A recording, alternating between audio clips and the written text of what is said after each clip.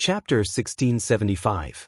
Looking at the beautiful young lady who had a naive, romantic, and incomparably arrogant expression on her face, with white cold mist rolling around her and causing the surrounding temperature to drop, Charlot, Flay, Raisin, Sigmund, and the others became absent-minded.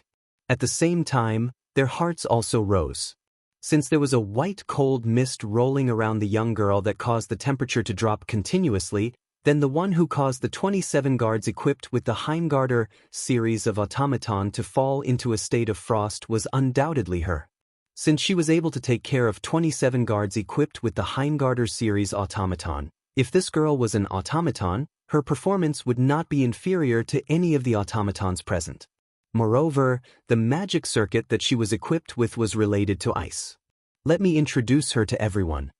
Looking at Charlotte, Flay, Raisin, Yaya, and Sigmund who are staring at the seductress, Wu Yan extended his hand and placed it on the slender shoulder of the girl who is surrounded by a white cold mist.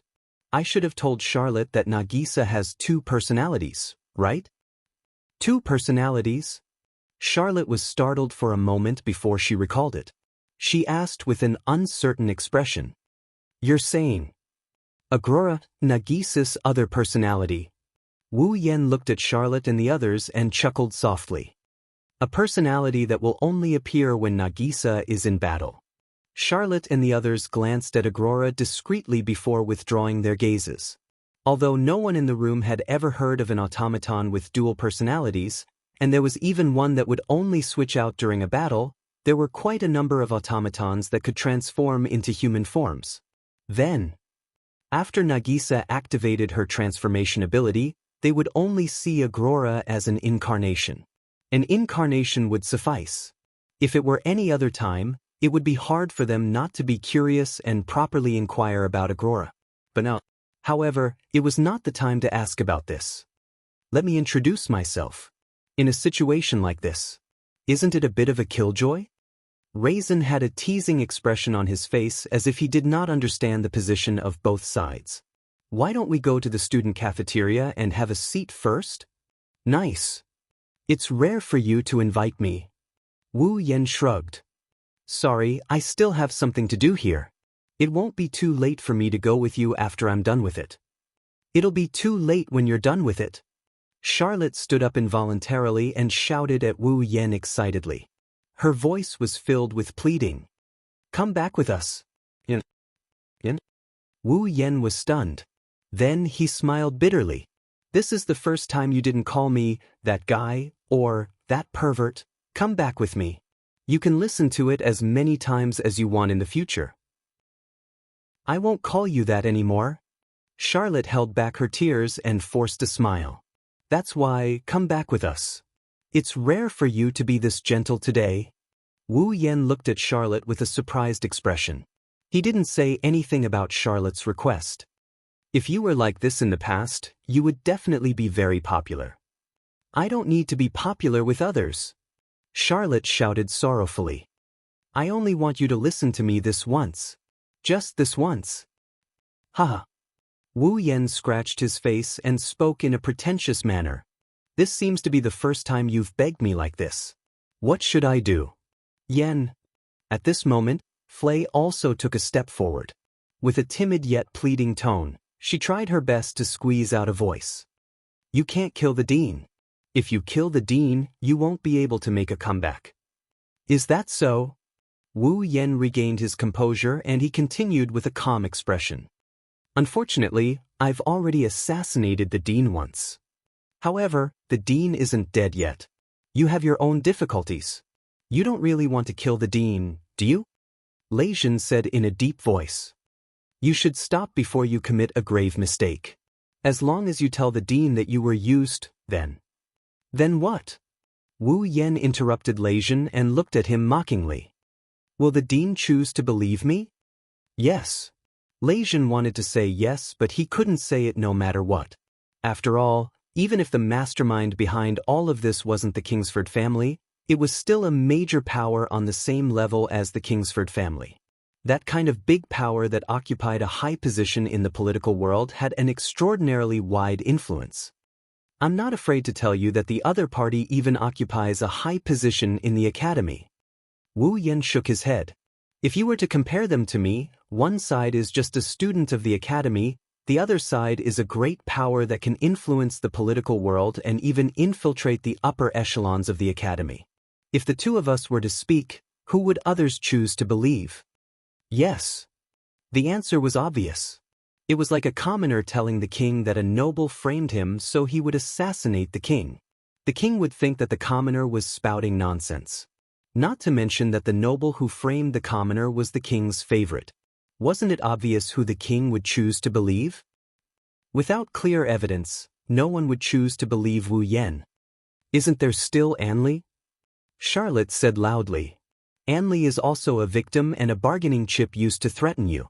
If she testifies, then there will be a chance to turn things around, right? I have to say, your thoughts are more naive than a child's. You didn't even consider anything before standing in front of me, right? Wu Yan didn't know whether to laugh or cry. Well, even if others choose to believe me, so what? Do you not care about Anli's life? Charlotte and the others were stunned. Since you've seen Anli, you should know more or less about the inside story, right? Wu Yan continued in an indifferent tone. Right now, Anli's life is in the hands of the mastermind. That's why I went to assassinate the dean. If I give up, what will happen to Anli? Hearing Wu Yan admit that he went to assassinate the dean because he wanted to save Anli's life, Charlotte became agitated once more. If Anli is willing to tell us everything, the academy will definitely protect her. Even if the academy doesn't protect Anli, Teacher Kimberly is still in the academy. Raisin advised. If you tell Teacher Kimberly everything, Teacher Kimberly will definitely represent the Magician Association to protect Anli. That's why I said, you didn't consider anything. Wu Yan's voice turned cold. If it's just protection, do you think I can't protect Anli with my strength? Charlotte, Flay, Raisin, and the others were speechless. Indeed. Even though the other party was a powerful faction, this was still the highest academy in the magic world. They couldn't possibly do anything big. Wu Yan could easily deal with those little tricks by himself. The other party told me personally that I had to stay by Angeliet's side for the rest of my life. Otherwise, if I reveal any flaws, the assassins hiding in the dark will come out like venomous snakes. Can you guarantee that someone will protect Angeliet 24/7 without slacking off? Raisin, Flay, and the others fell silent. Then I will protect Anli. Charlotte bit her lips so hard that it looked like she could bleed. Anli is my younger sister. Protecting her is my responsibility. You don't have to take on everything for me. Take on everything for you? Wu Yan sighed helplessly. Perhaps this is part of the reason. After all, to me, the other party is just a clown who knows how to play petty tricks. But to you, the other party is an invincible giant. I can't bear to let you take on everything for me. He didn't give Charlotte and the others a chance to reply as he continued in an indifferent tone. Get out of my way. Hearing those words that sounded like an ultimatum, Charlot, Flay, and Lejeune took a glance at one another and nodded. Magic power fluctuations gradually rose from their bodies. Since that's the case, we will bring you back even if we have to defeat you. Chapter 1676. Since that's the case, we will bring you back even if we have to defeat you. 3 majestic streams of mana surged and surged, surging into the bodies of the automatons. Roar! In an instant, Sigmund's body expanded to the size of a building. His steel-colored dragon scales flickered with an ice-cold luster under the sunlight. Roar! As though responding to Sigmund's roar, the Garm series automaton howled like wolves and scattered in all directions, forming an encirclement in the surroundings. Unlike Sigmund and the Garm series automaton, Yaya jumped out silently and stood in front of Raisin. Mist of magic power surged around her body as she stared ahead. At this moment, the 6th member of the 13, the Mad Dog, who possessed the world's highest level automaton, and the Dog Princess who possessed multiple automatons and had greatly improved her strength stood before Wu Yan together. Without a doubt, Charlot possessed the strength to rank within the top 10 even in the Walpurgis Royal Tactical Academy. Lei Zhen's strength was also sufficient to fight against the 13 men. Although Flay was slightly weaker, she was still in existence capable of stalling Lei Zhen for an hour. When the three of them worked together, one of them used an automaton that carried a magic circuit that contained the truth of the universe in his body, the other used the highest level of automaton in the world, and the last one had multiple automaton. Who could ignore them? However, when Wu Yan saw Charlotte, Flay, and Raisin joining forces, he smiled. His smile was filled with mockery. Defeat me? Wu Yan sneered as he swept his calm gaze across Charlotte, Flay, Raisin, and their respective automaton. Give it a try then. Wu Yan didn't even need to extend his hand. Instead, his body exploded with a burst of magic power. Like a raging storm, the magic power surged and swept away everything in its path. The magic power was several times stronger than Charlotte, Flay, and Raisin's combined magic power. It was unimaginable that a human could possess such magic power. Charlot, Flay, and Lei Zhen felt as if all the pores on their bodies were about to explode. Their pupils abruptly shrunk when they felt the berserk magic energy. Swish! The sound of something breaking through the air descended from above the three of them. Be careful! Raisin, who had the sharpest senses, was the first to react. As he shouted, he leaped away. Apart from Raisin, the others only heard the sound of something breaking through the air. Then, an invisible impact crashed onto the ground. Boom! The instant the explosion rang out, Sigmund's enormous body blocked Charlot's path. Yaya also flipped over and hugged Flay, who was at a loss of what to do. Boom! Then, the ground shook violently. A burst of invisible impact erupted and turned into a strong gale that rushed in all directions. Boom! Sigmund's huge body seemed to have been hit by a mountain, and Yaya seemed to have been hit by an invisible hammer. The two automatons, both of which were of the highest level, were sent flying backward like kites with their strings cut, smashing heavily on the ground not far away. Yaya! Raisin, who was the only one who managed to dodge in time, turned pale with fright. I'm fine. Yaya hugged Flay and jumped up from the ground. She didn't seem to have suffered any injuries. Flay, who was protected by Yaya, was also unharmed. It seems that at the crucial moment, Yaya activated her magic circuit in time. Yaya's body contained a magic circuit called King Kong Strength. It was an existence that could materialize the target of magic at the molecular level, allowing the target to unleash thousands of times more strength and toughness. It was known as the toughest magic circuit in the world. Through the magic of King Kong Strength, Yaya was able to make her slender body harder than steel in an instant. She could also make her slender fists unleash terrifying strength that could shatter rocks. It was a magic spell that was purely used to increase attack and defense. Come to think of it, Yaya must have activated her magic circuit just in time to enhance herself with King Kong Strength. That was why she was able to completely block the impact that was enough to send Sigmund, who was as tall as a building, flying. Are you all right?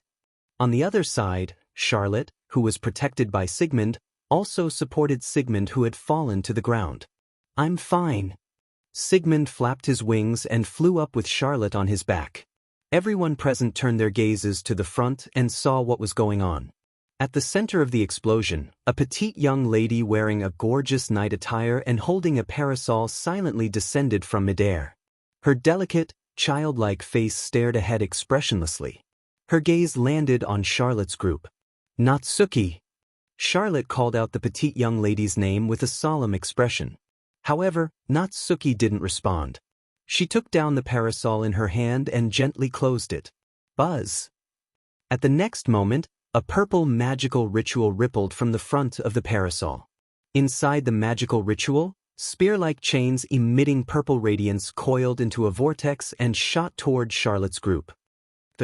This time, everyone reacted in time.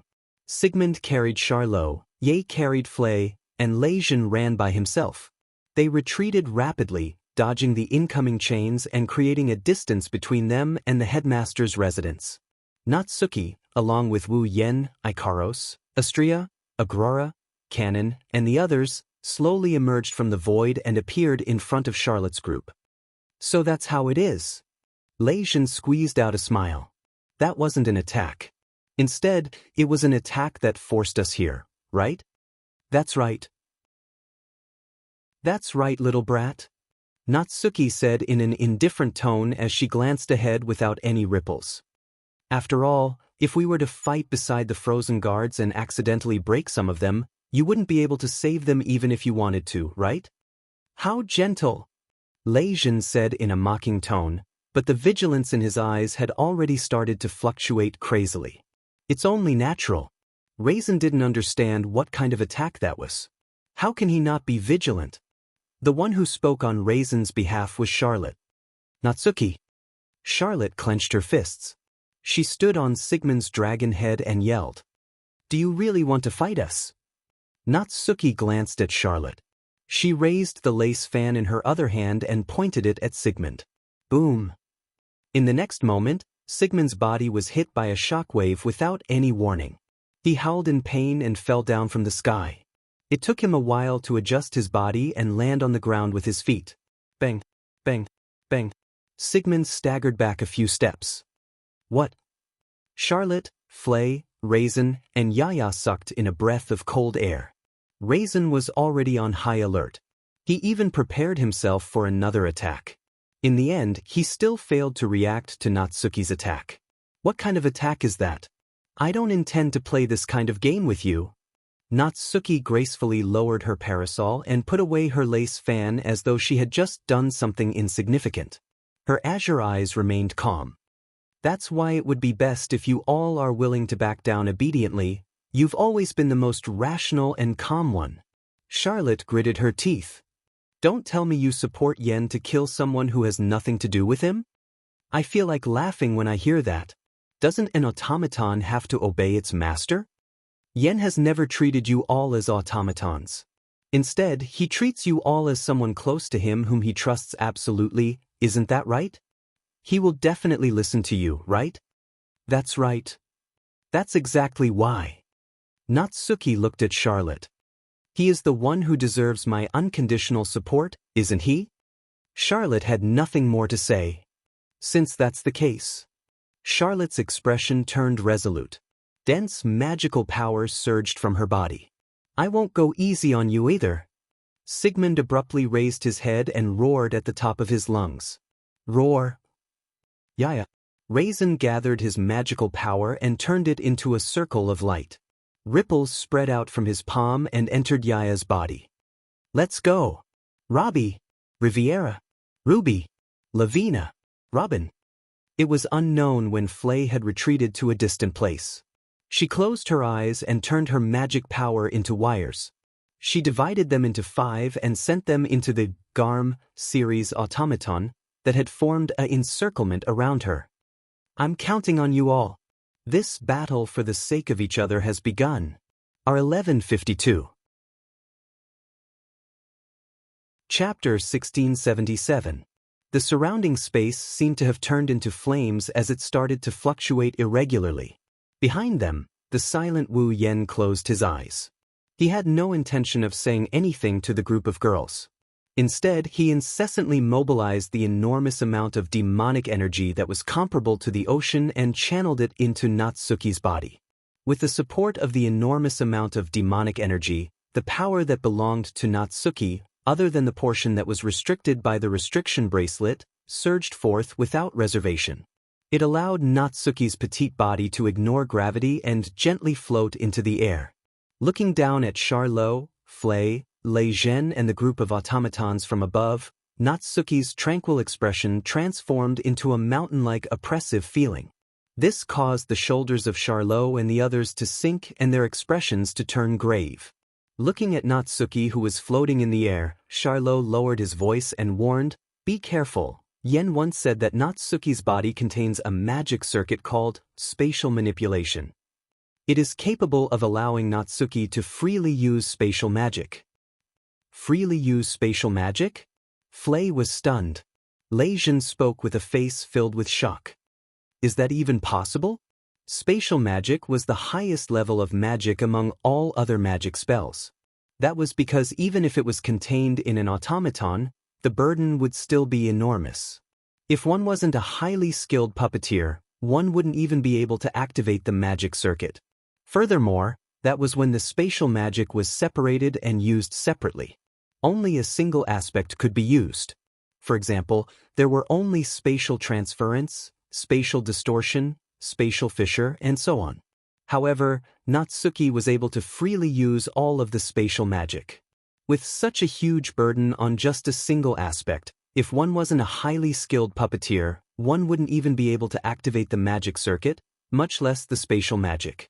If there was really an automaton with a magic circuit of this level in its body, then Xianxia was certain. In this world, there wouldn't be a single puppeteer capable of using an automaton, including the dean of the Walpurgis Royal Magic Academy, who was known as the strongest magician in the 19th century. Can you do it? Natsuki casually glanced at Charlotte and the others. Why don't you give it a try? After saying that, Natsuki raised her left hand that was holding the lace fan. He suddenly waved his hand. Boom! A muffled sound reverberated in the air. It was like a shockwave. It fell down violently. Boom! Suddenly, a lot of smoke and dust rose from where Xianxia was standing, as if he was hit by a mortar. Xianxia himself was sent flying and hit the trunk of a tree not far away. Xianxia, who had the keenest senses and was the most agile among them, could more or less perceive the invisible attack, but this time he was sent flying before he could even react. Yaya cried out in disbelief. However, Yaya didn't know that she was in a bit of a predicament. Boom! This time, the muffled sound came from Yaya's body.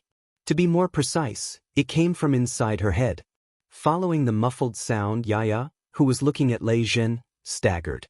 Her vision shook intensely. As if she was drunk, she lost her balance and fell limply to the ground. Her face was pale. What's wrong? Flay was unable to conceal her trembling and cried out in alarm. What the hell is going on? Not to mention Flay, even Charlotte and Sigmund were trembling. This sort of invisible attack was like being possessed by a ghost. Adding on the fact that it was unknown, it was undoubtedly the easiest thing to incite fear in one's heart. Don't panic. Xianxia held his chest and struggled to stand up. His forehead was covered in sweat as he reminded them. If Natsuki's magic circuit is truly space manipulation, then the attack just now should be something similar to space vibration. It's a magic that directly vibrates space and forms an impact to attack the opponent. Directly vibrating space? Charlotte and Flay's expressions became clear. You're pretty smart, brat. Natsuki looked down at Xianxia, who was struggling to stand up. Not only did I directly vibrate space to form an impact, I can also attack your brain through my control over space. Although the impact will be weaker because it will pass through your body, if your willpower is not strong enough, you will still be able to faint immediately. Directly attacking the brain. Xianxia looked at Yaya, who had a pale face and was holding her head as if she was about to vomit. Xianxia gnashed his teeth in anger. Thus, no matter how hard Yaya's Vajra strength can make her body, she will not be able to defend against your attack? If you want to blame someone, you can only blame your automaton for being too human-like. Natsuki raised her parasol. After all, an ordinary automaton doesn't have something as luxurious as a brain. The instant those words left her mouth, Natsuki spun the parasol in her hand and channeled her magic power into the parasol. She had used her magic. A purple magic formation immediately sprung up and expanded to a diameter of 2 to 3 meters. Chains flickering with purple light shot out from the magic formation and shot down in a densely packed manner. Charlotte and the others could not help but feel their scalps go numb when they saw the chains that covered their entire field of vision. They hurriedly controlled their automaton to dodge the chains. Yaya was the only one who was still sitting on the ground in a drunken stupor. She did not do anything to the chains that shot toward her.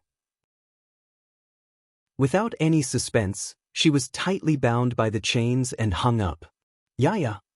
Lei Zhen's face was ashen as he frantically channeled his magic power into Yaya's body. Those weak chains. Break them for me. However, when the large amount of magic power Lei Zhen channeled was about to enter Yaya's body, it seemed to be blocked by an invisible barrier. All of it stopped outside Yaya's body. It was as if it was rejected and could not enter Yaya's body no matter what. That's impossible. Lei Zhen's expression finally changed. Nothing is impossible. Natsuki said coldly. As long as I channel my magic power into my discipline lock and repel the external magic power, the little girl who is bound by the discipline lock won't be able to receive anyone's magic power. As she spoke, Natsuki waved the lace fan in her other hand, and the space behind Yaya began to ripple like waves. Then, move that little girl to another place first. When you all meet up again, the matter will be over. Along with this cold and emotionless voice, a chain extended out from the ripples of space behind Yaya and wrapped around her body. It pulled Yaya, who was bound by the commandment lock, towards the door that floated in the void and was used for teleportation. Without the ability to receive the magic power of a puppet user and with her head still in a dizzy state, Yaya's most prided Vajra strength couldn't be used at all. She didn't even have the strength to pull the discipline lock apart and could only be pulled into the space ripples bit by bit. I won't let you get away with this. Lei Zhen stood up. Just as he was about to run to Yaya's direction, a tender voice rang out, faster than Lei Zhen's movement. Everyone! Bang! Bang! Bang! Bang! In an instant, a series of muffled gunshots shook the air. From all directions, formless sonic pressure cannons dug through the earth and cut through the air. Amidst the sharp vibrations, all of them landed on the discipline lock that extended from Natsuki's direction and tied to Yaya's body between the two girls. Bang! The sturdy commandment lock shuddered, causing Yaya, who was being pulled into the spatial ripples, to stop. Raster cannon. Soon after, another lovely cry sounded. A fatal beam of light flashed through the air like a meteor. Wherever it passed, the atmosphere and wind were vaporized into nothingness. With an irresistible force, it shot toward Nayu, who was floating in the air. The beam of light that contains the truth of the universe and can, in theory, wipe out everything.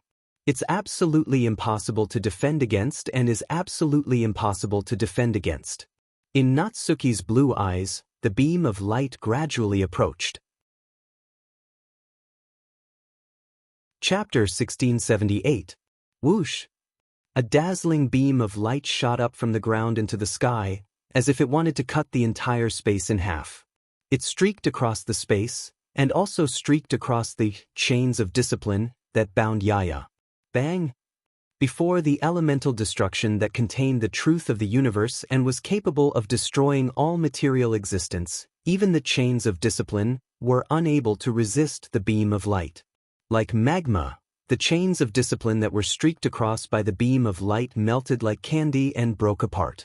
Yaya, who was bound by the chains of discipline and hung in midair, lost its binding power and fell to the ground.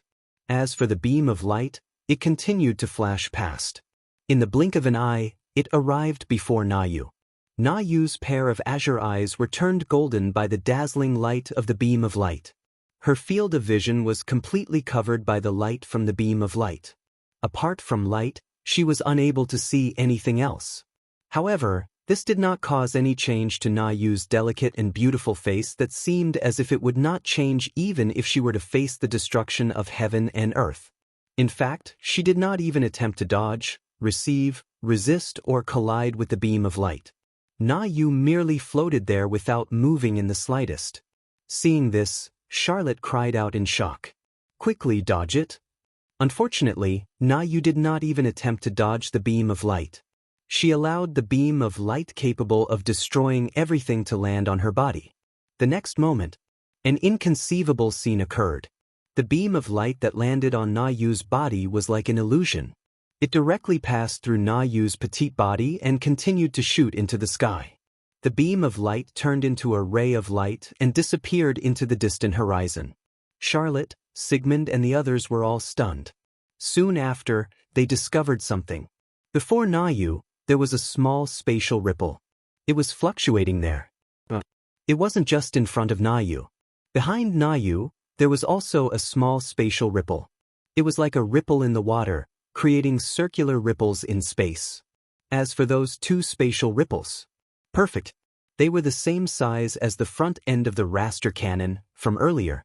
Seeing this, how could Charlotte, Flay, Lei Zhen and the others not understand what was happening? Natsuki must have connected the space in front of her with the space behind her, allowing the raster cannon to pass through her body and into the space behind her. This created a scene where the raster cannon shot through Natsuki's body and into the sky, as if shooting at an illusion. It was impossible to defend against. It directly shook the space and produced an impact attack. It was a teleportation skill that could deflect all long-range attacks. Furthermore, if a physical attack was launched directly at the target would be able to teleport away and dodge the attack.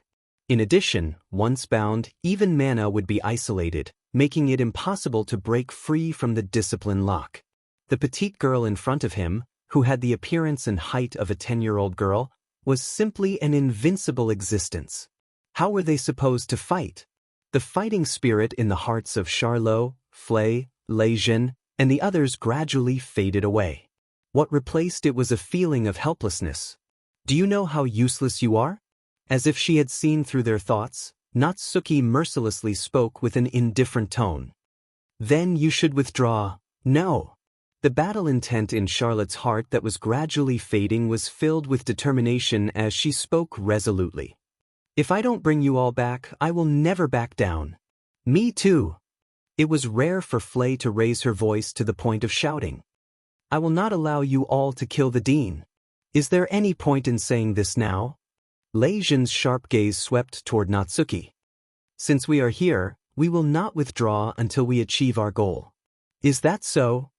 Natsuki nodded her head. She didn't change her mind at all. She didn't say anything. Then there's nothing we can do.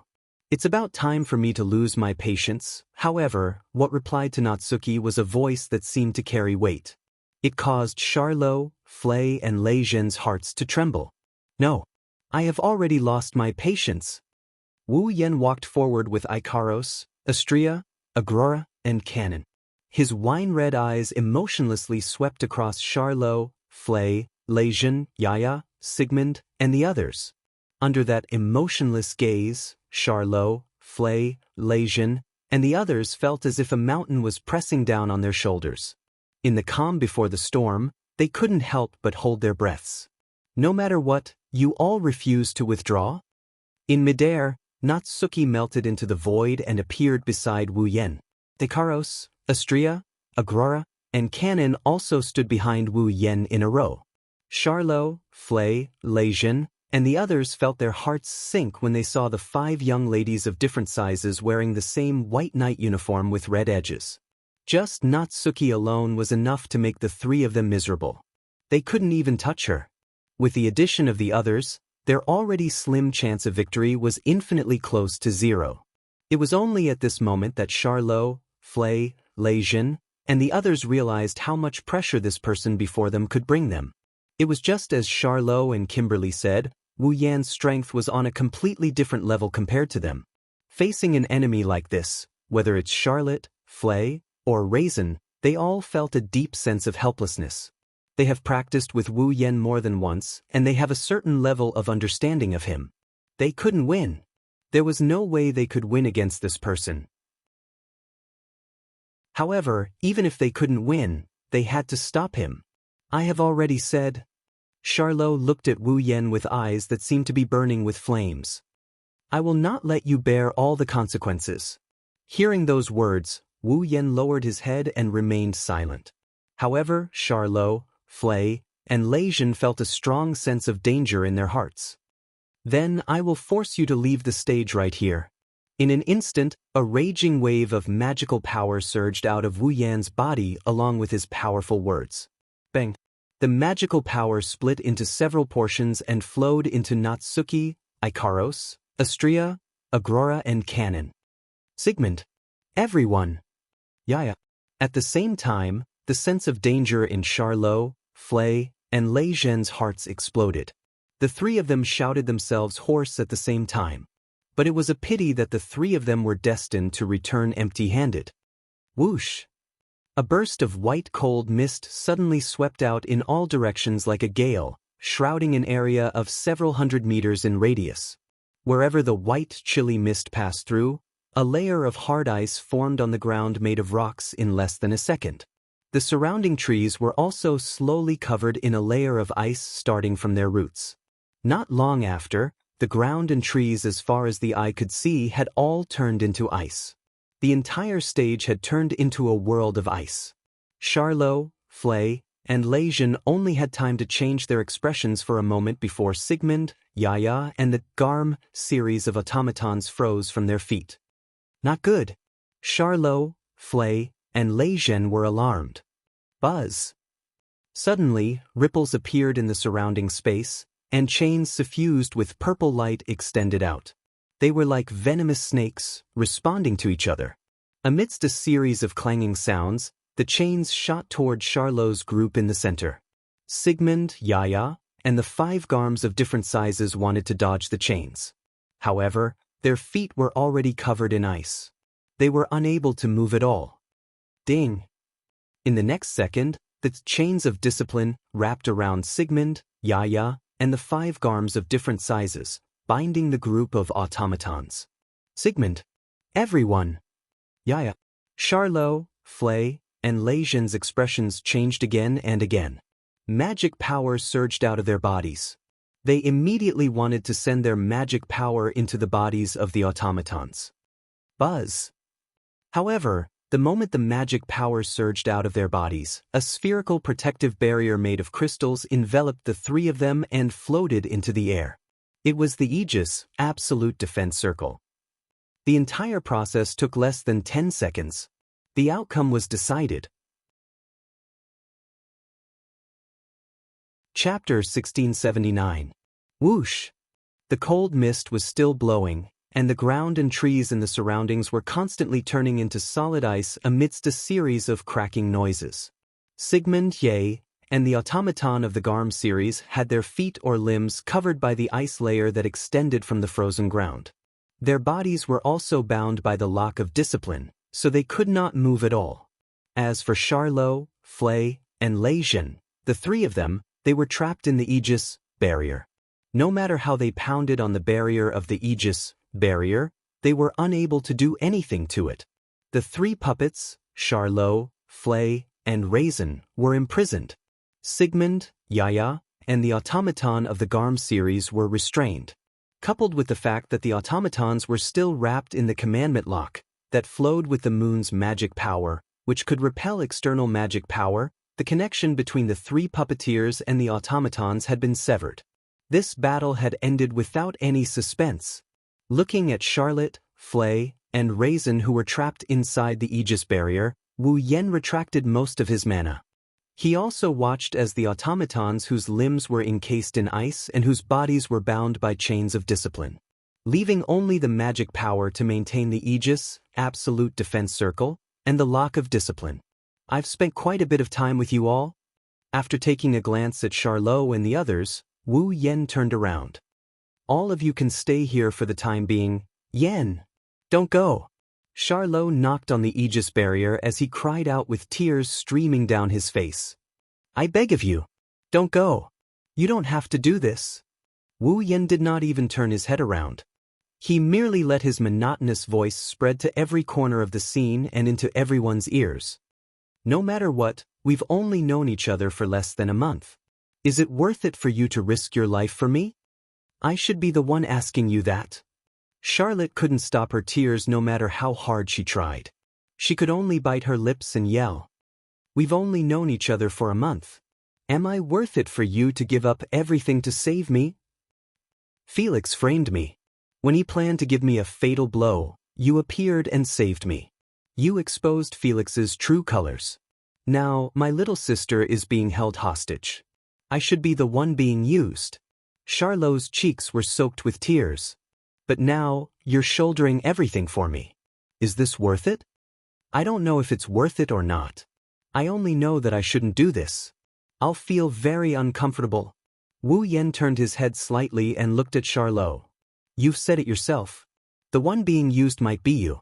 If you were me, wouldn't you do the same? When the time comes, we'll switch sides. I'll be the one to stop you and persuade you to go back. Will you listen to me?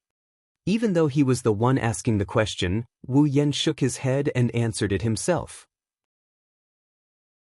No, you won't. You'll definitely dig yourself into a corner and not even struggle. Instead, you'll sink deep into it and be stubborn. If that's the case, why don't you let me finish it for you? Isn't that better? It's definitely not good. Charlot shouted without hesitation. She was so agitated that she put her hand on the barrier of the Aegis. You're right. If I were you, I'd be more stubborn than you. If you come to stop me, I won't listen to you either. But you'll still stop me, won't you? That's what. I have to stop you. Charlotte's beautiful eyes were completely red and swollen. She was crying and laughing at the same time as she said those words. Who told me to like you? This time, Wu Yen was truly stunned. Not only Wu Yen, everyone except Sigmund, including Natsuki, Ikaros, Astria, Agarola, and Canon were all stunned by what they saw. Wu Yen looked at Charlot, who was crying and laughing at the same time with a bitter smile. Is that a confession? Yeah, do you hate me? Charlot had a self-deprecating smile on her tear-stained face. Do you hate the flirtatious me who was in love with Felix not long ago and now I'm saying that I like you? I don't hate you. Wu Yan's bitter smile deepened. Or rather, I don't know what to do. I don't care if you hate me or don't know what to do. I just want you to listen to me this once. Charlot wiped her face and looked at Wu Yen with her swollen eyes. You can't kill the dean. You cannot go and kill the academy head. Flay also spoke. She had a pleading expression on her face. There must be another way. Since you are so strong, use it to resist. Raisin clenched his fists and said firmly, I don't believe that the Kingsford family or any faction on the same level as the Kingsford family can do anything to you with your strength. Wu Yen, Natsuki, Ikaros, Astria, Agarola, Canon, and the others all fell silent. Yen, Charlot, Flay, and Leijin spoke with hope in their voices. Wu Yen. Sigmund shouted. Vito-san. Yaya called out. Wu Yen heard every single one of them calling out to him. He felt touched but also helpless at the same time. As expected, these guys are just foolishly doing their jobs. Right at this moment, an emotionless mechanical voice echoed from not far away. Let's go back. Scarlet Taze. Following this voice, at a corner of this snowy world, a space suddenly distorted. It was like an invisible black hole that kept on spinning. Then, several figures were spat out. It was a group of a man and 4 young girls. The young girls were wearing black formal attire. They were about the same height. There was a large word written on a piece of cloth hanging in front of their faces. They were holding weapons of different styles, but all of them were bright red in color. The man was wearing the academy's uniform. He was wearing a cloak and a silver mask that only revealed one eye and part of his body below his nose. Seeing the masked man leading the 4 young girls, Charlot and Flay revealed shocked expressions. As for Leijin, it was as if he had seen his enemy. His eyes were about to spurt flames. Magnus! That's right. The person who came was the #1 student in the history of the Walpurgis Academy. He was, without a doubt, the strongest existence among the students. His code name was Marshal Magnus. As for the 4 young girls behind Magnus, they were naturally Magnus' most famous and also his greatest reliance. They were a group of 6 automatons that had the ability to fight against 13 people. They were a squadron. Magnus! Wu Yen raised his head and looked at Magnus, who was leading the 4 young girls. He smiled. Since you've appeared here, it means that you've become the Dean's Guard, right? The Dean's Guard? Charlot, Flay, Leijin, and the others all looked at Magnus in surprise. It's only temporary. Magnus stared at Wu Yen with his only exposed eye. As long as you give up on assassinating the Dean, my mission will be completed. I won't have to carry out this boring duty anymore. It's rare to hear such direct thoughts from you. Wu Yen curled his lips. Since you're bored, why don't you just give up? I've already said that this is my duty, Magnus said calmly. It's not my wish to be the dean's guard. So, step down, Scarlet Eyes. Oh? Wu Yan's lips curled up. What if I say that I must see the dean? Magnus suddenly raised his head. Then I'll beat you back. Chapter 1680. The temperature in the air seemed to have dropped. An indescribable tension filled the air, causing beads of sweat to appear on the foreheads of Charlot, Flay, and Raisin who were watching from the side. The two parties in the confrontation were not ordinary people. One was the #1 marshal in the history of the Walpurgis Royal School of Mechanics, Magnus.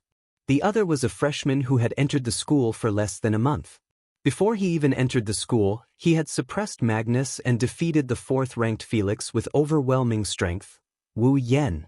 Both of them also possessed extremely high-performance automatons that were capable of fighting against 13 people on their own. They formed a squadron of automatons. Regardless of which side it was, Kimberly had personally evaluated them. They were no longer on the same level as the students of the academy. They were definitely existences at the level of demon kings. If these two existences were to really fight, who would not be nervous watching from the side?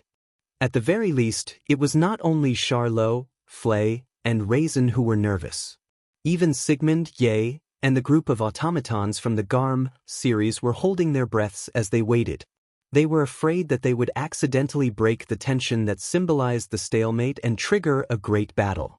In such a tense atmosphere, the 4 girls standing behind Magnus leaped forward. They arrived in front of Magnus. They wore flower-like black formal attire. There were Chinese characters written clearly on the cloth on their faces. They were respectively Fire, Sickle, Jade, and Dragonfly. Those were some of the names of the 4 girls who were part of the squadron. The names of the 4 automatons standing in front of Magnus were respectively Fire, Sickle, Jade Worm, and Dragonfly. At this time, Huozhuo was holding a red dagger that looked like a sharp thorn in each hand. Wuxia was holding a long and large sickle with a similarly red blade. Yuchong was holding a red longsword, while Gu Fei was holding a red single-edged battle axe with a red blade. The 4 girls from the squadron raised the weapons in their hands as though they were worried that Magnus would be suddenly attacked. It was aimed at Wu Yen. Although he couldn't see their expressions behind the curtains, he could tell that they were hostile towards him. However, Wu Yen turned a blind eye to the hostility of the 4 girls. He frowned. The squadron that Magnus led was made up of 6 automatons in the form of young girls. This was something that everyone in the Walpurgis Wang Li School of Engineering knew. However, there were only 4 people by Magnus' side, and the other 2 were nowhere to be seen. After pondering for a moment, Wu Yen understood. It seems, you left 2 automatons by the dean's side. Hearing this, Magnus' automatons all tensed up. Magnus said indifferently, "Don't worry, I'm not going to do anything. Just in case of an emergency, can I take this as your declaration?" Wu Yen chuckled. "Take it as your declaration that you think you can defeat me with just 4 automatons." This sentence caused the already tense atmosphere to become as tense as a string that was on the verge of breaking at any time. However, it was indeed so. Since Magnus became the dean's guard, it was impossible for him to not know that the assassin was Wu Yen. Since he was here, it was impossible for him to not know that Wu Yen was here. Even though he knew that Wu Yen was here, Magnus still only brought 4 automatons with him. It was reasonable to assume that Magnus was confident that he could defeat Wu Yen with 4 automatons. Magnus didn't seem to have any intention of refuting, and said in a soft voice, "It's fine, that guy." Charlot, Flay, and Raisin looked at Magnus with an unfriendly expression. On the other hand, Wu Yen looked at Magnus for a while and sighed. "Fine." After saying that, Wu Yen withdrew the aegis that imprisoned Charlot, Flay, and Raisin, as well as the chains of discipline that restrained Sigmund, Yaya, and the Garm series automatons. The 3 aegis that imprisoned Charlot, Flay, and Flay immediately dissipated, causing the 3 of them to fall to the ground. The chains of discipline that restrained the automatons also withdrew into the spatial ripples and disappeared. I won't say something like, "Since you only brought out 4 automatons, I will also bring out 4 automatons to fight you." Wu Yan chuckled in a cheerful manner. "After all, I also want to try a battle where I can have my companions fight together." After saying that, "Buzz?" Wu Yan closed his eyes. Ripples of magic power reverberated around him, transforming into the purest magic power that poured into the bodies of the young ladies around him. The phenomenon of magic power wasn't very strong. It didn't cause the atmosphere to rub against each other and cause wind waves. However, it was extremely condensed. In terms of quantity, perhaps it wasn't that outstanding. However, in terms of quality, the magic power that Wu Yan released this time was as different as heaven and earth compared to before. This caused Magnus' eyes that had been calm all this while to narrow. He withdrew his hand from his cloak and extended it toward the 4 young ladies before him. Ripples of magic power reverberated. Upon receiving Magnus' magic power, the 4 young ladies lifted their heads with all their might. Then their figures blurred and they all disappeared. Charlot, Fry, and Lei Zhen, who had just landed on the ground in a sorry state, witnessed this scene and widened their eyes on the spot. However, Wu Yan kept his eyes closed. He didn't move at all. It's as if he didn't notice anything. At the next moment, Fire Droop, Sickle Cutter, Jade Beetle, and Dragonfly, the 4 young lady automatons of the squadron, suddenly appeared in a flash. Not only that, but they also appeared around Wu Yan with his eyes shut. Fire Droop and Dragonfly appeared before Wu Yan, while Jade Beetle and Sickle Cutter appeared behind Wu Yan. The 4 young ladies abandoned Natsuki's group, raised their weapons, and stabbed at Wu Yan mercilessly. Magnus actually attacked the puppeteer directly. This was considered a violation of the rules in the Night Gathering battle. Once it appeared, the attacker would be disqualified from the battle instantly. However, in a regular battle, attacking the puppeteer directly was the normal way to do it. After all, compared to the powerful automaton, the puppeteer was simply too weak. Without the magic power provided by the puppeteer, the automaton was nothing more than scrap metal. It couldn't even activate its magic circuit and attack. Even the bandolier had limited magic power. Naturally, eliminating the puppeteer in advance was the most efficient way to end the battle and obtain victory. Unfortunately, this method was destined to not work on Wu Yan. Clang! Fire Droop, Sickle Cutter, Jade Beetle, and Dragonfly, the 4 young ladies stabbed at Wu Yan's body with their weapons. The sound of metal colliding echoed in the surroundings. The 4 young ladies felt as if their weapons had stabbed into steel and couldn't move forward. The screen in front of them flipped open, revealing the 4 young ladies' shocked expressions. Because in front of the 4 young ladies' weapons, a translucent barrier made of crystals appeared around Wu Yan's body and blocked the 4 young ladies' attacks. Through the translucent barrier, Fire Droop and Dragonfly, who were attacking from the front, could clearly see it. A mocking expression appeared on Wu Yan's face. Then, in front of Magnus, a laser lightsaber pierced through the air and stabbed at Magnus' throat. Chapter 1681. In a proper battle, attacking the puppeteer directly is the most common method. During the night meeting, since it is a test of the puppeteer's ability, it is inevitable that the puppeteer would be defeated before they could display their full potential. Therefore, the night meeting strictly forbids direct attacks between the puppeteers. However, in a proper battle, it is common knowledge that the puppeteer must be dealt with first. Therefore, even in class, the professor in charge of teaching would mention this method more than once. How could Wu Yan not take note of this?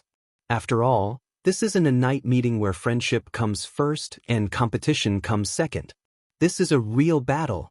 Magnus was the #1 student in the history of the Walpurgis Royal Mechanical School, and with his cold personality, he definitely wouldn't be stingy with using conventional methods in a real battle. Wu Yan already predicted that Magnus would order his squadron to attack him. Even if he didn't, Ikaros wouldn't just stand there and watch Wu Yan get attacked. With Ikaros' Aegis, Absolute Defense Circle, he doesn't need to worry about his own safety. Taking advantage of this, Wu Yen waited for Magnus to order his automaton to attack before he made his move. Of course, this so-called action was nothing more than dividing his mana into 3 parts. One part is injected into Ikaros' body. Let Ikaros cast Aegis, Absolute Defense Circle. Another part is injected into Natsuki's body so she can teleport. The last portion was injected into Astria's body. Through Natsuki's teleportation ability, Astria was teleported in front of Magnus and launched an attack on him. At this moment, Magnus' entire squadron had been used to attack him. He doesn't have a single guard around him. If Astria's attack hits, then the number 1 student of the academy will be subdued by Wu Yen for the second time. Of course, that is if Astria's attack hits. Clang! Just like when the squadron attacked Wu Yen. The sword in Astria's hand that was aimed at Magnus' throat was met with the sound of metal clashing against metal. This was because one of the girls from the squadron had suddenly appeared in front of Magnus, using the blade of a large scythe. He managed to block Astria's attack. It was the girl with the word, scythe, written on the screen in front of her. It was Scythe Cutter who was beside Wu Yen a second ago. Astria flapped her wings as she retreated to Wu Yan's side.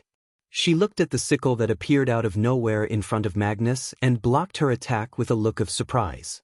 That girl. When did she appear? When did she move? Even Astria didn't notice. The other girls of the squadron also retreated to Magnus' side and stood together with Sickle Cutter.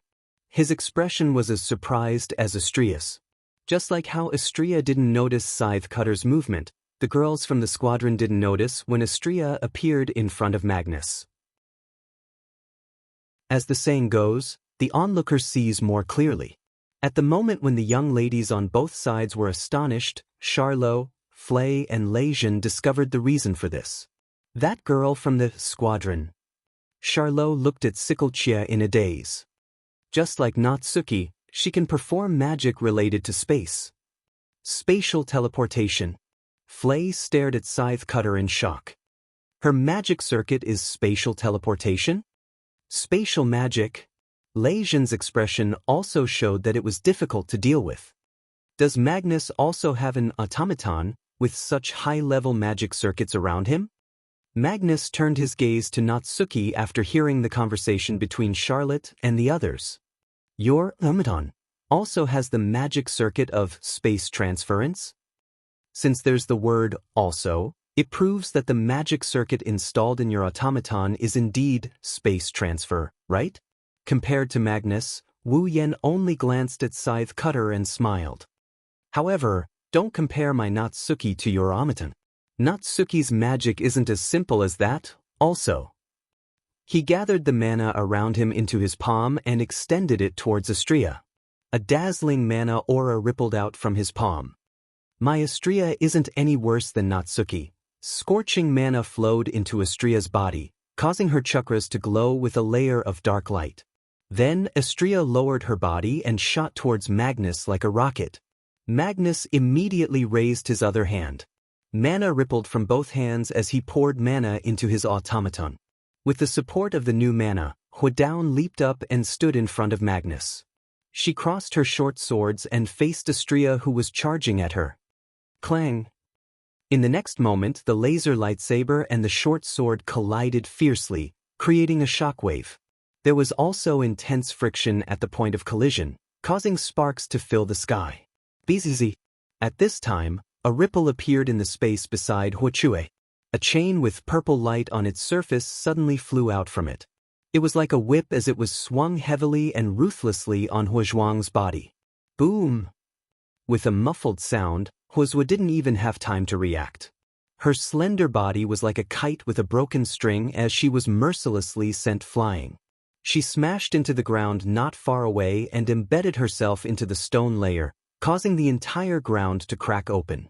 Astria had nothing to stop her now that Huopeng was knocked away. She levitated in the air and dashed towards Magnus. She swung her laser sword down towards Magnus' head with a clear vibrating sound. Bzzz. At this moment, the jade worm appeared in front of Magnus. She used her sickle to transfer the jade worm to Magnus. The jade worm didn't use its weapon to block the laser sword. Instead, it raised its empty hand and extended it towards Astria's laser sword. Under the watchful eyes of the audience, a formless energy appeared on the jade worm's hand like steam. It reached out and grabbed Astria's laser sword without fear. Then, the invisible energy enveloped Astria's laser lightsaber. It corroded the vibrating laser lightsaber like corrosive water. It wasn't corroded. It was absorbed.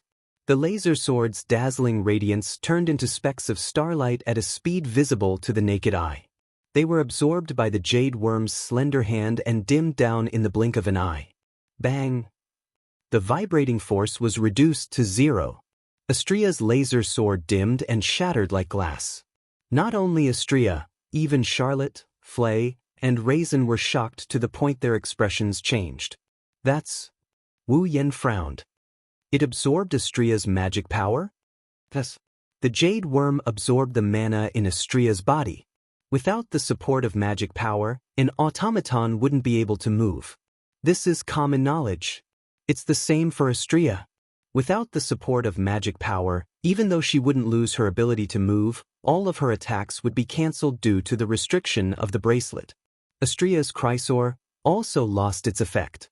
There's no doubt that the jade worm's magic circuit is magic power absorption.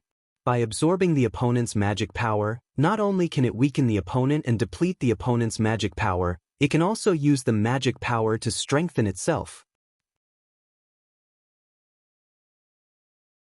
Chapter 1682.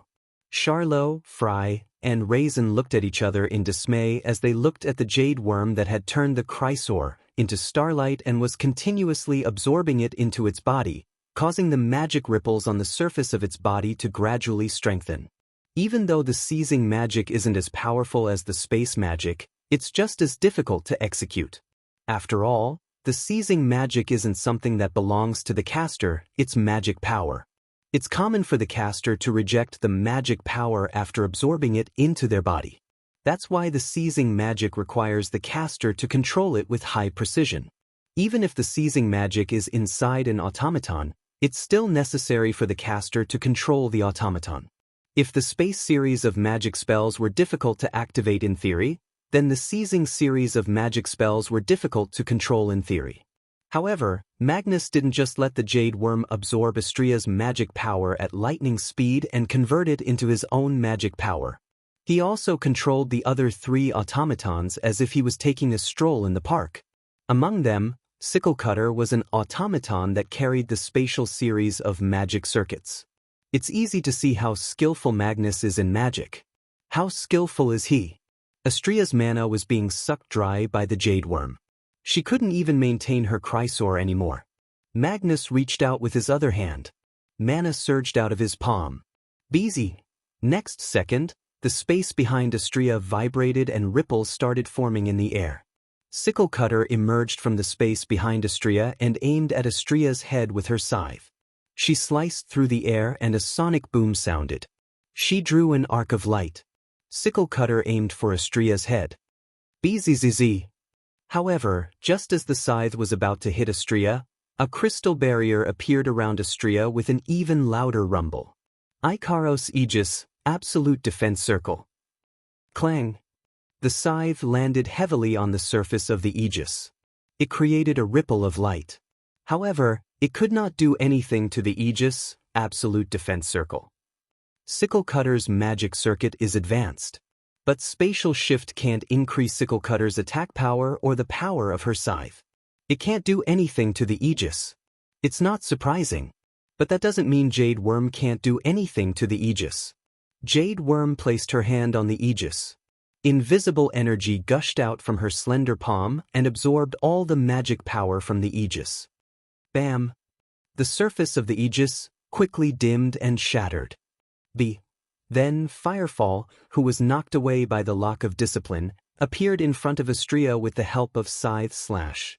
Hitaru's cold gaze landed on Astria's beautiful face. His body exploded with a scorching heat. His movement was so fast that it was impossible to see his movements clearly. The short sword in his hand sliced through the air like a bolt of lightning and sliced towards Astria's neck. That merciless strike that caused even the air to distort was clearly not achieved by just relying on that sharp dagger. The strength behind that strike was definitely not small. If it landed on a rock, it would probably be enough to shatter the rock that was larger than a person. The magic of the automaton, called fire droplet, could not only produce heat, but it could also increase her strength. Ignoring the heat, Firefall's magic is almost the same as Yaya's King Kong strength. Even if Astria is an omnipotent angel, she wouldn't feel good if she got hit by Firefall's attack. Whoosh! Unfortunately, when Firefall's attack was about to hit Astria, a sharp ice spike pierced through the air and brushed past Astria's shoulder. It met Firefall's short sword head-on. Bam! The icy cold spike clashed with the burning dagger and exploded between Astria and Huochuang. The impact of the explosion knocked Firefall, Sickle Cutter, and Jade Worm away from Astria. Astria finally broke free from Jade Worm's mana absorption effect. She regained her mana and a laser beam shot out from the hilt of her Chrysor. Ha! Astria took advantage of the fact that Firefall, Sickle Cutter, and Jade Worm were knocked away by the explosion to appear in front of Magnus. She raised her Chrysor above her head. Just as Astria was about to slash down with her lightsaber, the last member of Magnus' squadron, Dragonfly, appeared in front of Astria and blocked her path. The moment Dragonfly appeared in front of Astria, mana surged out of Dragonfly's body. It activated the magic circuit in Dragonfly's body. However, no one could tell what kind of magic it was. Dragonfly didn't do anything. He allowed Astria's Chrysor to land a merciless slash on his body. Bam! However, Dragonfly didn't suffer any damage from the Chrysor attack. Instead, he sent a shockwave through his body and landed on Astria's body with a dull thud. Astria groaned as if she hit a wall. Her voluptuous body was sent flying. It took her a lot of effort to regain her balance. She relied on her wings to stay afloat in the air. However, her body looked like it was engulfed in flames. Light smoke rose from her body and charred marks appeared on her skin. What's wrong? Charlotte and Flay were at a loss. What happened? What happened? Astria was hit by something. Lei Zhen stared at Dragonfly, who was standing in front of Magnus with an incomprehensible look on his face. But what hit Astria? What? It wasn't a shockwave. If it was just a simple shockwave, then Magnus, who was less than a meter away from the Dragonfly, should have been hit as well.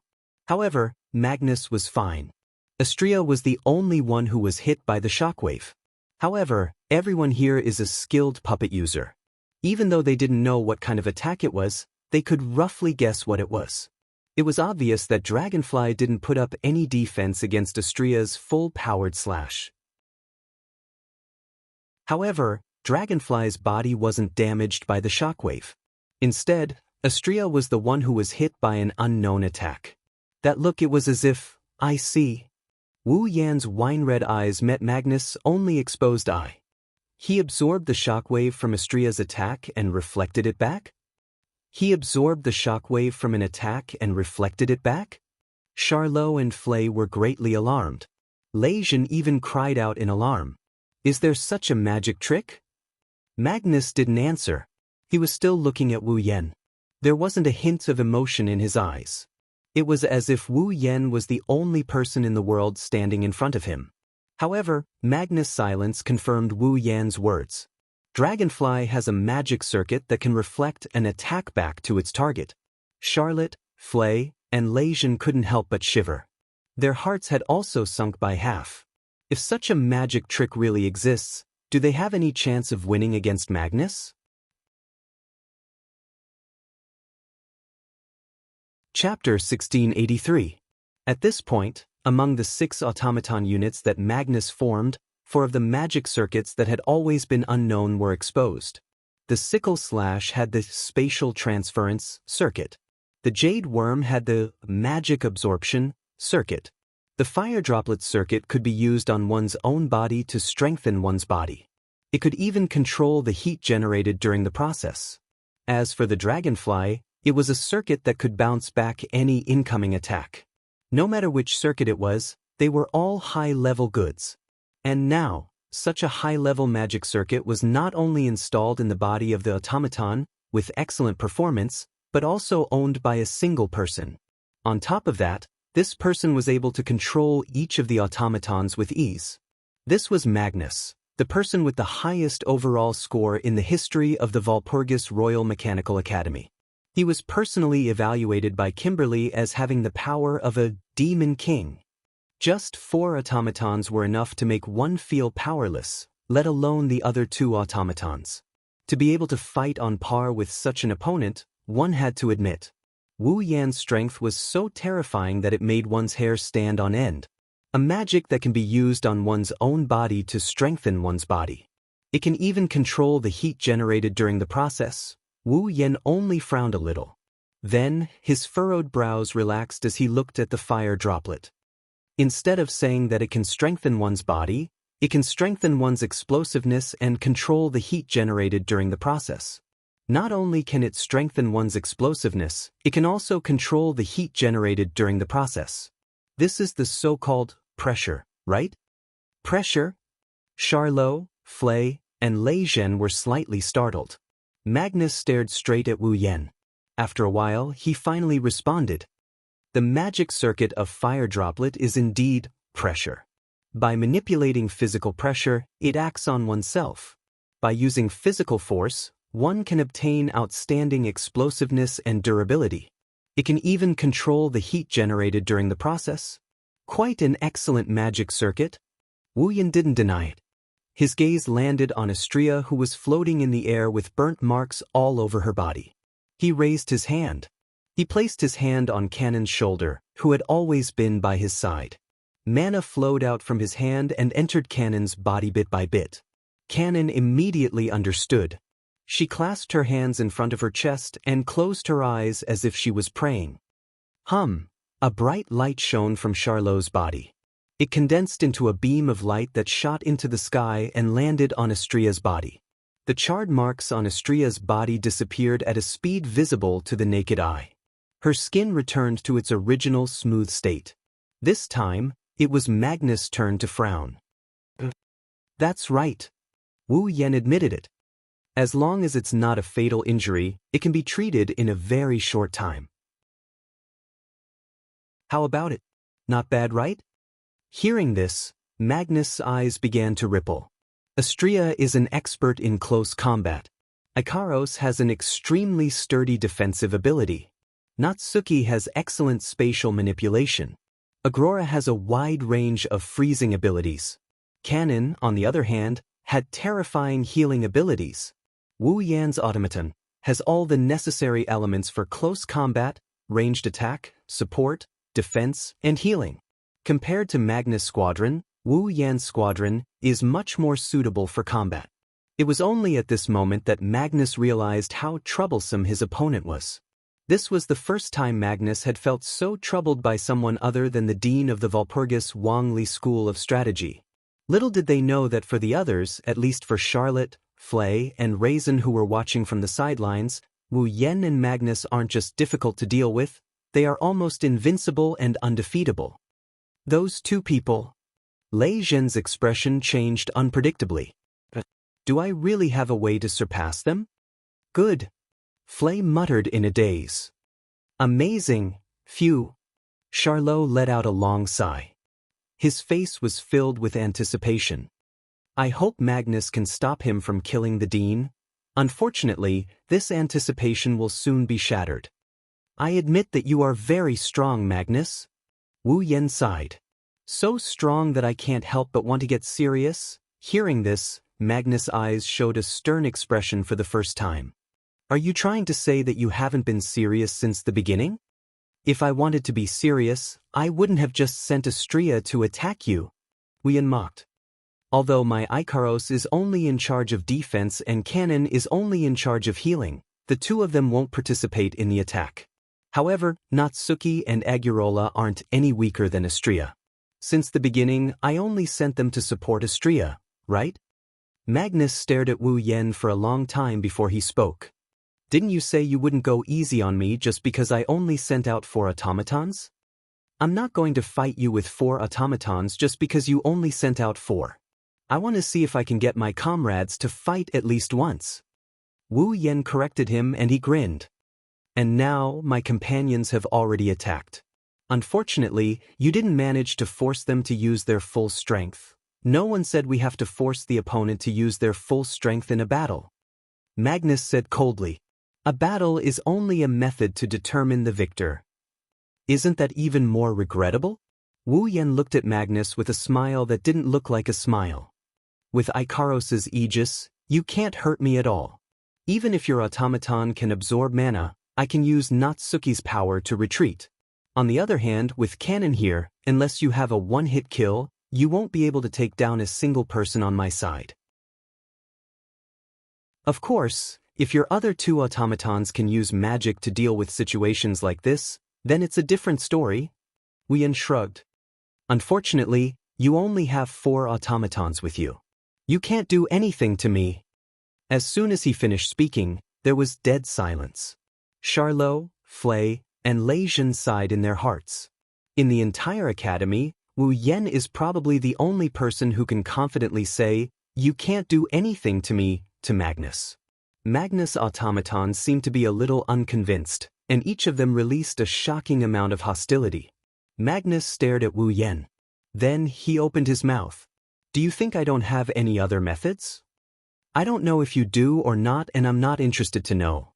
After all, you've wasted too much of my time." Wu Yan smiled. "So, I won't be accompanying you anymore." Wu Yan's body burst into a ball of magical flames and he channeled all of his magical power into Natsuki's body. Magnus, Charlot, Flay, and Ryzen thought that Wu Yan was going to use teleportation to leave this place. However, they were wrong. Natsuki raised the lace fan in her hand and pointed it forward. Bam! An invisible force struck Magnus, Firefall, Sickle, Jade Worm, and Dragonfly's heads like a club. They staggered and swayed drunkenly. Not good. Magnus clutched his head, and just as he said that, a spatial ripple appeared behind him. A chain extended out and wrapped around his body. Then, with a pull, Magnus was pulled into the spatial ripple. In a short instant, the spatial ripples dissipated, and Magnus disappeared from the spot. No one knew where he went. Chapter 1684. Master.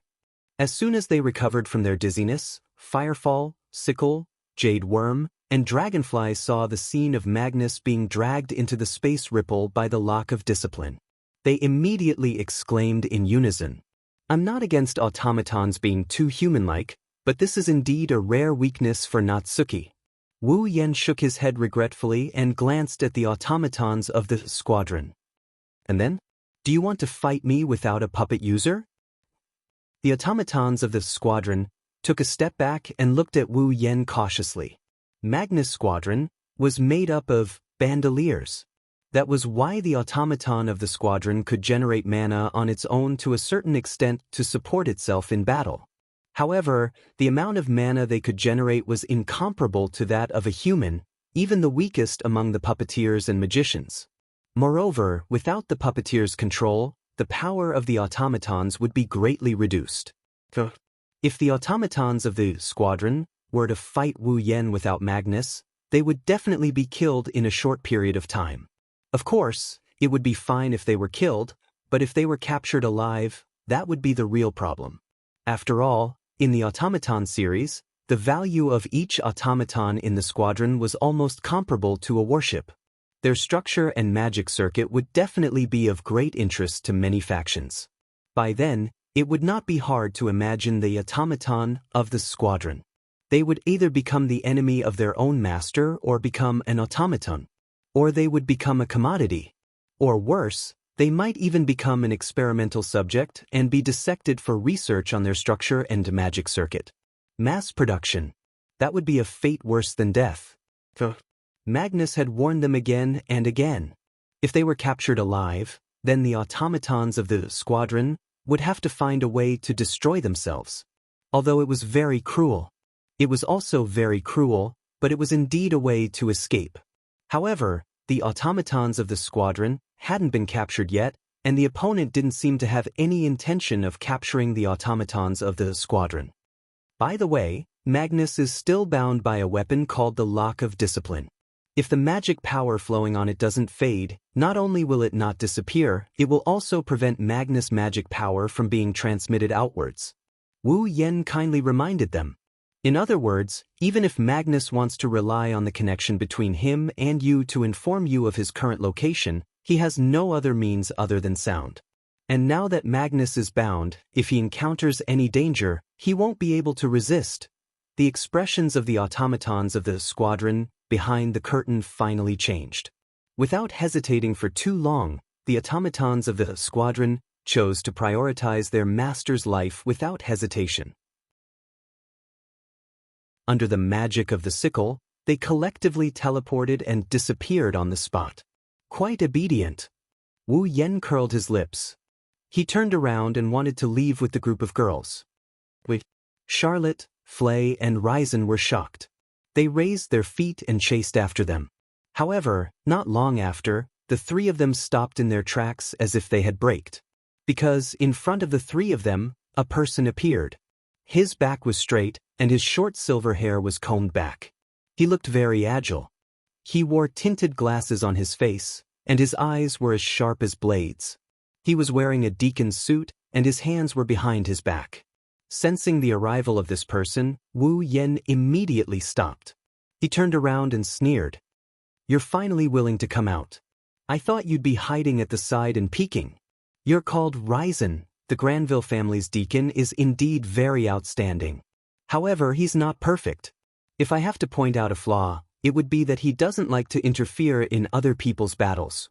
Ryzen spoke without turning his head. "The reason I came out now is because I don't want anyone to waste Mr. Wu Yan's time. You." Flay took a step back and spoke with a timid expression. "For you." "The Granville family." Ryzen muttered and looked at Ryzen. "Could it be that you're the power behind the scenes that captured Angriette as a hostage and used Wu Yan to kill the school head? You're the one who captured Angriette as a hostage and used Yen." Charlotte revealed a hateful and ruthless expression. Her magic power began to surge like a gust of wind. "Are you in cahoots with the Kingsford family? You're really smart. However, people who are too smart usually don't live long," Ryzen openly admitted. However, his eyes behind his colored glasses turned to Wu Yan. "I'll deal with these people. Mr. Wu Yan, you should go to the school head." Wu Yan didn't say anything. He only looked at Ryzen from afar. After a while, he glanced at the forest beside him and smiled imperceptibly. He turned around and led the group of girls toward the school head's residence. Charlotte shouted. She raised her foot and seemed like she wanted to chase after Ryzen. Whoosh! However, with a sound that sounded like a gentle breeze, Charlotte's vision turned black. A tall figure suddenly appeared in front of her, and like a whip, he lashed out with a kick. Bang! Just as the kick was about to hit Charlotte, it landed heavily on a pair of wings that had suddenly appeared in front of Charlotte. Roar! Sigmund used his wings to block Ryzen's kick and roared. Then, his dragon claw violently smashed down on Ryzen's body. Bang! The huge dragon claw smashed the ground into smithereens, and the ground around the dragon claw also cracked inch by inch. However, the dragon claw only smashed the ground. It didn't hit Ryzen. A second before the dragon claw smashed down, Ryzen used complete vibration control to increase his speed. Like a phantom, he dodged the dragon claw. When Ryzen appeared again, he was above Flay. He raised his leg and smashed it down on Flay's head. Flay! Charlotte and Ryzen cried out in alarm. Ah! Flay also cried out in alarm. She couldn't help but close her eyes. Right when Ryzen's kick was about to land on Flay's head, a cold and indifferent voice filled with killing intent resounded from the forest beside them. Cherub, I'm ready. Following a mechanical response, the sound of something breaking through the air resounded through the entire area. Whoosh! Following the sound of something breaking through the air, a large sword with scorching air swirling around it shot out explosively from the forest beside them. It cut through the air pressure and slashed toward Ryzen. Logically, as Ryzen was in midair, he shouldn't be able to adjust his body. However, Ryzen's body seemed to have stopped in midair. He stopped moving without the slightest bit of inertia. Then, he forcibly changed his direction and dodged to the side. The large sword swept past Flay's head. However, upon seeing the large sword, Flay cried out in pleasant surprise. Loki. Loki slowly walked out from the forest beside them. He looked at Ryzen, who had landed on the ground, with a cold expression. Although I am modest and tolerant, there are 3 types of people that I cannot forgive no matter what. Those who order me around, those who resist me, and those who want to harm my older sister, those filthy bastards who came from God knows where. After saying those words, boundless magic power burst forth from Loki's body. It also burst forth from Charlotte, Flay, and Ryzen. Faced with such a situation, Ryzen simply laughed with disdain. Chapter 1685. Bam! Wu Yen, who was leading the group of girls toward the dean's mansion, did not turn around because of the explosion behind him.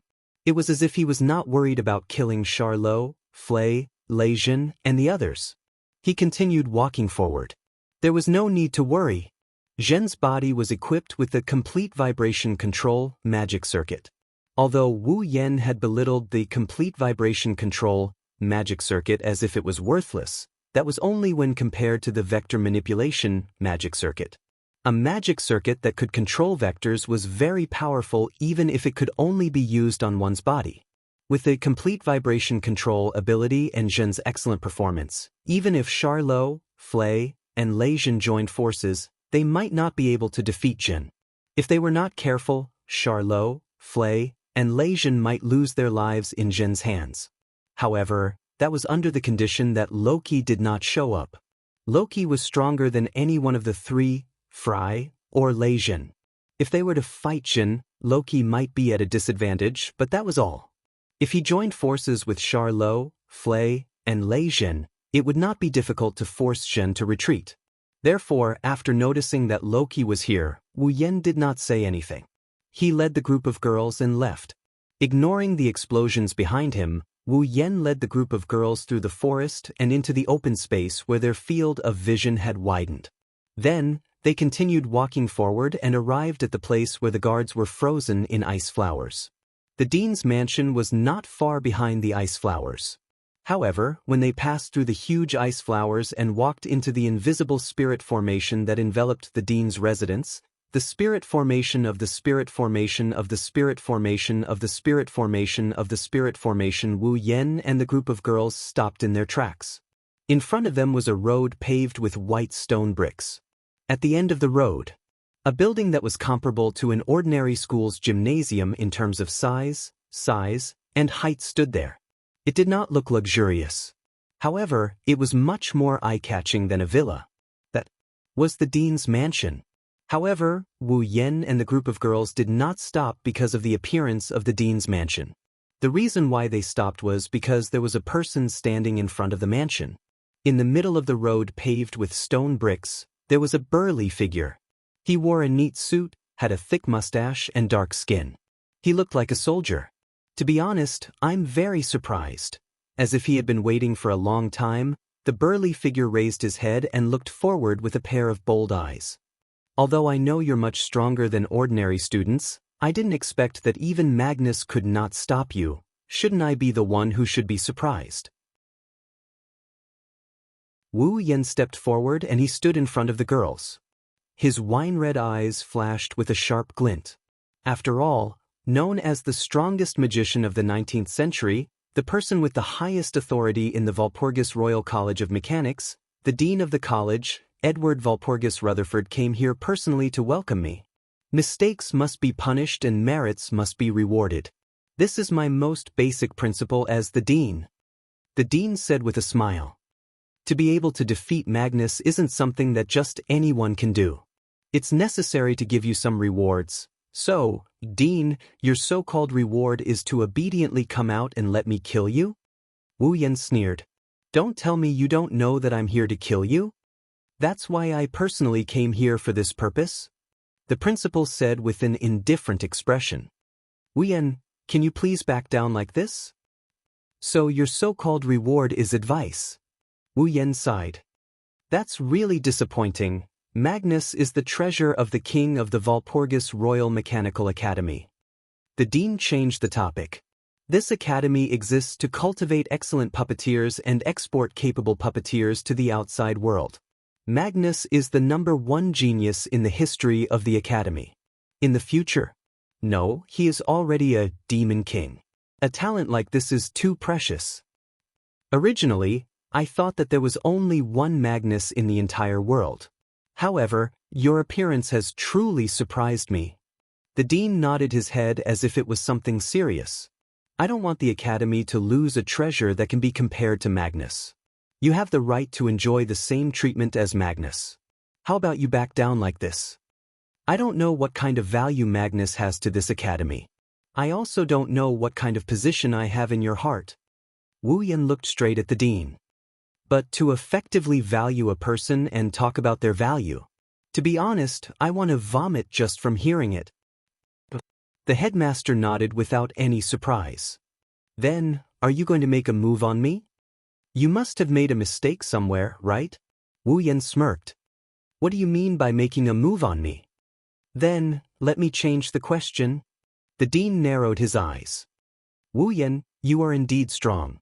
You are stronger than those who dominated the night gathering and became the demon king. But do you think you can kill me? I don't think you understand. The dean said as if he was teaching a student. The puppeteers in the academy can become the demon king because they dominated the night gathering. I am known as the strongest magician of the 19th century. Do you know what that means? Because you dominated the 19th century. You are a monster more terrifying than the demon king, right? Wu Yan sneered. Then, let me ask you a question. Do you think you can make me back down like this? Is that so? The headmaster closed his eyes. That's a pity. As soon as he said that, he extended a finger and swiped it in the void before him. Magical flames ignited from the tip of the dean's finger. As the dean's finger moved, traces of light ribbons were formed in the void in front of him. They remained in the void and gradually formed a geometric pattern. It was a magical formation with complicated runes and a hexagonal pattern with small patterns around it. The moment the magic array took shape, a very simple book appeared in the center of the magic array. Its surface was flickering with flowing light. It was a very simple and unadorned book. That's... Natsuki frowned when she saw the book in the center of the magical formation. A grimoire? Its name is Solomon's Key. The dean stretched out a hand and held up the ancient book as he spoke proudly. This is a grimoire created by a great magician who sealed his entire life's collection into it. Moreover, it is a grimoire that has never existed before. A grimoire from the past? Wu Yan, Ikaros, Astria, Agarola, Canon, and the others flinched when they heard this. Only Na Yu frowned for a moment before she suddenly spoke. Could it be that a magician from the future used a large-scale magic ritual to turn back time and sent a grimoire from the future to this era? I didn't expect an automaton like you to have such a keen knowledge of magic. The dean looked at Natsuki with a surprised expression before he smiled. That's right, Solomon's Key is a grimoire sent from the future to this era. It's an automaton's summoning catalog. A catalog? That's right. It's a catalog of automaton from the future. The dean raised the grimoire in his hand. Although many of the treasures in the Key of Solomon have been lost and plundered over a long period of time, I can still control more than 50 treasures from the future to attack you. The grimoire named Solomon's Key floated up and opened on its own. A faint phosphorescent light shone from the pages and illuminated the dean's face. Now, let me show you the one I use the most frequently. After saying that, a wave of magic power gushed out from the dean's body and flooded the entire space.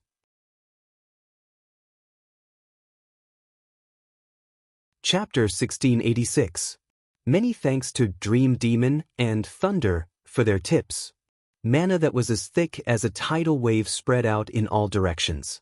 It was like a tidal wave that instantly filled every corner of this space. Look at the latest. The headmaster stood in the middle of the sea of magic. His tall and sturdy, dark body was emitting a steady stream of magic that made people's expressions change. This kind of magical power was already stronger than any puppeteer or magician. Amidst this magical power, the Solomon's key floating above the dean's palm shone brightly. It was as if a pillar of light had risen and enveloped the dean. Soon after, a dreamlike scene that made it hard for people to tell if it was real or not quietly appeared in this sea of mana. Behind the dean, who was enveloped in a pillar of light, a dazzling staircase that seemed to be made of pearls slowly appeared. The staircase had a beautiful shape and looked like it was made of pearls. With the pillar of light enveloping the principal as the source, the staircase continued to extend upwards, and a pure white wall appeared along with the staircase. On the stairs, a red carpet was also laid out. In the pure white hall that looked like a palace, it gradually extended to a place higher than the ceiling.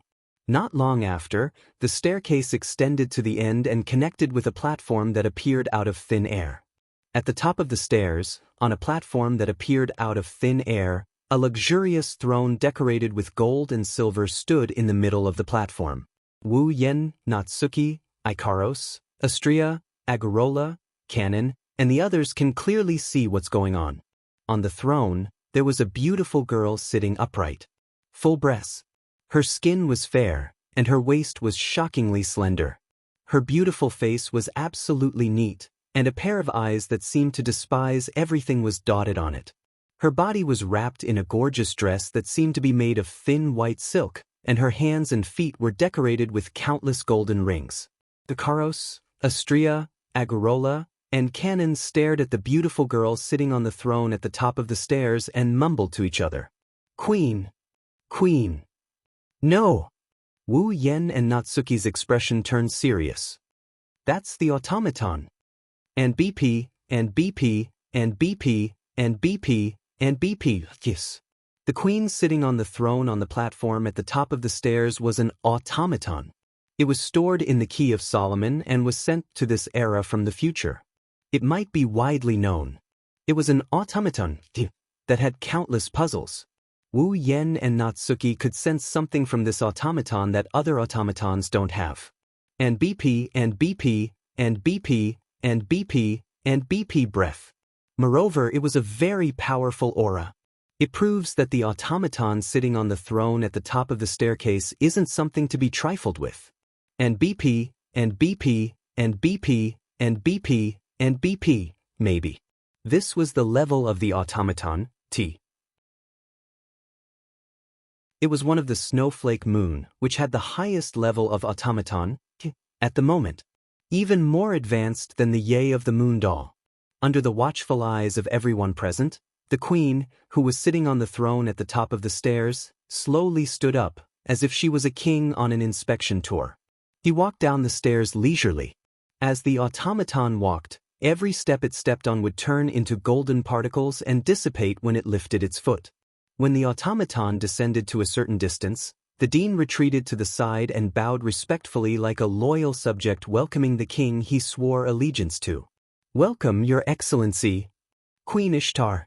The queen named Ishtar walked to the ground, and the stairs, palace, platform, and throne behind her disappeared like a mirage in an instant. It wasn't until she reached the ground that Ishtar began to look at everything in her field of vision. She glanced at the dean who bowed to her. Long time no see. How long has it been since you last summoned me? Yes. It has indeed been a long time. The dean said respectfully as if he was talking to a friend or someone he swore loyalty to. There's nothing I can do about it.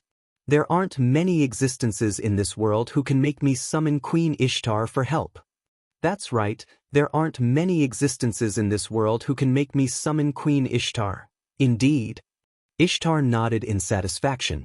He seemed to be enjoying the compliment very much and asked, You're right? Then did you summon me this time because an opponent strong enough for me to make a move has appeared? Without waiting for the dean's reply, Ishtar raised her eyes and looked ahead. She frowned when she saw Wu Yen and the others. Isn't this still a ghost? Hearing Ishtar's disdainful words, Wu Yan's eyes turned cold. Along with the sound of the air shaking, a violent mana outage erupted from Wu Yan's body. It turned into a storm that swept across the land and kicked up a large amount of sand. The ground cracked under the weight of the mana outage. Pieces of gravel burst out from the ground like broken glass. Under the attack of the mana outage, the gravel turned into deadly bullets and shot out in all directions. Bam, bam, bam, bam. The rubble that had turned into bullets raged on. Everywhere it passed, a hole was blown out in the wall that blocked the way. The trees were directly cut open and exploded at the waist, smashing heavily on the ground. Seeing this, both the Dean and Ishtar narrowed their eyes in shock. This level of magical power is comparable to that of a demon god. Ishtar finally took Wu Yen seriously. Looks like I've made the mistake of underestimating the enemy that I shouldn't have. It's not just Her Highness. The Dean smiled bitterly. Originally, I thought that I had already overestimated him, but in the end, he gave me another surprise. I also underestimated him. Let me acknowledge you for now. Ishtar said, obviously directed at Wu Yen. Ishtar then stretched out his fair arm gracefully. You are qualified to make me use the army that I am so proud of. Army? Wu Yen and the other girls didn't know what's going on. The Dean respectfully reached out his hand and held Ishtar's outstretched hand. His magical power surged from his overlapping hands and was injected into Ishtar's body. With the replenishment of his magic, Ishtar looked forward in a dignified and graceful manner. Then he raised his free hand slightly in front of him. The next moment, from Ishtar's outstretched hand, a black shadow swept out like overflowing water, or like a mist that appeared out of thin air. Wu Yen, Natsuki, and Ikaros were shocked when they saw the black shadow bursting out of Ishtar's hand. Astria, Agurora, and Shane's expression changed. They almost screamed out loud. This was because the front end of the shadow that burst forth from Ishtar's hand was decorated with the face of a man in agony, as if something had been carved into it. It was just like a vengeful spirit in the legends. And BP, and BP, and BP, and BP, and BP. The vengeful spirit seemed to be making some kind of hissing sound. Its face was filled with pain and it opened and closed its mouth ferociously. Shortly after, the vengeful spirits rushed out of Ishtar's hand at an astonishing speed. They looked like meteors with black mist as they swarmed towards Wu Yen. Looking at the swarm of vengeful spirits, whether it was Wu Yen or the girls, they all felt a sense of danger. Their intuition told them that these things that made them uncomfortable must not be touched. Even though they didn't know what the consequences would be, they knew that touching them would definitely not feel good. Wu Yen was the first one to trust his intuition. He poured all of his mana into Ikaros' body. Ikaros' eyes quickly turned crimson red and an illusory frame appeared in front of her. A cold voice sounded and in the next second, a translucent crystal barrier appeared out of thin air and protected Wu Yen and the girls behind it. Asterisk boom. Asterisk boom. Asterisk almost at the same time, the vengeful spirits that were swarming at an astonishing speed suddenly crashed into the EG, absolute defense circle, stirring up a storm of impact and black fog.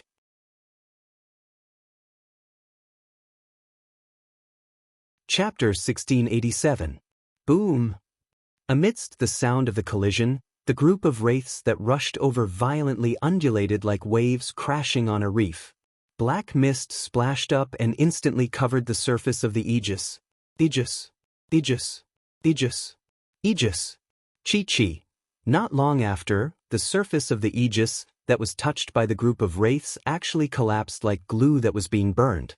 Seeing this scene, Wu Yen and the group of young girls trembled and stood up in surprise. Ikaros' Aegis was corroded?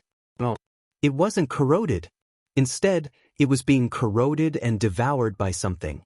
However, other than corrosion, there was no other way to describe the signs before him. Ikaros' Aegis was like a piece of rotten meat. It loosely collapsed and melted down before being swallowed by the wraiths. This was not something that could be done easily. It's not that easy to take down Ikaros' Aegis. Even with her power restricted, Ikaros' Aegis could easily block a nuclear bomb. At least, ever since she came to this world, Ikaros' Aegis had never been broken through properly. The reason why Charlotte was able to break through Ikaros' aegis was because it contained the universal truth. In theory, the demonic sword that could destroy all matter had wiped out the existence of the aegis, but it did not count as destroying the aegis. The only reason Magnus was able to break Ikaros' aegis was because the Jade Worm has a magic circuit that absorbs all the mana needed to support the aegis, causing the aegis to disappear. Both times, the two people who broke through Ikaros' aegis didn't rely on attacks that exceeded the defensive power of the aegis to break through the aegis. And now, Ishtar's wraiths are using the same method to corrode Ikaros' aegis. That's why. The wraiths. They definitely didn't just have the ability to corrode. If they only had the ability to corrode, there's no way they could melt the aegis in less than 2 seconds. Therefore, it was good for Astrea to witness the might of the wraiths. She couldn't stop her face from trembling. Wu Yen, Natsuki, and Ikaros also showed a troubled expression. Only Kanon looked at the wraiths like they were something she hated. For the first time, she showed a look of disgust. However, Kanon wasn't afraid of the wraiths at all. That's only natural. Kanon's power of purification is the bane of all evil. As long as Kanon uses her hidden power of purification, these wraiths will be wiped out in an instant. Natsuki seemed to have thought of this too. She turned to Wu Yen for Wu Yan's opinion. Wu Yen hesitated for a bit before he lowered his voice and told Natsuki. Let's observe the situation first. Natsuki nodded in agreement. Bang! At the same time, Ikaros' aegis finally melted to the point where it couldn't hold on any longer. It shattered with a crisp sound.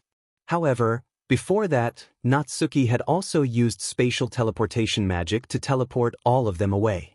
Bang! The next moment, the creepy vengeful spirits flooded the area where Wu Yen and Ko were standing like a putrid swamp. Tsk. In an instant, the ground was corroded, forming a large hole with a diameter of about 5 meters. There was even a trace of black fog coming out of the hole, causing the sand and dust that came into contact with it to be extinguished in the air. Dua. With Natsuki's teleportation, the group appeared in an empty space not far away. The moment they appeared, Astrea shrieked and jumped up as if she was bitten. Before Natsuki used her spatial magic, a wraith brushed past Astrea's pure white wings. Astrea's pure white wings started to burn as if they were being burned by an invisible fire. The feathers on them started to rot and turn into ashes that floated down to the ground. Not only that, the corrosion spread to Astrea's wings at a speed visible to the naked eye. Master? Master! Astrea screamed in panic. Wu Yen placed his hand on Kanon's shoulder and channeled his mana into her body. Kanon! Yes! Kanon raised her hand. With a buzzing sound, a holy light shone from her hand and enveloped Astrea's corroding wings. Under the effect of the holy light, the corrosive effect on Astrea's wings gradually slowed down until it disappeared completely. Astrea's burnt wings returned to their original state in the blink of an eye as if nothing happened. Ishtar was shocked when he saw the damage caused by his vengeful spirits vanish just like that. The dean pondered for a moment and nodded. I almost forgot that the silver-haired Xianxia has excellent healing magic. Healing? Ishtar narrowed his eyes and sneered. Then I shall devour all of you in an instant. Ishtar raised his hand again and a horde of grudgeful wraiths rushed out of his palm. The grudgeful wraiths pounced on Wu Yen and Ko with a dark mist and a hideous expression on their faces. Wu Yen closed his eyes when he saw the horde of wraiths rushing towards him. Taking a deep breath, Wu Yen slowly revealed his wine-red eyes. His eyes flashed with a ferocious glint. A violent whirlwind of mana burst out from his body. Wu Yen leaped and stood in front of the girls. This time, even Ishtar himself was stunned. Not to mention Ishtar, even the dean was stunned on the spot. Not only did the other party not use the defensive barrier to block the attack, but he actually took the initiative to step forward. Could it be that he wanted to end his own life? Wu Yen immediately informed the dean and Ishtar that he was trying to end his own life. Whoosh! With a whistling sound, the mana that rushed out of Wu Yan's body turned into a substantial airflow that hovered in the air. Then, the airflow turned into a black mist. As if it had a mind of its own, It spun wildly and protected Wu Yan's group like a protective barrier. Boom! The wraiths crashed into the black mist of mana. Black sparks erupted from the mist like volcanic ash.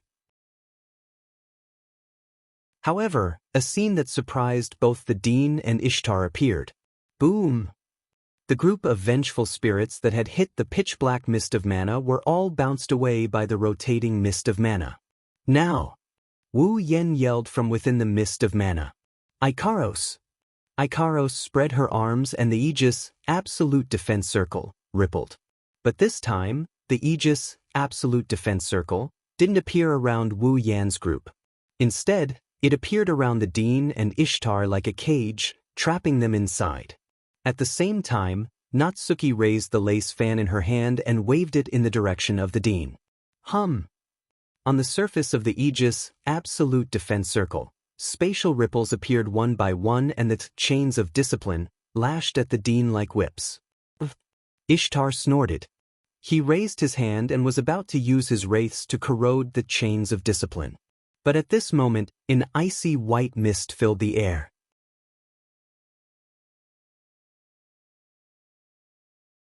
Chapter 1688. Whoosh! Amidst the whistling sound, the freezing white mist permeated the interior of the Aegis and instantly filled the entire space of the Aegis. Instantly, the temperature inside the Aegis dropped at a terrifying speed. In just a few seconds, the temperature had dropped below 0 degrees Celsius. Originally, with Agrora's current strength, there was no way for the temperature to drop so quickly. However, Ikaros had created an absolutely sealed environment, allowing Agrora's cold air to spread rapidly, causing the temperature inside the Aegis to drop abnormally fast.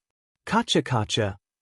Before the President and Ishtar could react, the cold mist had filled the interior of the Aegis, causing a layer of ice to condense on the surface of the Aegis. In the blink of an eye, the ground was covered with hard ice. A layer of ice formed on Ishtar's hand that he extended towards the incoming lock of discipline. Even the Dean himself and Ishtar's body were covered in a layer of ice. TSK. Ishtar's elegant and dignified posture was finally replaced by a trace of panic. The President knitted his brows tightly. Both of them hurriedly mobilized their magical power and used pure magical power to disperse the ice around them and expel the surrounding cold air. Whoosh! However, while the President and Ishtar were shaking off the ice shards on their bodies and dispelling the cold air around them, the lock of discipline whizzed through the interior of the Aegis and wrapped around the President and Ishtar's limbs. The President's frown deepened. A majestic magical power surged from the 4 limbs that were bound by the lock of discipline, attempting to shatter the lock of discipline on their bodies. However, the President soon discovered it. The magical power in his body could still be mobilized on its own. However, there was no way for it to escape from his body. The reason was simple. The surface of the lock of discipline, that was glowing with a purple light, was flowing with another type of magical power, isolating the magical power that was trying to escape from the President's body. Damn it! Ishtar also discovered this and was a little annoyed. What a pointless action. My army is created in my body. Even if I can't let the magical power out of my body, it doesn't matter. As soon as he finished speaking, Ishtar's palm turned into a ghastly wraith. Ugly, vengeful spirits were spat out one after another, their ferocious faces covering the lock of discipline that bound the principal and Ishtar. Under the effect of the vengeful spirit's corrosion, the purplish glow flowing on the surface of the lock of discipline, which was said to be forged by the gods, quickly dimmed. Even the lock of discipline itself was corroded and full of holes. I'm afraid, not long after the lock of discipline would be completely corroded. However, just as the wraiths were about to corrode the lock of discipline on the President and Ishtar, a strong sense of danger rose in their hearts. Following this sense of danger, the President and Ishtar shifted their attention to the front almost at the same time. It was on the Aegis, Absolute Defense Circle, that had a layer of ice on its surface. Then the President and Ishtar discovered it. On the Aegis, Absolute Defense Circle, that stood around like a cage with a layer of ice on its surface, There was a hole in a place without them noticing. Their line of sight passed through the hole. Staring at the outside of the Aegis absolute defense circle, what the president and Ishtar saw was a figure. It was a pitch-black figure dressed in black clothes. A pair of wine-red eyes that were as calm as an ancient well was looking straight at them. The figure was outside the Aegis absolute defense circle. In his hand was a gorgeous black bow that looked like it was made of black crystal. He pulled the bowstring and condensed an arrow that looked like a meteor, aiming at the two figures. For the first time, the most powerful magician of the 19th century and the legendary automaton sent from the future to this era changed their expressions at the same time. Looking at the sudden change of expression on the president's and Ishtar's faces, Wu Yan, who was standing outside the Aegis absolute defense circle, had a flash of coldness in his wine-red eyes. Then, without hesitation, Wu Yan released the bowstring of the meteor shower in his hand. Whoosh! Like a meteor appearing in the night sky, the meteor shower arrow bloomed in the air with a long tail of light.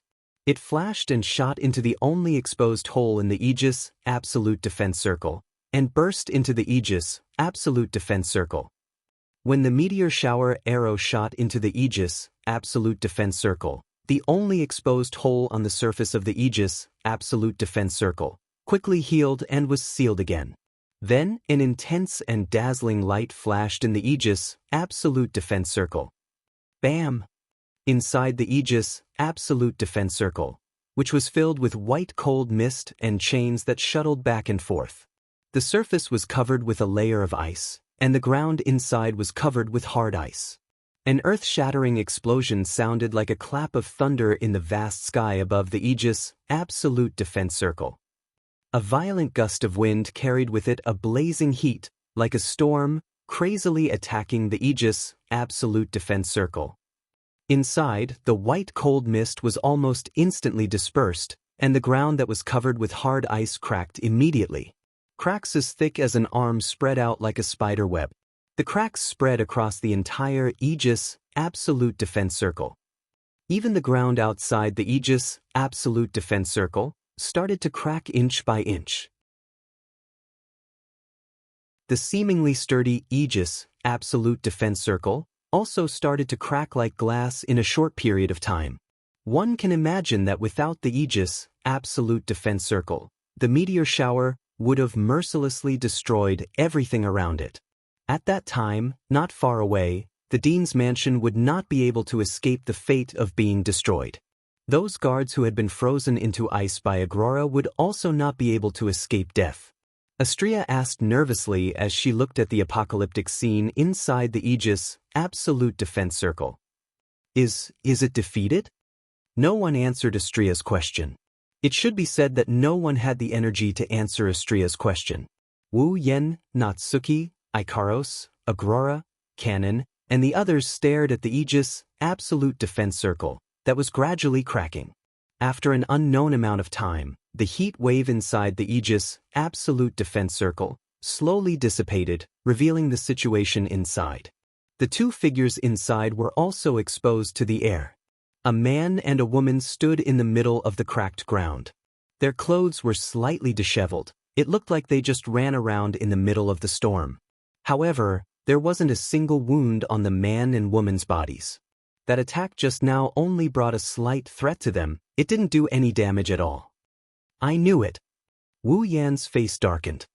It's not that simple? You should feel honored, little. Ishtar looked at Wu Yan coldly. In order to escape from the situation just now, I summoned my second army. Second army? Wu Yan and the rest of the girls were stunned. Could it be that Ishtar doesn't only have those vengeful spirits that can corrode his body? You keep on giving me surprises. To be able to force Queen Ishtar to summon her second army, your performance has truly surprised me. The dean looked at Wu Yan and sighed. Magnus is a genius who has broken the records of the academy. He's the first in all of history.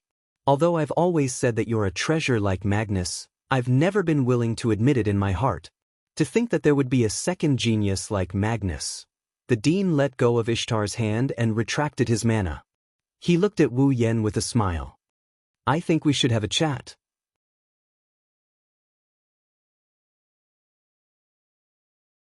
Chapter 1689.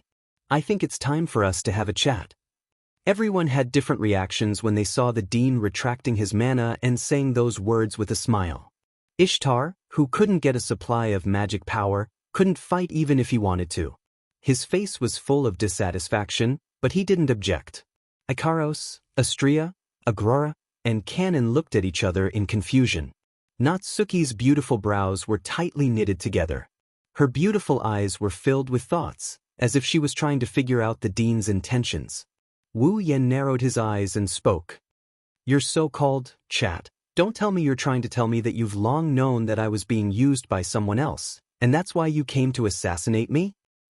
As soon as he said that, not only the dean, but all the girls including Ishtar were stunned. What is the meaning of this? The dean didn't expect Wu Yen to give such an answer to his question. A surprised expression appeared on his face, but the smile on his face disappeared. Anyone who was familiar with the dean would know that the dean would only react this way when a certain step of his plan was disrupted. Wu Yen messed up the dean's plan. However, Wu Yen didn't hold back at all. He showed a mocking smile to the dean who, from a certain aspect, controlled the treatment he would receive in this world. I say, Dean, don't tell me you think I don't know anything? His words were so confusing that the young ladies were even more confused. At the same time, the dean's expression also became more and more solemn. The dean's gaze sharpened as he stared at Wu Yen. Looks like I didn't just look down on your strength. Letting out a light sigh, the dean once again piled up a smile on his tanned face. You're right, Wu Yen. I already knew that you were being used by someone to kill me. What do you mean? This time, Natsuki, who was frowning, couldn't help but speak up. You said you knew we were being used by someone to kill you? Then why don't you find out who's behind this and treat us like criminals instead? Natsuki was right. If the dean already knew that Wu Yen and co were being used by someone else to kill him, then that's even more reason for him to do so. He should have found the mastermind who wanted to take his life. Instead of not even saying a single word, he should have faced Wu Yen head-on. Because that was meaningless, wasn't it? Even if the mastermind was subdued, the mastermind was still alive. The dean's life couldn't be guaranteed. Moreover, if he really knew the inside story, the dean wouldn't just stay silent and fight with a person who was being used. At the very least, he should tell Wu Yen that he knows the inside story and try to get information out of Wu Yen's mouth about the mastermind behind all of this. However, not only did the dean not do so, he only advised Wu Yen a bit before treating him like an actual assassin and engaging him in battle. It didn't make sense. Well, let's talk about one problem at a time. The dean was like an amiable old man. He squinted his eyes and showed a peaceful expression. First, Wu Yen, you should know who is the one who wants to take my life, right? The Kingsford family. Wu Yen glanced at the dean.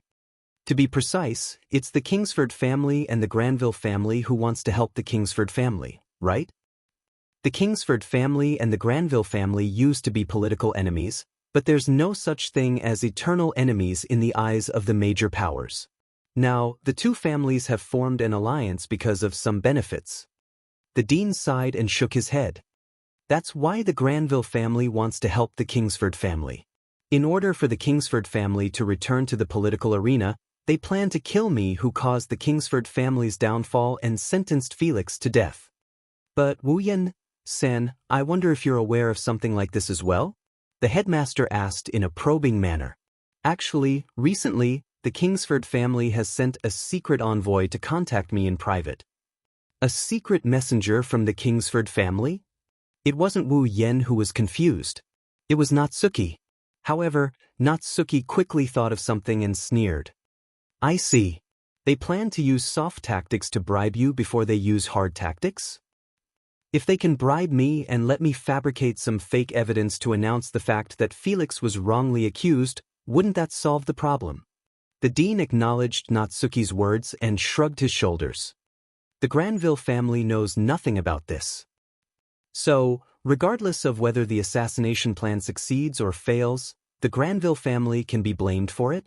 Na Yu spoke with disgust from the bottom of her heart. She then looked at the headmaster. Then, did you know that we were used to kill you because the Kingsford family bribed you? Did you learn the whole story from them? Exactly. It's the exact opposite.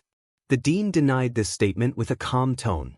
The Granville family will send people to kill me. The Kingsford family will try to bribe me through conciliation.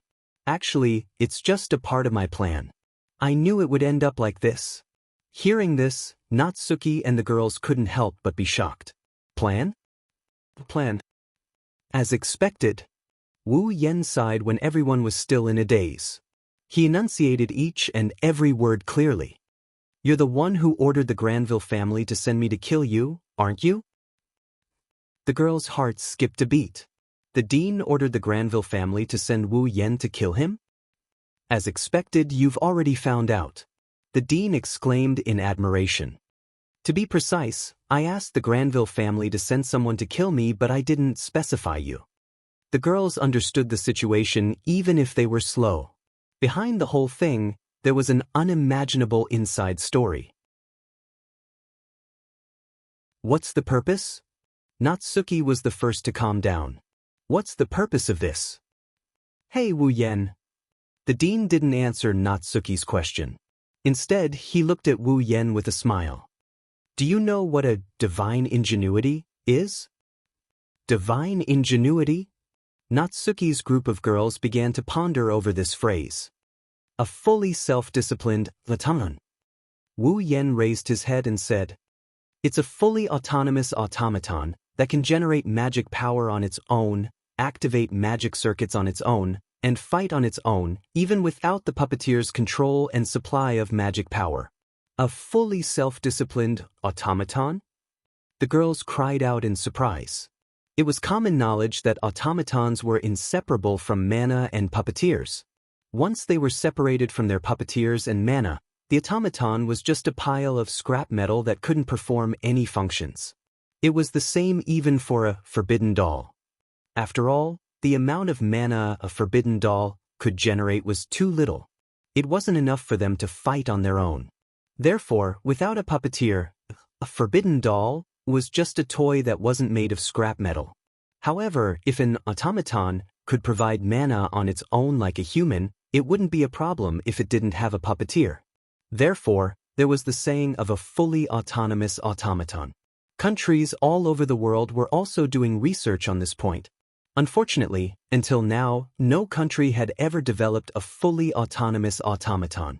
As for the fully self-disciplined automaton, its name was Divine Ingenuity.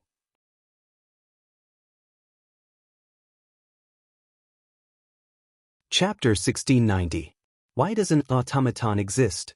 Even the noblest apprentice puppeteer or magician would be able to recite the answer to this question without breaking a sweat. In order to get rid of the tedious incantations and complicated magic circles, and to simplify and quickly use magic, the magicians developed the magic circuit, which condensed all the conditions for performing magic and used it as a substitute for the ritual when performing magic. With the existence of magic circuits that condensed all the conditions for a magic trick, magicians only needed to input magic power into the magic circuits to be able to perform the magic trick that was originally prepared and use the magic trick in an instant. However, the magic circuit was just a tool that prepared all the conditions for a magic spell. It replaced the existence of lengthy incantations and complicated magic arrays. Even if the magic was already prepared, magicians would still need to control the magic circuits whether it was activated or used. In this way, although using magic was indeed much faster than without magic circuits, it was still not enough to satisfy some people when used in battle. Therefore, in order to pursue an absolutely simple and fast way to use magic, the automaton was born, and so were the puppeteers. With the automaton, the puppeteers could throw all the work of controlling the magic circuit to the automaton. They only needed to output magic power to perform the magic. To put it bluntly, the automaton was only created to allow magicians to quickly perform magic. Then, the use of the automaton was fixed. Battle. Apart from fighting, the automaton had no other reason to exist. It should be said that it was natural. With such meaning of existence, automaton became a tool used in war by various countries. However, Even if there was an automaton, a puppeteer who could control the automaton was also necessary. Without a puppeteer, an automaton could not perform at all. Because of this, there were naturally people who wishfully wanted to create an automaton that did not need a puppeteer and was completely self-disciplined. Thus, the existence known as machine doll was born. Although it was said to be born, machine doll was more of an extravagant wish than an existence. This was because, from the time it was proposed until now, no one had ever developed a machine doll. It was because of this that the girls were so surprised. What was the purpose of the dean's mention of machine doll at this time? As if he had seen through the thoughts of the girls, the dean closed his eyes. Developing machine doll is exactly my purpose. Hearing this, the girls looked at each other and more or less understood the dean's meaning. The so-called plan you mentioned, the one that even allowed others to assassinate you. Natsuki looked at the dean. Just to develop machine doll? That's my ultimate goal. The dean said self-deprecatingly. The Kingsford family is using the machine doll as a bait to get me to help them return to the political arena. The dean changed the topic as if he was trying to keep them in suspense. However, there are people who are unhappy about the Walpurgis machine doll's close relationship with England. England? Natsuki said in confusion. Isn't it the Kingsford family? The Kingsford family holds great power in England. As long as the Kingsford family reclaims their former position. The dean said with a faint smile. Therefore, if the Academy's relationship with England is too good, the other countries won't be able to stand it. After all, this Academy exists to provide excellent puppeteers to each country. It's also the cradle to strengthen each country's military power. And then? Natsuki looked at the dean coldly. What are you trying to explain by saying all this? Don't you think this is a good opportunity to cut off the good relationship between the Academy and England? The Academy dean smiled. You're right. Let me give you a hint. The Granville family's young master is from Germany. Germany? Natsuki slowly understood. In other words, the Granville family didn't assassinate you to help the Kingsford family but to destroy the cooperation between you and them?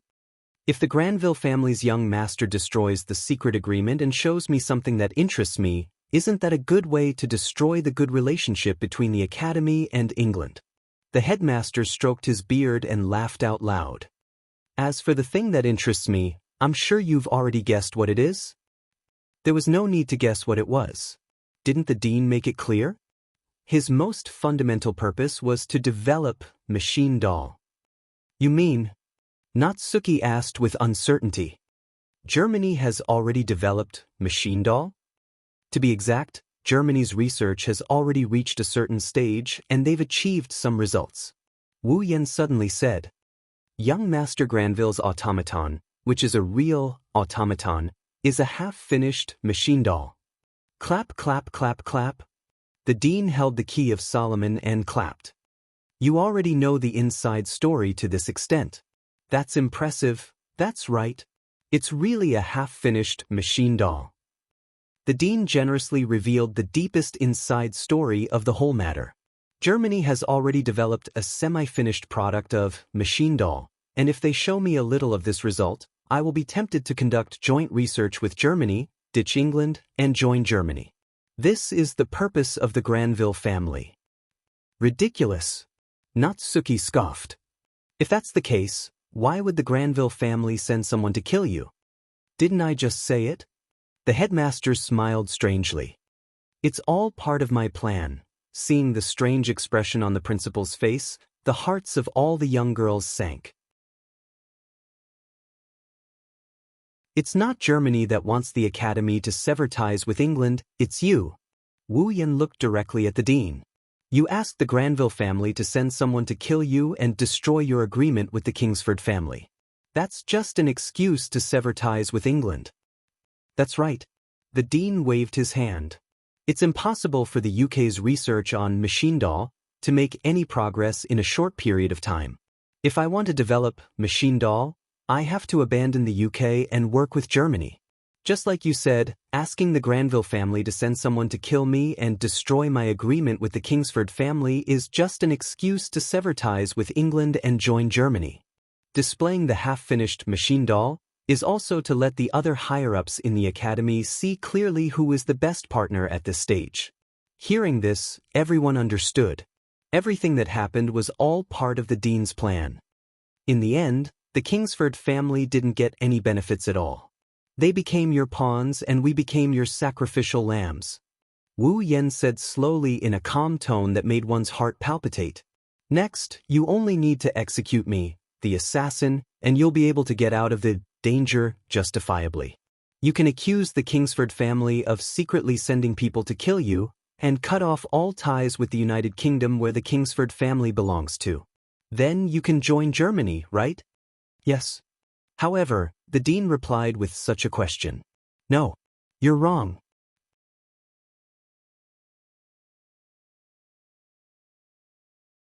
Chapter 1691. No, you're wrong. As soon as he said that, everyone was stunned and turned to look at the dean. I don't have the slightest intention of sacrificing you, or the people sent by the Granville family to kill me. The dean explained in a very sincere tone. Originally, I had planned to cut ties with the United Kingdom and draw up a cooperation agreement with Germany before making an appearance. Then, I would reveal the fact that you were being used, clear your name of assassinating the president, and allow you to continue living in the academy. Natsuki, Ikaros, Agrora, Canon, and even the naive Astria couldn't believe what they heard. However, Wu Yan sensed that the dean wasn't lying when he said this. The students studying in this academy are all outstanding puppeteers from all over the world. They are true geniuses, and you are a genius among geniuses. You are a treasure that can be compared to Magnus. The dean smiled. How can I let a talented student like you leave the academy just like that? Ha! Peh. Wu Yan snickered at the dean's words. It's a very sarcastic laugh. Everyone says that the Walpurgis Royal Tactical Academy is an academy where strength reigns supreme. Now, I finally understand who developed this theory. I am looking forward to your performance at the night assembly. The dean ignored Wu Yan's sarcasm and he continued with a calm expression. So, step down. When the time is right, I will step forward and clear your name. Of course, I will also ask the Granville family to release Oliet. We will pretend this never happened. How about it? How about? As soon as he finished speaking, the surrounding space was covered by a deathly silence. The heavy atmosphere continued to spread, and the tension that tugged at one's heartstrings involuntarily rose in the hearts of many people, causing the entire place to be silent. It was as if the sound of a needle dropping would enter one's ears. Natsuki, Ikaros, Astria, Agrora, and Canon all looked at Wu Yan. Needless to say, they were waiting for Wu Yan to make a decision. Wu Yan and the dean looked at each other and after a while, Wu Yan spat out this sentence. Dean, didn't you just say that I don't know anything about this? I know. I know that you know a lot of things. The dean nodded without any change in his expression. Perhaps, you knew from the start that I was the mastermind, right? Yes. Well, I can more or less guess what's going on. Wu Yan shrugged. Then he looked at the dean with a meaningful look. Since you already know that I might know the inside story of the entire incident, why do you think I would be willing to be used by others and obediently come here to kill you? The dean stopped stroking his beard on the spot. Dean, you seem to have forgotten that there is an important explanation missing from your explanation. Wu Yan smirked. Why would the young master of the Granville family send someone to assassinate you and show you the half-finished product, machine doll, that symbolizes the secrets of a country? Why would he listen to you so obediently? Natsuki and the other girls came to their senses. The dean removed his hand from his chin and looked at Wu Yan. You seem to have a good relationship with the young master of the Granville family. Or should I say, the two of you have an unusual relationship? Wu Yan chuckled. So, I was thinking that if I killed you, the one who planned the whole thing and used me, wouldn't I be able to vent my anger and break the heart of the young master of the Granville family, who threatened me with Angeliette? The originally heavy atmosphere instantly turned into a swamp. Everyone present could clearly feel the pressure in the air. Natsuki and the other girls finally understood why Wu Yan listened to the orders of the Granville family's young master to assassinate the dean despite being threatened by the Granville family's young master. Just like what Natsuki said, Wu Yan was indeed planning something. It was a very simple plan. It wasn't an exaggeration to say that he had bad intentions. It was because he knew that the dean was the mastermind behind the scenes and that the young master of the Granville family had a close relationship with the dean that Wu Yan obediently came to kill the dean. The reason was that simple. Student Wu Yan, the dean's tone is turning cold. This is not a wise choice. Even if you don't care about becoming a criminal, don't you want to be with your friends in this academy? You're willing to use your own students for your own purposes, and then send them away after you've achieved your goals. That young master of the Granville family used Mariette to threaten me. Isn't it because your choices are too wise? Wu Yan looked at the dean coldly. And I hate you all. Naturally, I won't do the same thing as you. Wu Yan lifted his foot and walked forward step by step. You think that you can achieve anything by scheming against everything. However, even the wisest man will make a mistake. You didn't even consider the possibility of being killed by the Granville family. Because you are too confident in your own strength. The strongest magician of the 19th century? A grimoire from the future? A legendary level automaton? If these are what you're relying on, then let me destroy them one by one to vent my anger. Wu Yan walked forward and took out a card with a flip of his hand. It was a card with a picture of a knight wearing heavy armor and holding a long sword on the front, and the words saber, swordsman, right below it. Natsuki and the others looked at each other and backed away silently when they saw Wu Yan taking out a card. The headmaster was stunned for a moment and was a little puzzled. Could it be some kind of powerful magic equipment? The moment this question popped up in the dean's mind, Wu Yan got closer and closer to him. His mana surged out like an explosion. Like a raging storm, Wu Yan held the saber, swordsman, rank card in his hand. He stared at the dean in front of him while channeling his mana into the rank card in his hand. At the next moment, Wu Yan murmured as if he was summoning something. Dream summoning. As if waiting for the summoning, the saber card glowed brightly as soon as he murmured the incantation. The rich magic aura turned into a tornado-like airflow that surged out from the card and wrapped around Wu Yan's body. A blue, door-like geometric pattern rippled out from the card and spun around Wu Yan. As the door-like magic circle spun, Wu Yan, who was shrouded in the magic circle, started glowing brightly. The dean's vision was covered by the bright light and he raised his hand to block it. However, as soon as he raised his hand and placed it in front of him, an alarm went off in his heart. Ed. Ishtar seemed to have sensed the same warning signs and shouted.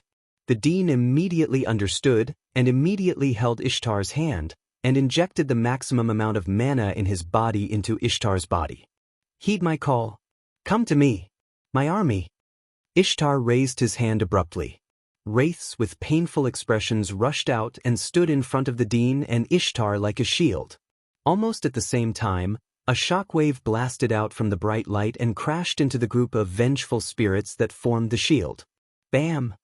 Accompanied by the sound of a collision, the group of resentful spirits that could corrode everything actually let out silent roars under the impact of the shockwave. Like a black fog blown by a gust of wind, they exploded and scattered. Both the dean and Ishtar trembled and raised their hands in front of themselves, trying to block the incoming shockwave. However, what landed on them was a gust of strong wind that blew them backward. The source of the shockwave was the wind. It was the wind that blew the group of vengeful spirits away. R1152.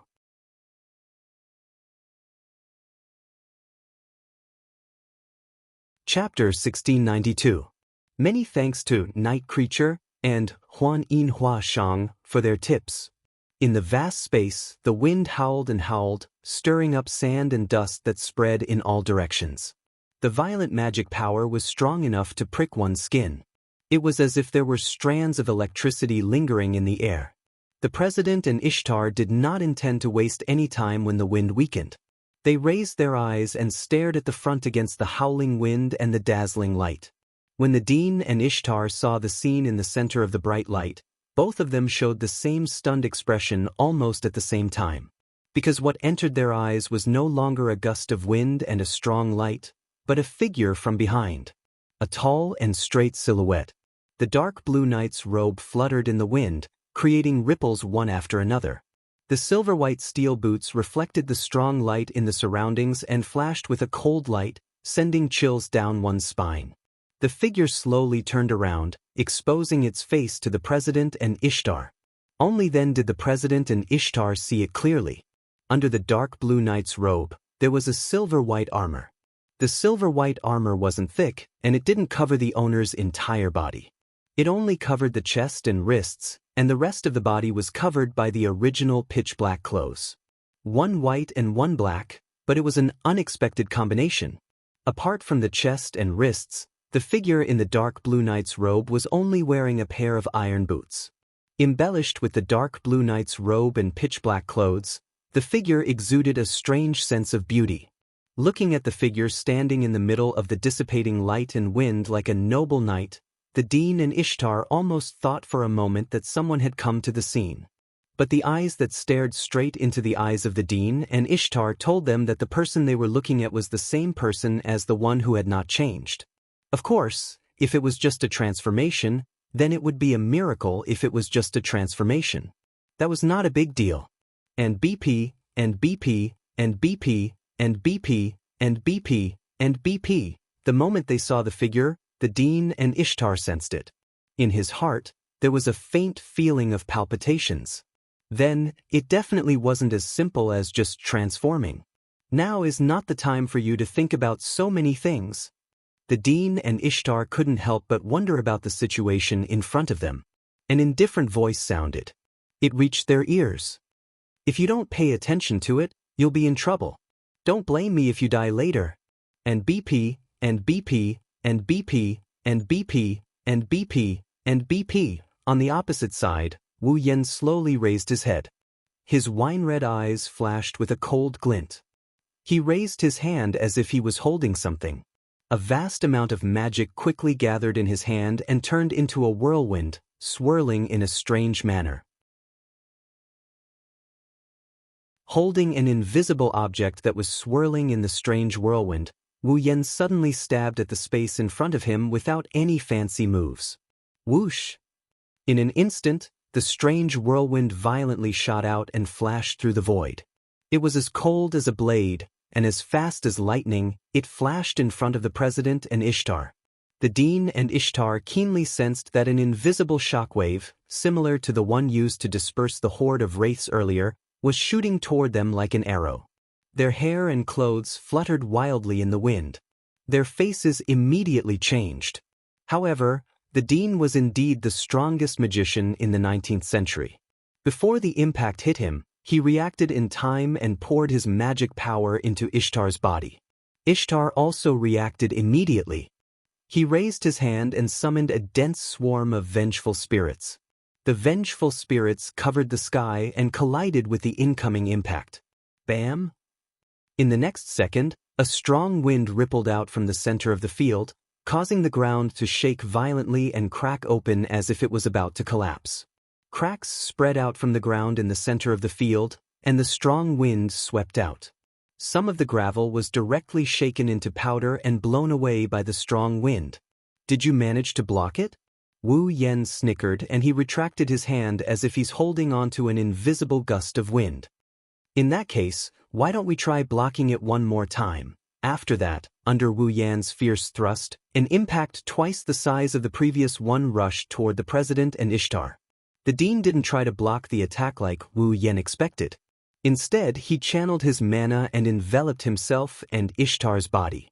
His lingua glowed with a dim light and the two of them levitated into the air, evading the attack. That was the power of telekinesis. Looking at the Dean who used his telekinesis to fly up into the air, Wu Yan waved his hand that looked like he was holding something. After images of light and the sound of air breaking could be heard as he waved his hand. At first glance, it seemed to be a meaningless action, but the president and Ishtar's faces tightened. Swish, swish, swish, swish, swish. Wu Yan brandished his sword and the strong winds turned into wind blades or invisible slashes. They rained down from the sky, covering the sky and covering the earth. Facing the wind blades that were invisible to the naked eye but could clearly sense, the president's face became more and more serious. The magic in his body surged in an instant. Ishtar suddenly clenched his hand, and a group of pitch-black vengeful spirits appeared in a flash.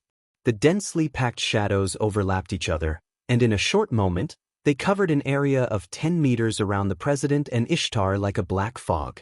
Bam, bam, bam, bam. The wind blades fiercely struck the group of wraiths, causing a chain of explosions. Powerful winds spread out like a roaring flood, causing the surrounding space to tremble. Natsuki, Ikaros, Astria, Agarola, Kanon, and the other girls were watching the intense battle. They couldn't bear to look away from it. Bam! In midair, an abnormally loud explosion rang out violently.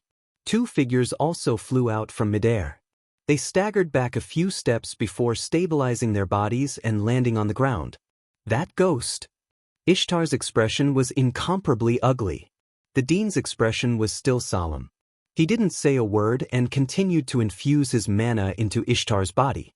As if to vent her anger, Ishtar waved her slender hand forcefully.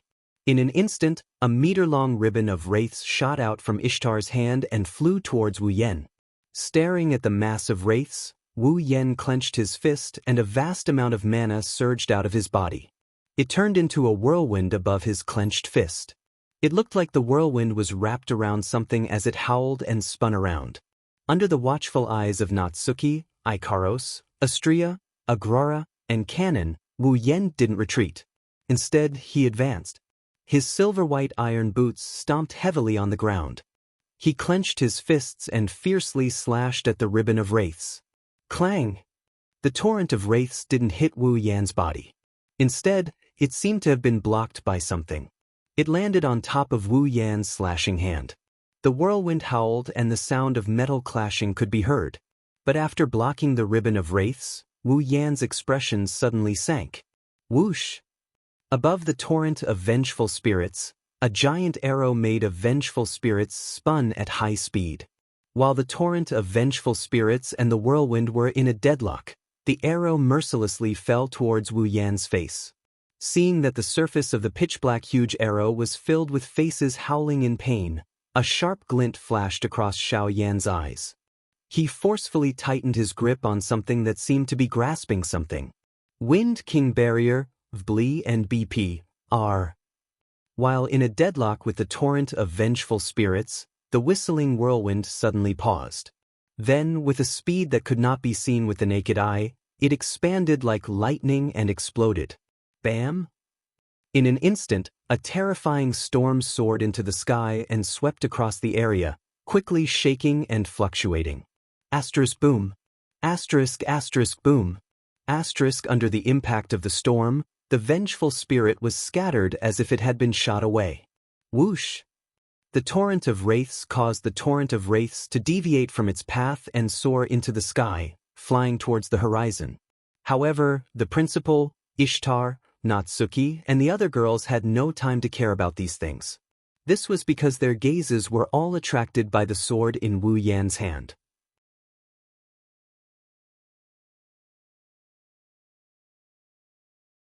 Chapter 1693. The gale and vengeful spirits seemed to have been covered at this moment as they all dissipated. Everyone's attention was on the sword in Wu Yan's hand. It couldn't be helped. That sword was just too eye-catching. The hilt of the sword was dark blue with a gem embedded at the top. The sword's handle was made of gold and it was exceptionally dazzling. What was even more dazzling was the blade.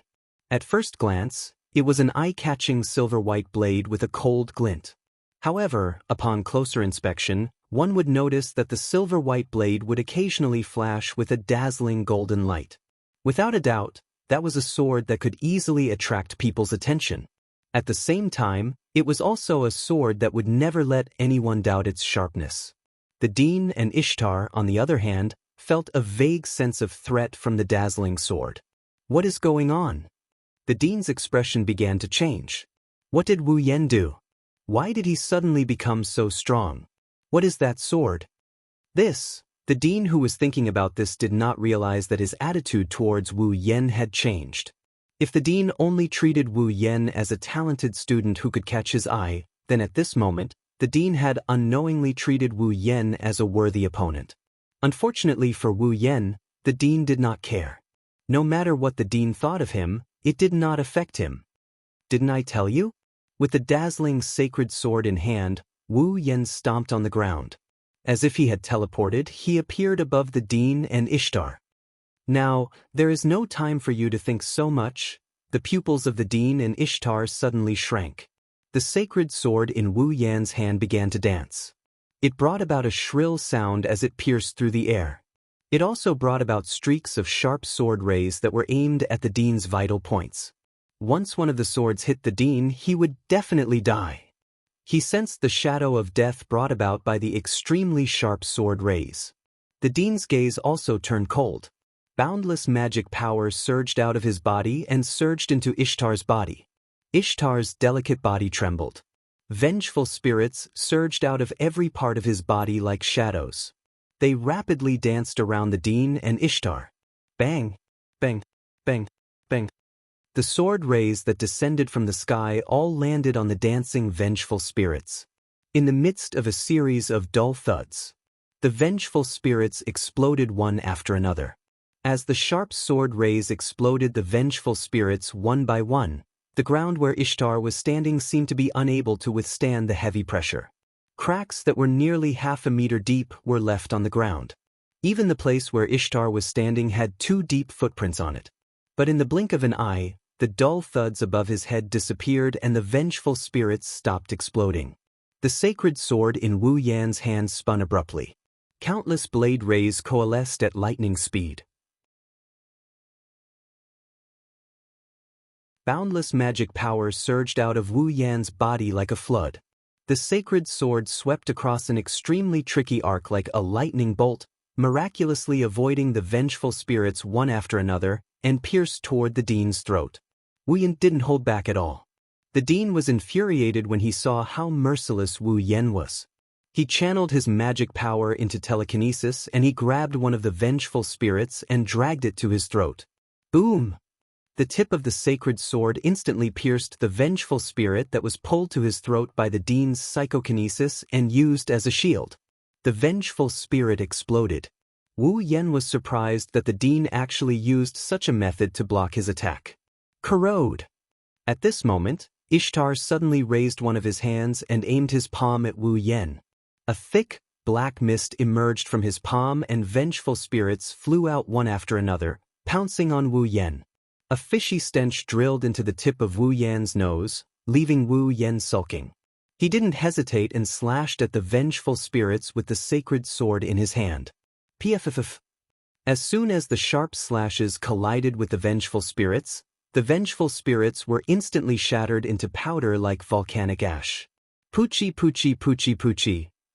As the slashes landed on the vengeful spirits, ripping sounds filled the air. One by one, the wraiths were slashed into 2 halves by the holy sword. Then, they turned into ashes and dissipated. As time passed, the vengeful spirits dwindled and the dean and Ishtar became more and more astonished. That sword? The dean stared at the sacred sword in Wu Yan's hand in astonishment. It can actually come into contact with Queen Ishtar's vengeful spirits so many times without being affected at all? Even though Ishtar's vengeful spirits weren't truly invincible, there were still some existences that could resist them. But after coming into contact with such corrosive vengeful spirits for so many times, the sword wasn't affected at all. The blade was still as dazzling as ever. This was the first time the dean witnessed such a thing. Wind King enchantment, my lady I Blair. Suddenly, a cold bellow echoed in the air. Before the dean and Ishtar could react, the dazzling sacred sword above their heads suddenly stirred up a whirlwind. Shortly after, a 10-meter-long, violent tornado-like impact burst out from the sacred sword. It flashed across the air, dispersing all the vengeful spirits in its path and crashed into the Dean and Ishtar. Bam! Such a powerful impact directly scattered the wraiths and sent the Dean and Ishtar flying. If it wasn't for the Dean's timely use of telekinesis to support their bodies, the two of them would have crashed to the ground. Ishtar had never thought that he would end up in such a pathetic state. He was finally enraged. "Ed, give me your magical power. I want to summon the second batch of troops." The Dean didn't object and extended his hand to Ishtar. But at this moment the surrounding ground, trees, buildings, and even heaven and earth seemed to have turned into a dreamland as they flashed with a dazzling golden radiance. The Dean's outstretched hand came to a halt. His pupils gradually narrowed until they were the size of a needle tip. Then he slowly turned his head and looked in the direction of Wu Yen. In the middle of the dazzling golden radiance, Wu Yen was wearing a dark blue night robe. His chest, wrists, and feet were covered with silver-white armor. He held the sacred sword in his hands high above his head. Suddenly, streams of golden light rose from the surroundings like shooting stars. They flowed towards the sacred sword in Wu Yan's hand and infused into the sacred sword. As the streams of light flowed into the sacred sword turned into a ray of light and shone in the middle of heaven and earth. It wasn't until the sacred sword turned into a ray of light that Wu Yen raised his head. His wine-red pupils met the eyes of the Dean and Ishtar, and an expression slowly appeared on his face as if he was reminiscing about a person who was about to die. In an instant, a fatal sense of crisis surged in the hearts of the Dean and Ishtar. Cried Ishtar, alarmed. "Magical power! Magical power! Ha!" The Dean's calm image disappeared. The veins on his forehead bulged. The magical power in his body surged wildly and was absorbed by Ishtar. In the next moment, the Dean and Ishtar were covered by the wraiths that were as dense as clouds. In the next moment, Wu Yen closed his eyes and slashed the light in his hand. Excalibur! For a moment, the people who were closer to the Dean's mansion all saw it.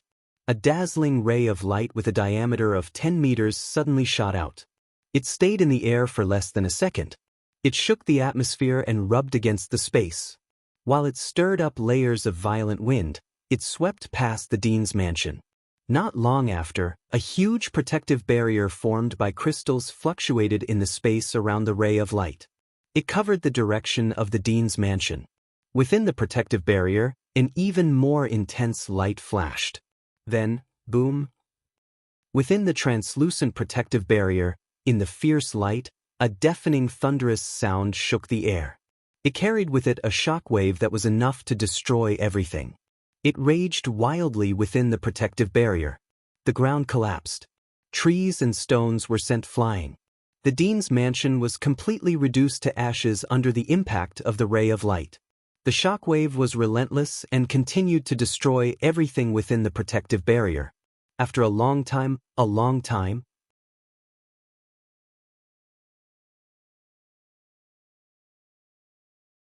Chapter 1694. Boom!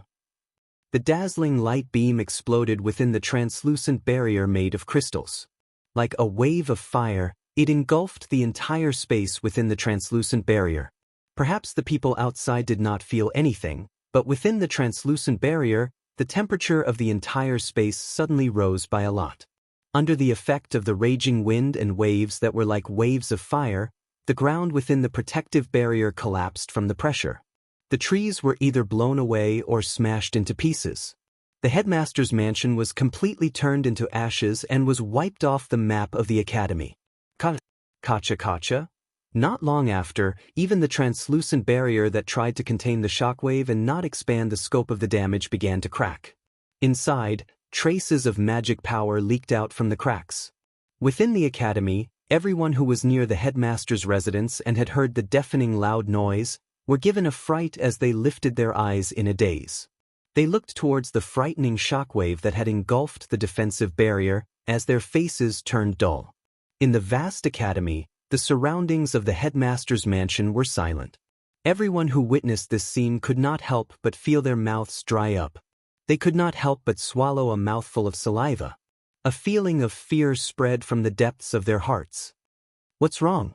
What happened? This was the question in everyone's heart.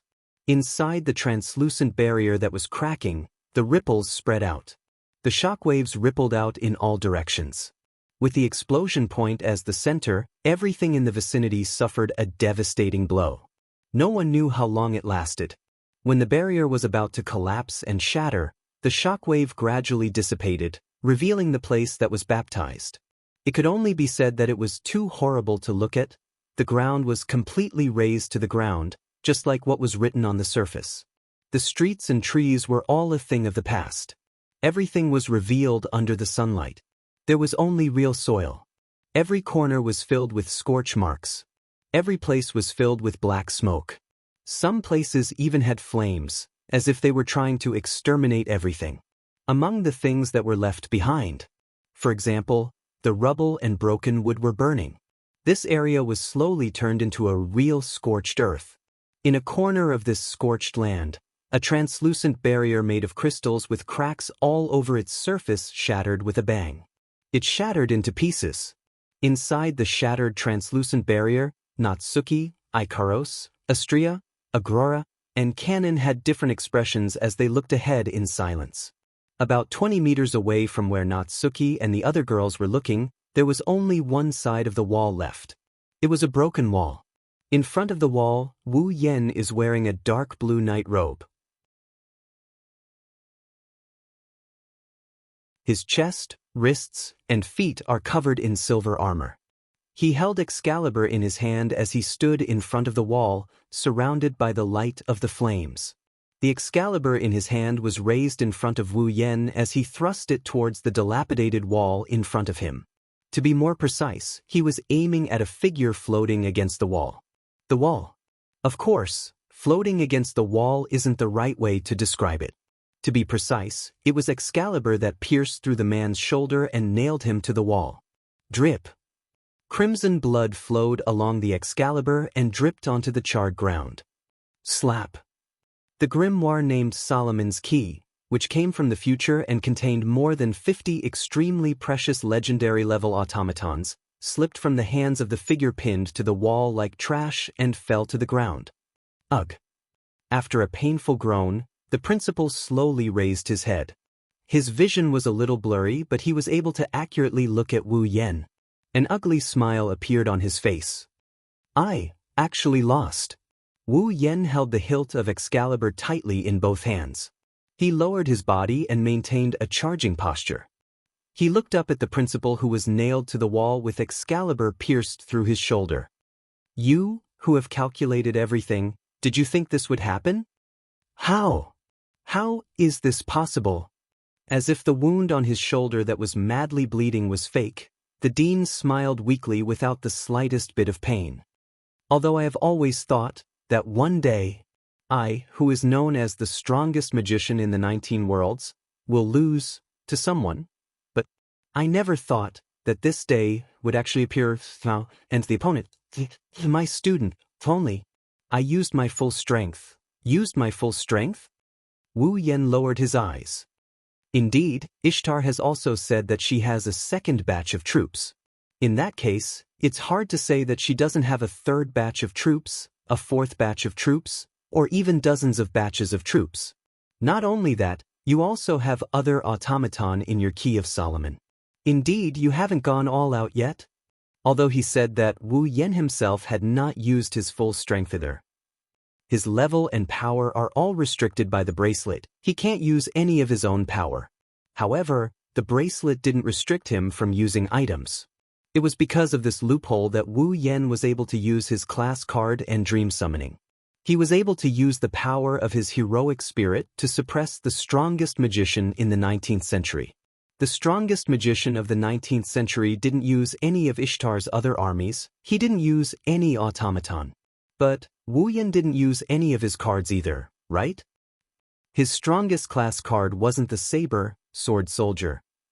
Natsuki, Ikaros, Astria, Agrora, Canon, and the others didn't make a move either. They were all hiding their trump cards.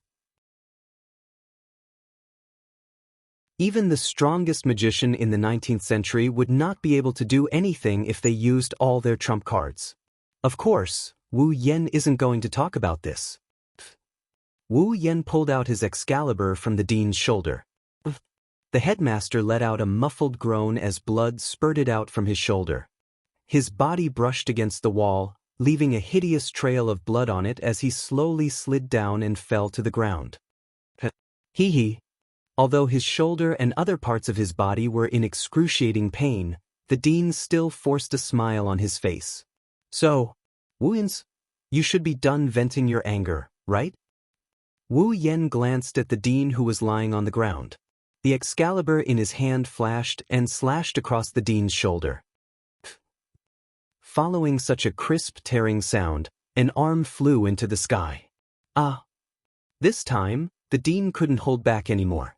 He hugged his severed arm and screamed in agony.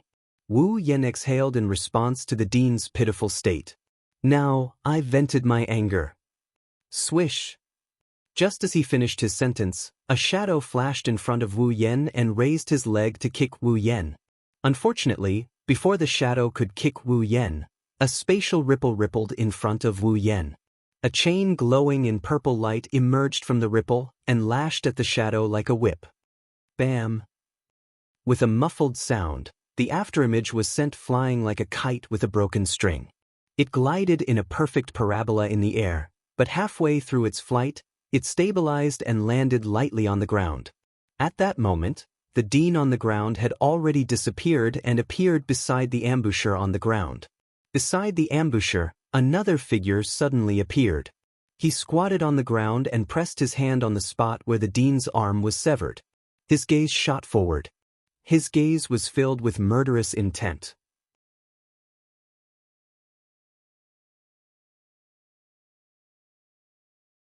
Chapter 1695.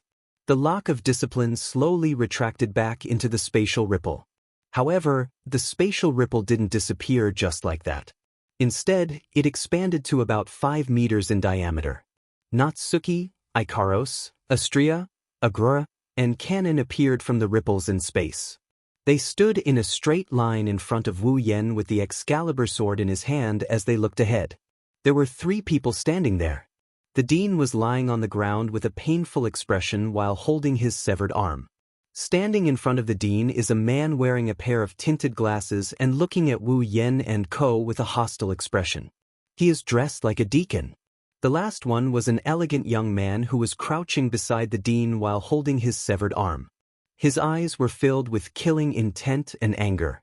Wu Yen is the one who sent Wu Yen to kill the dean, the head of the Granville family's nightclub executive department, and his automaton, TTN, the semi-finished product named Shinobu, INEDLL. Shinobu appeared out of nowhere and ambushed Wu Yen. He was sent flying by Natsuki's lock of discipline. Of course, Shinobu wasn't here to ambush Wu Yen. He was here to distract Wu Yen and rescue the dean. Wu Yen and the girls stood in the middle of the scorched earth. They exchanged glances with Kazuma, who was standing not far away from them, causing the atmosphere to tense up. Looking at the killing intent and anger in the boy's eyes, Wu Yen raised an eyebrow and laughed. His laughter was very sarcastic. I say, head of the night meeting executive department, what is the meaning of this? The young man glared at Wu Yen. His expression kept changing between anger and killing intent, hesitation and struggle. It's a complicated mix of emotions, but he didn't say anything. That was only natural. Even if Shinobu opened his mouth, he wouldn't know what to say. I really want to know what kind of development this is. Wu Yen said with a smile that isn't a smile. You were the one who ordered us to kill the dean. Hearing this, the young man's face immediately darkened. That's right. He was the one who used Oliet as a hostage to threaten Wu Yen. He was the one who ordered Wu Yen to kill the dean. But now, he was the one who ordered his men to kill the dean. He personally saved the person he ordered to be killed. That's why Shinobu was speechless. Shinobu was slapping himself in the face. However, the young man really knew how to control his emotions. Realizing that he was slightly agitated, he closed his eyes and took a few deep breaths. When he opened his eyes again, he had the same annoying smile on his face as before. Ah, this is amazing. I didn't expect the famous Crimson Eyes to defeat the strongest magician of the 19th century. This is amazing. My goal isn't to defeat you. Wu Yen ignored the guy who's trying to change the topic. He looked at the guy with a deep gaze. My goal is to kill the academy head. Shinobu's annoying smile froze for a moment. He waved his hand elegantly. Thank you for your hard work. But this is enough. This is enough. Wu Yen asked a question he already knew the answer to. Because, after thinking about it, killing the dean now will cause a lot of unnecessary trouble. Shinobu cursed in his heart, but he still maintained the smile on his face. Therefore, Dean, please spare his life for the time being. How can that be? Wu Yan's expression slowly turned into a sneer. Freud, I have to complete my mission, don't I? You. Shinobu clenched his teeth and lowered his head. After a long time, he sighed. All right, Crimson Eyes. You probably know about the agreement between the Dean and the Granville family. So, I won't let you kill the Dean. Of course, we won't trouble Oliet anymore. Just treat it as if you're putting on a show with us. How about you stop now? What a pity. That's a shame. This time, Wu Yen sincerely expressed his regret. Initially, I thought that you would charge at me like a madman after I cut off the Dean's arm just like that. Oh? Shinobu said with a fake smile. Why do you think so? Isn't that a matter of course? Wu Yen tilted his head and said something that made Shinobu unable to maintain his smile. After all, the Dean of the Academy is your biological father, the elf Peter, Alice, and you're not the only one. Alice Bernstein. Alice? Bernstein? Natsuki and the other girls were stunned on the spot. Shinobu, who lost his smile, stared at Wu Yen for a while before standing up. As the boy stood up, his clothes, skin, face, and every other part of his body were peeled off like petals, and they were blown into the distance by the breeze. Under everyone's gaze, Shinobu's skin turned white. His body began to protrude forward and backward. His hair grew longer and turned into a waterfall of hair. Not long after, a beautiful girl appeared before everyone's eyes. Her silver hair was like a meteor, drawing a long trail in the air. It fluttered in the wind like a feather, hanging down to her waist. It shone with a dazzling brilliance. Her facial features were well defined. Her eyes were slightly slender and her nose was high. Her eyes were like emeralds, shining brightly. This is a beautiful girl without a doubt. However, Wu Yan's expression didn't change at all.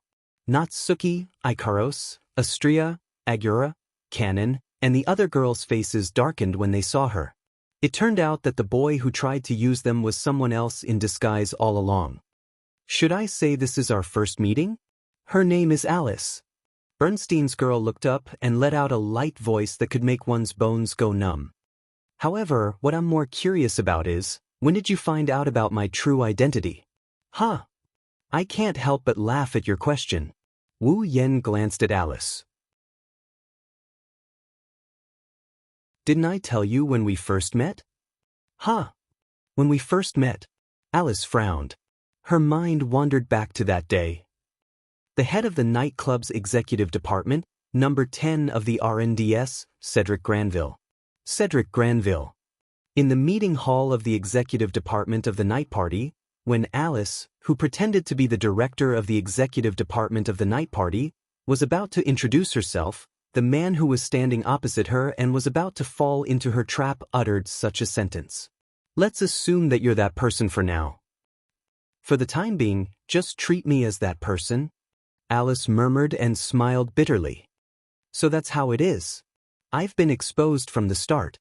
Even my plan has been exposed. That's why you beat me at my own game and followed my orders to assassinate the dean? Well, it's not that. Wu Yen said with an indifferent expression. It's just that I'll be in a better mood if I do that, then we really are alike. Alice pursed her lips into a smile. We're both scheming against others to please ourselves. Don't compare me to you. Wu Yen retorted without holding back. My motto is to not offend others unless offended. I'm different from you who dragged unrelated people into this mess just to please yourself. Even your soul is rotten. Thank you for your exaggeration. Alice showed a pitiful smile as if she had been praised. The reason I've lived until now is to obtain everything I love and then destroy them all. Is that so? Wu Yan nodded. Then, before I wish you success, I'll give you a piece of advice. No, a warning. I'm almost done with this game. Wu Yan looked straight at Alice. That's why you should stop messing around with Angeliette. Otherwise, I can't guarantee that your dear father won't lose another arm. Alice's smile froze on her face. Wu Yan, on the other hand, didn't even look at Alice. He turned around and left the scorched earth with the girls in tow.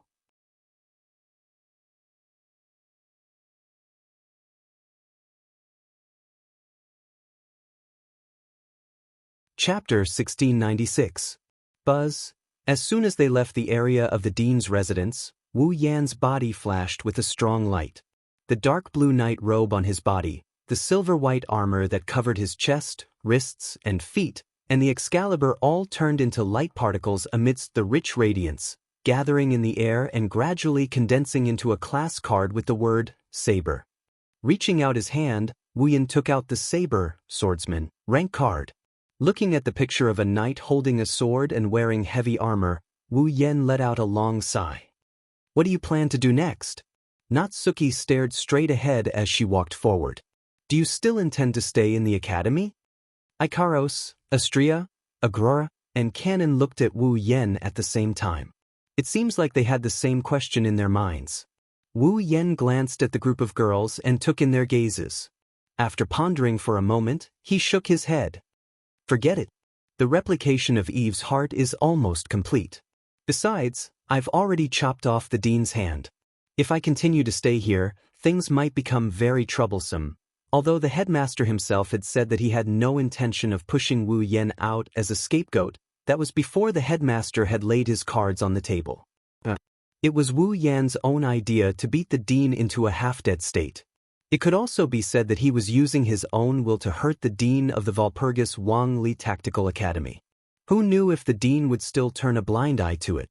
Even if the headmaster really intended to let the culprit who cut off his arm continue to stay in the academy after his arm was cut off, Alice, that brainless fellow, might once again come looking for trouble with Wu Yan. After all, what Alice was after, to put it nicely, was something that pleased him. To put it bluntly, it was something that pleased him. It was a process of self-destruction. It was hard to guarantee that Alice would not trouble Wu Yan again. Wu Yan was not afraid. However, it was better to avoid trouble if possible. Moreover, it was just as Wu Yan had said.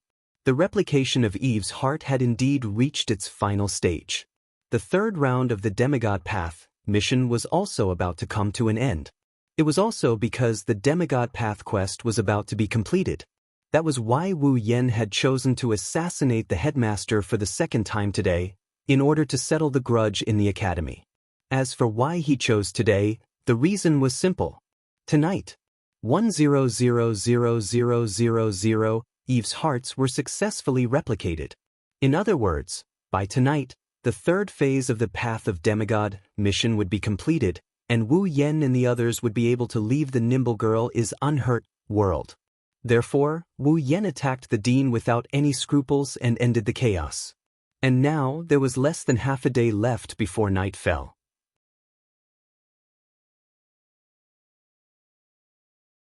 With Wu Yan and the others' abilities, hiding for another half a day in the Walpurgis Academy without being discovered would be a piece of cake. Master! Astria pulled Wu Yan's sleeve. She hesitated for a moment before speaking. Aren't you going to bid farewell to Miss Charlotte? Wu Yan's footsteps stopped for a moment. He hesitated. Ikaros. Canon turned around and looked at Ikaros. Aren't you going to bid farewell to Miss Flay and Rabbi? Ikaros flinched. It's rare for her to be hesitant about something other than Wu Yan. I don't encourage people to leave without saying goodbye. Even though it was a prideful statement, Agrora said it in a timid tone. My other half thinks so too. In other words, Agrora's other personality, Nagisa Akatsuki, also felt that she should bid farewell to Charlotte.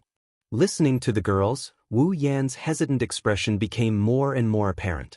Natsuki's red lips opened slightly. She wanted to say something, but she suddenly stopped and sighed. It seems like there's no need to hesitate. As soon as Natsuki finished speaking, a voice called out to him from not far away. In front of him, a fairy-like girl who was hugging a little dragon that was covered in wounds, a girl with 5 dogs, a young man with a girl in a kimono with a short skirt, and a man with an automaton with a humanoid figure ran over at a speed that was not considered slow. Looking at the group of 2 guys and 2 girls, especially the girl who is carrying a wounded little dragon and running towards him with an anxious and worried look on her face, Wu Yan's hesitation was swept away and he bitterly laughed.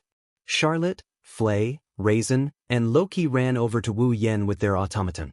To be exact, after running for a distance, Flay, Raisin, and Loki stopped.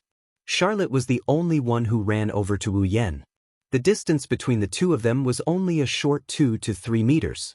When the wine-red pupils and the azure-blue eyes met, waves of emotions surged within them. It was as if there were thousands of words that they wanted to say, but they couldn't say a single word. Natsuki, Ikaros, Astria, Agrora, Cannon, and the other girls moved away and walked over to Flay and the others. They started chatting about something. It was clear the girls wanted to give Wu Yan and Charlotte some space. A space to bid farewell to each other. Charlotte tightly hugged the silent little dragon in her arms and asked nervously, "Who did you?" Seeing Charlotte's nervous expression, Wu Yan chuckled. "Don't worry, I didn't kill the school head. I only taught him a lesson." Charlotte released a sigh of relief when she heard Wu Yan's explanation. At the same time, she also felt a bit confused. Lesson? A lot of things happened. Wu Yan did not explain. He merely smiled at Charlotte. You only need to know that you and your younger sister can live peacefully together in the future. That's enough. Seeing the smile on Wu Yan's face and hearing Wu Yan's words, Charlotte felt pain in her heart. She couldn't hold back her tears and started sobbing. Who needs you to meddle in other people's business? At the end of the day, you still can't be honest with me. Wu Yan bitterly smiled. And here I thought you would be a little more honest. I have always been this honest. After saying something that even she didn't believe, Charlotte rubbed her eyes and lowered her head. Are you planning to leave the academy? Should I say that her intuition is always accurate? Even though they only exchanged a few sentences and the content was completely unrelated, Charlotte could still faintly feel it. Before her eyes, the person she loved with great difficulty was about to leave her side. Even though I caused a lot of trouble, I'm not so kind as to clean up the aftermath. Wu Yan said with a teasing tone. What? You can't bear to part with me? Who would be reluctant to part with a pervert like you? Charlotte lowered her head so no one could see her expression. However, the words that came out of her mouth were squeezed out. Her heart was filled with sorrow. If you want to leave, leave. I won't. You won't ask me to stay, right? Wu Yan said helplessly. That would be for the best. If you ask me to stay, I'm worried that I won't be able to resist. Charlotte bit her lips tightly. She wanted to say something, but she couldn't. In the end, she could only say such a sentence. Will you come back? That's hard to say. Wu Yan looked directly at Charlotte and his voice became gentle. But when I practice with you, I'll definitely come back. Charlotte finally raised her head and met Wu Yan's gaze with her teary eyes. She didn't look away. If you lie to me, I'll blast you to smithereens. That's really scary. Wu Yan pretended to be afraid and patted his chest. Looks like I'll have to find time to practice with you as soon as possible. Of course. Charlotte said with her usual impolite tone. She stood on her tiptoes and kissed him on the lips while he was still in a daze. You know the consequences of lying to me. Charlotte revealed her most beautiful smile. Wu Yan came back to his senses and smiled helplessly.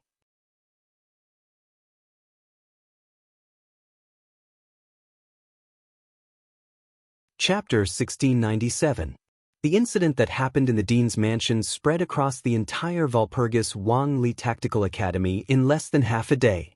Although it was said to spread across the entire Walpurgis Wang Li Tactical Academy, in fact, what was spread out was that the entire area around the Dean's mansion had been turned into scorched earth.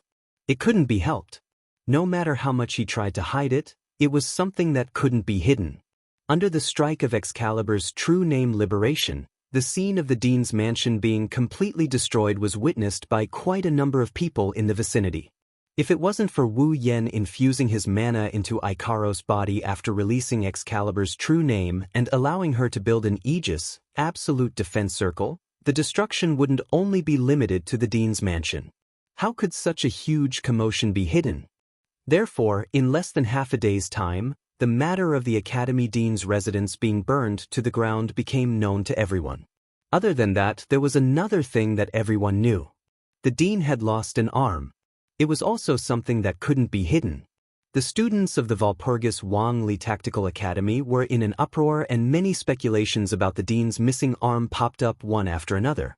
Not long ago, Wu Yen attacked the Dean under the watchful eyes of the crowd and caused quite a commotion. Naturally, the incident of the Dean losing an arm couldn't escape the speculations of being assassinated by Wu Yen.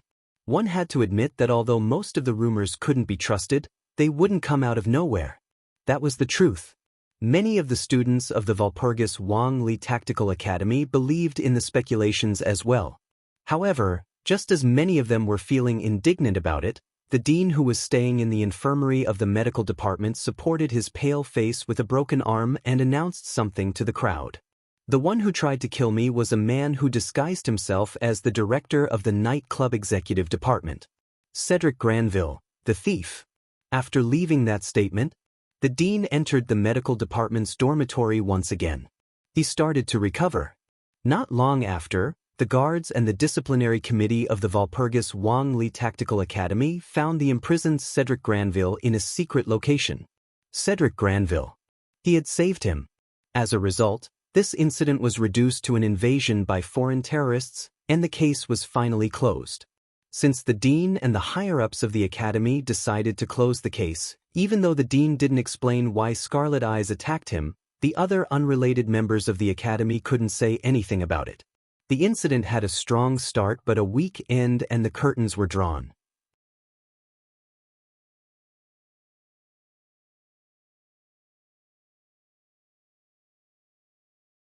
It wasn't uncomfortable, but it was unfamiliar. Nagisa, Astria, and Natsuki, Ikaros, and Kanon's expressions softened when they saw the return of their powers. On the other hand, Wu Yan's restriction bracelets disappeared. The power that originally belonged to him returned to him in an instant. 1 second he was level 0 and the next second he soared to level 89. That feeling of fulfillment, perhaps Wu Yan can understand it better than the girls. He closed his eyes and his expression turned into one of exhilaration. At this moment, beep! User has completed the 3rd phase of the Demigod Path mission.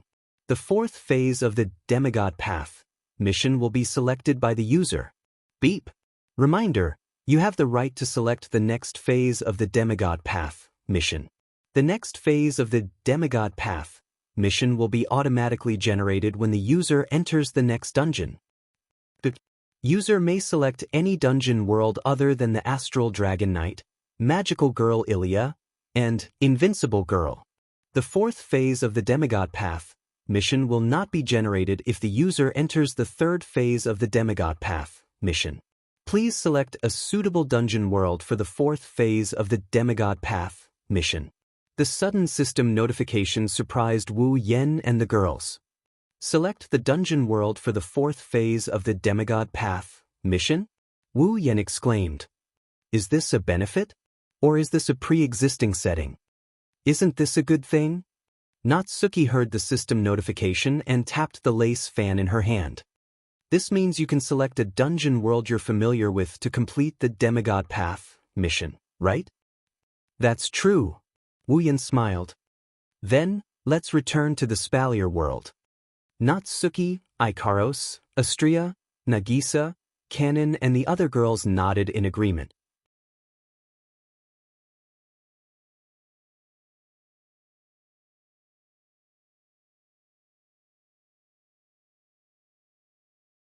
Chapter 1698. The Otherworldly Capital.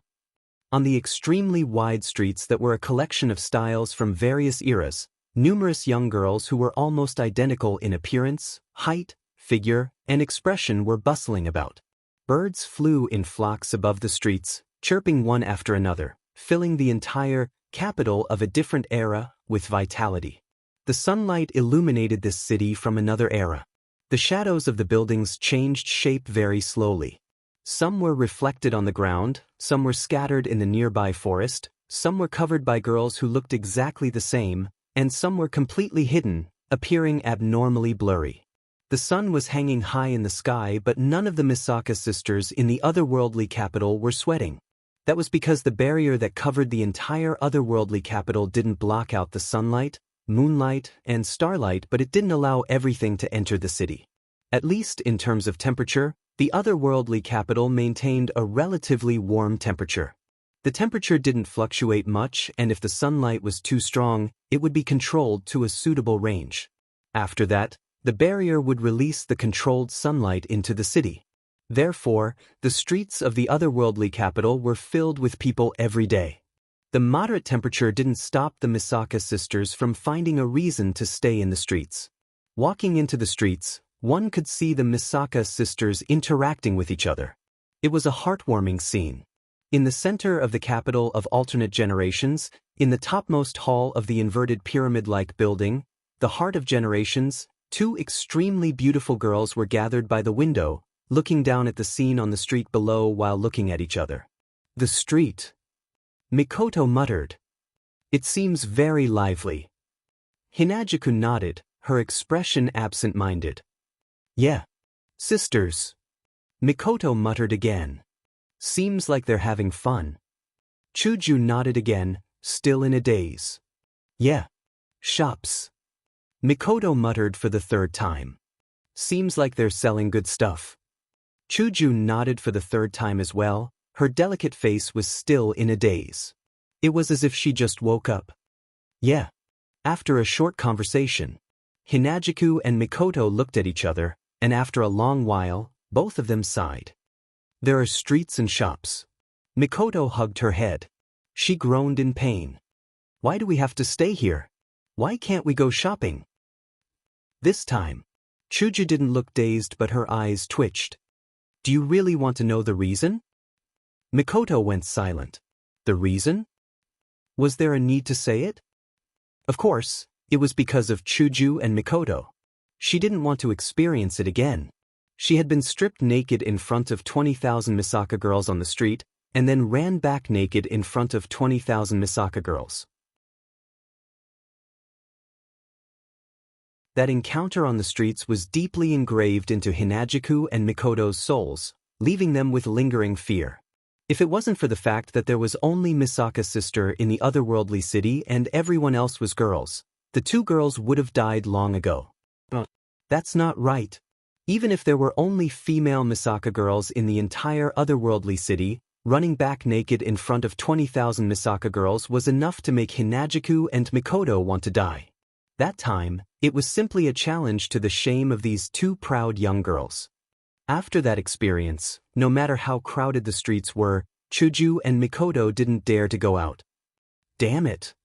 Mikoto screamed like she was about to go crazy. Why isn't everyone out of the lake yet? It's just the two of us here, isn't it too boring? Yukari is really something, sleeping in the middle of the day. Chuju couldn't help but complain. It's fine if she's sleeping, but at least she could give us an idea before she goes to sleep. Too bad our sage demons are nocturnal creatures. They sleep during the day and move at night. They hibernate during the winter. That's why we can't see Yukari during the day unless it's necessary. Perhaps at night, Yukari was the only one in the generational's heart. She might have the same problem as Hinajuku and Mikoto. Who knows? Of course, it was more likely that Yukari would use the power of her gap to spy on the Misaka sisters' lives at night, and she would find pleasure in doing so. No matter what, it's much more fulfilling than Chuju and Mikoto right now. Sigh. The two proud girls could only let out a sigh. They anxiously looked at the street below, their eyes full of yearning. Bzz. Suddenly, the air in the middle of the hall vibrated as if it's being squeezed by something. Both Hinajuku and Mikoto's ears twitched like squirrels, and they turned around to look at the source of the strange phenomenon. In the next moment, the three figures of a man and two women flashed out of the vast hall without any warning, appearing out of thin air. The man had black hair and red eyes. He wore a black shirt, black pants, and a black jacket. As for the girls, they had pink wings and pure white wings respectively. They were dressed in white with red edges and a red pleated short skirt. They were as beautiful as angels. It was very easy for people to mistake them for goddesses who had descended to the mortal world. Just their appearance alone was extremely dazzling. Looking at the three figures of one man and two women appearing out of thin air in the middle of the hall, Hinajiku and Mikoto were stunned for a moment before their eyes lit up. Then, Ikaros, Astria. The newcomers were none other than Wu Yen, Ikaros, and Astria, who just returned from the world of Nimble Girl. Natsuki, Nagisa, and Kanon transformed back into familiars and entered deep slumber inside Wu Yan's body. Wu Yen, Ikaros, and Astria turned around and looked at Chuju and Mikoto. Yo! Wu Yen giggled. I'm back. Ikaros. Astria. Chuju and Mikoto ignored Wu Yen and jumped in front of Ikaros and Astria. They hugged the angelic girls while they were still in a daze. You're finally back. Ikaros and Astria were a little confused by Chuju and Mikoto's joyful behavior. However, they still hugged the two prideful girls back. The four girls hugged each other like best friends who haven't seen each other for a long time. In response, Wu Yen maintained his greeting posture. He was petrified and didn't react for a long time. What is this? Sisterly love? That's a good thing, but why didn't I get the same treatment? Thinking up to this point, Wu Yan's heart is filled with unwillingness. He turned around and looked at Ikaros and Astria, who are hugging Hinajiku and Mikoto. A stiff smile appeared on his face. Chuju, Mikoto, I'm back too. Wu Yen increased the force on the word also, so that it sounded like he was shouting it out loud. Chuju and Mikoto finally noticed Wu Yan's return. They looked up from Ikaros and Astria's embrace and glanced at Wu Yen. Oh! Chuju and Mikoto grabbed Ikaros and Astria's hands excitedly. You guys came back just in time. We're bored. Come play some games with us. Yeah. The game console Ikaros made last time didn't come in handy, right? This is a good opportunity. Let's go play together. Yeah. Chuju and Mikoto chatted with Ikaros and Astria enthusiastically while ignoring him. Wu Yan's face turned red, then green, then white, and finally black. You guys? Wu Yen lowered his head and said in a low voice. He felt like he should reclaim his position as the husband. What's the meaning of this? Are you planning to rebel? Shut up. Chuju and Mikoto glared at Wu Yen. How do you know how bored we are? Bored? Wu Yen is flabbergasted. Hinajiku and Mikoto didn't have the intention to explain. They just snorted coldly, grabbed the two angelic girls' hands and walked towards their rooms. Wu Yen was the only one left in the room. His back looked bleak.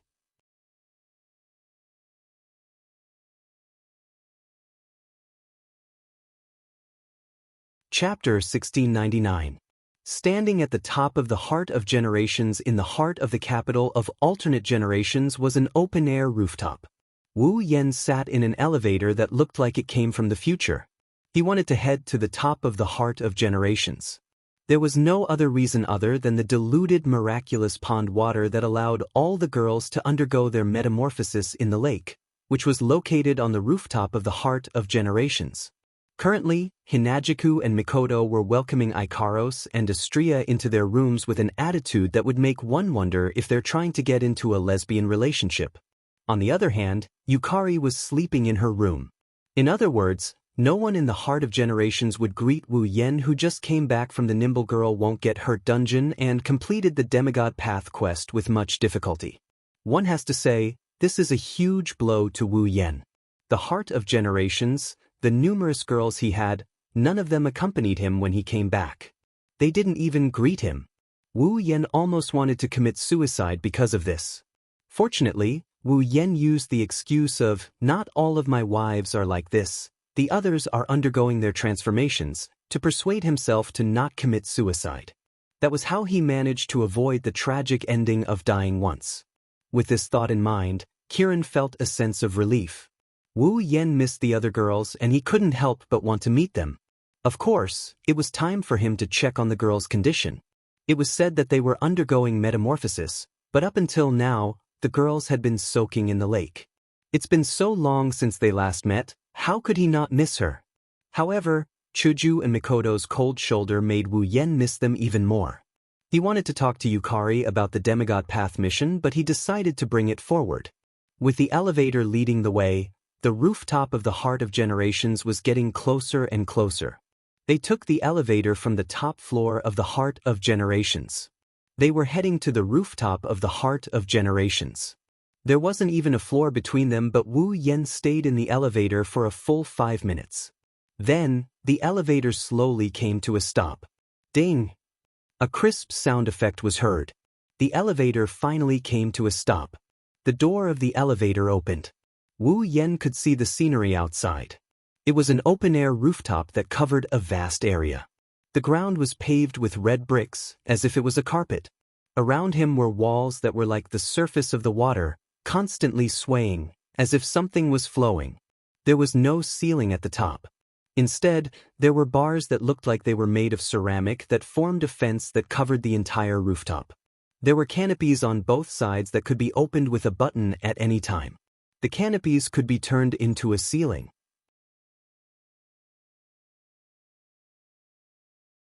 In the center of the rooftop, there was a platform that was about a meter higher than the rest of the rooftop. There was a lake that looked like an extra large bathtub on top of it.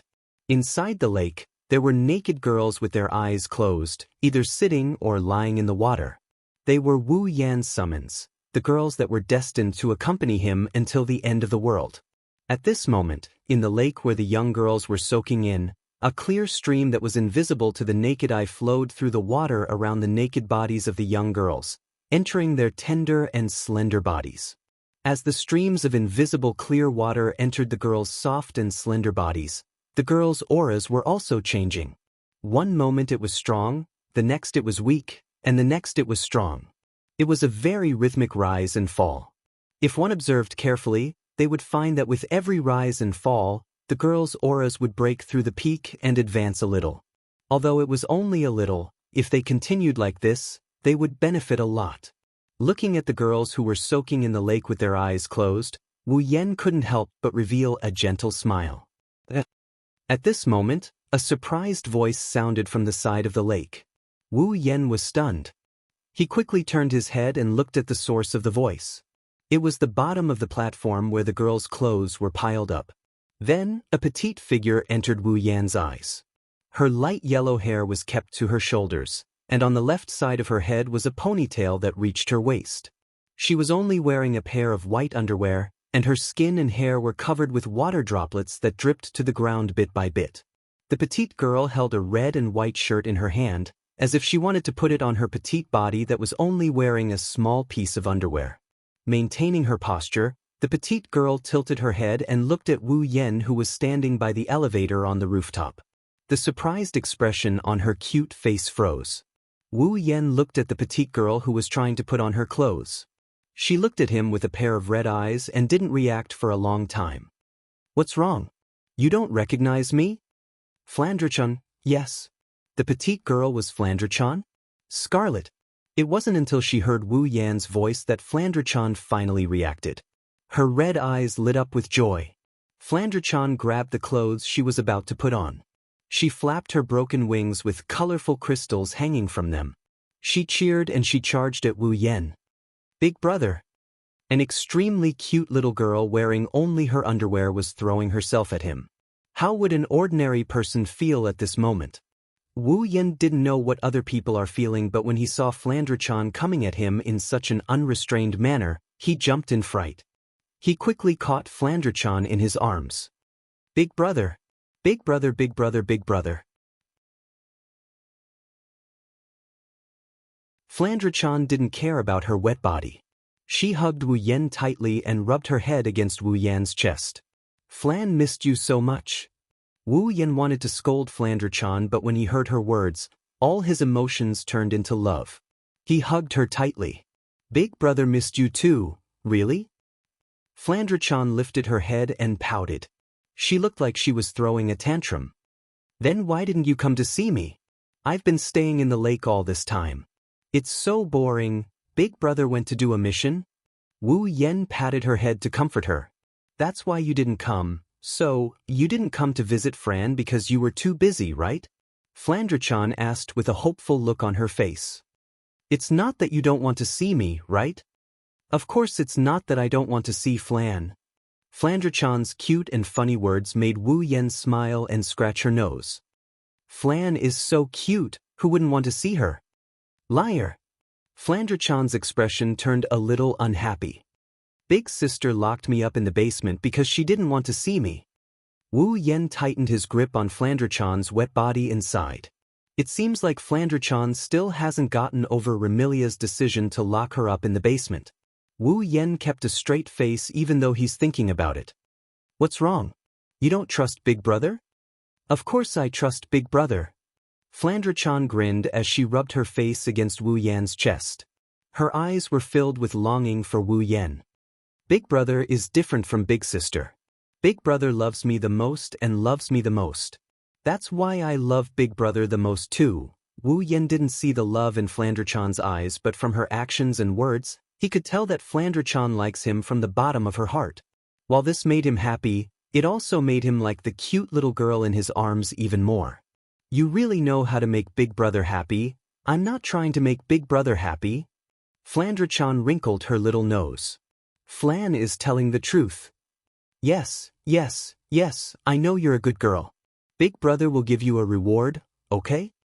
Okay. Her bell-like laughter reverberated in the surrounding space, filled with warmth.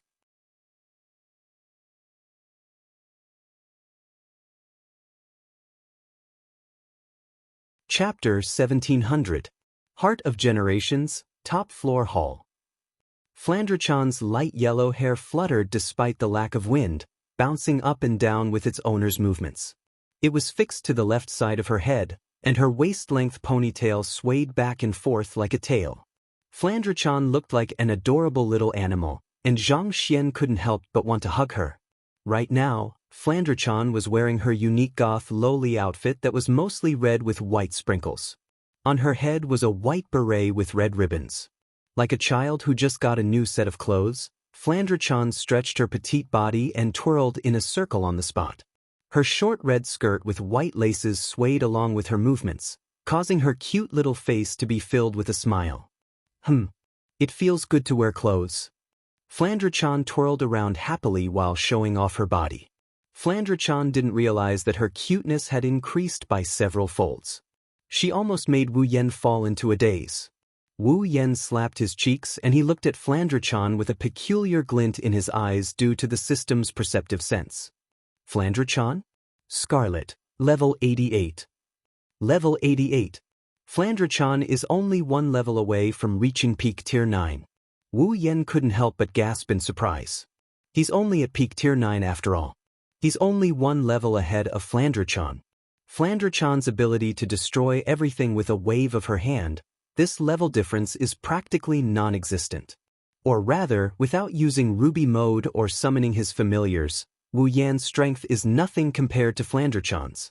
Flandre-chan may be one level lower than Wu Yen, but in terms of strength, Flandre-chan at level 88 is stronger than Wu Yen at level 89.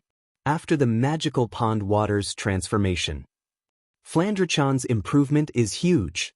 If I'm not mistaken, Flandre-chan wasn't even level 85 before the magical pond water's transformation.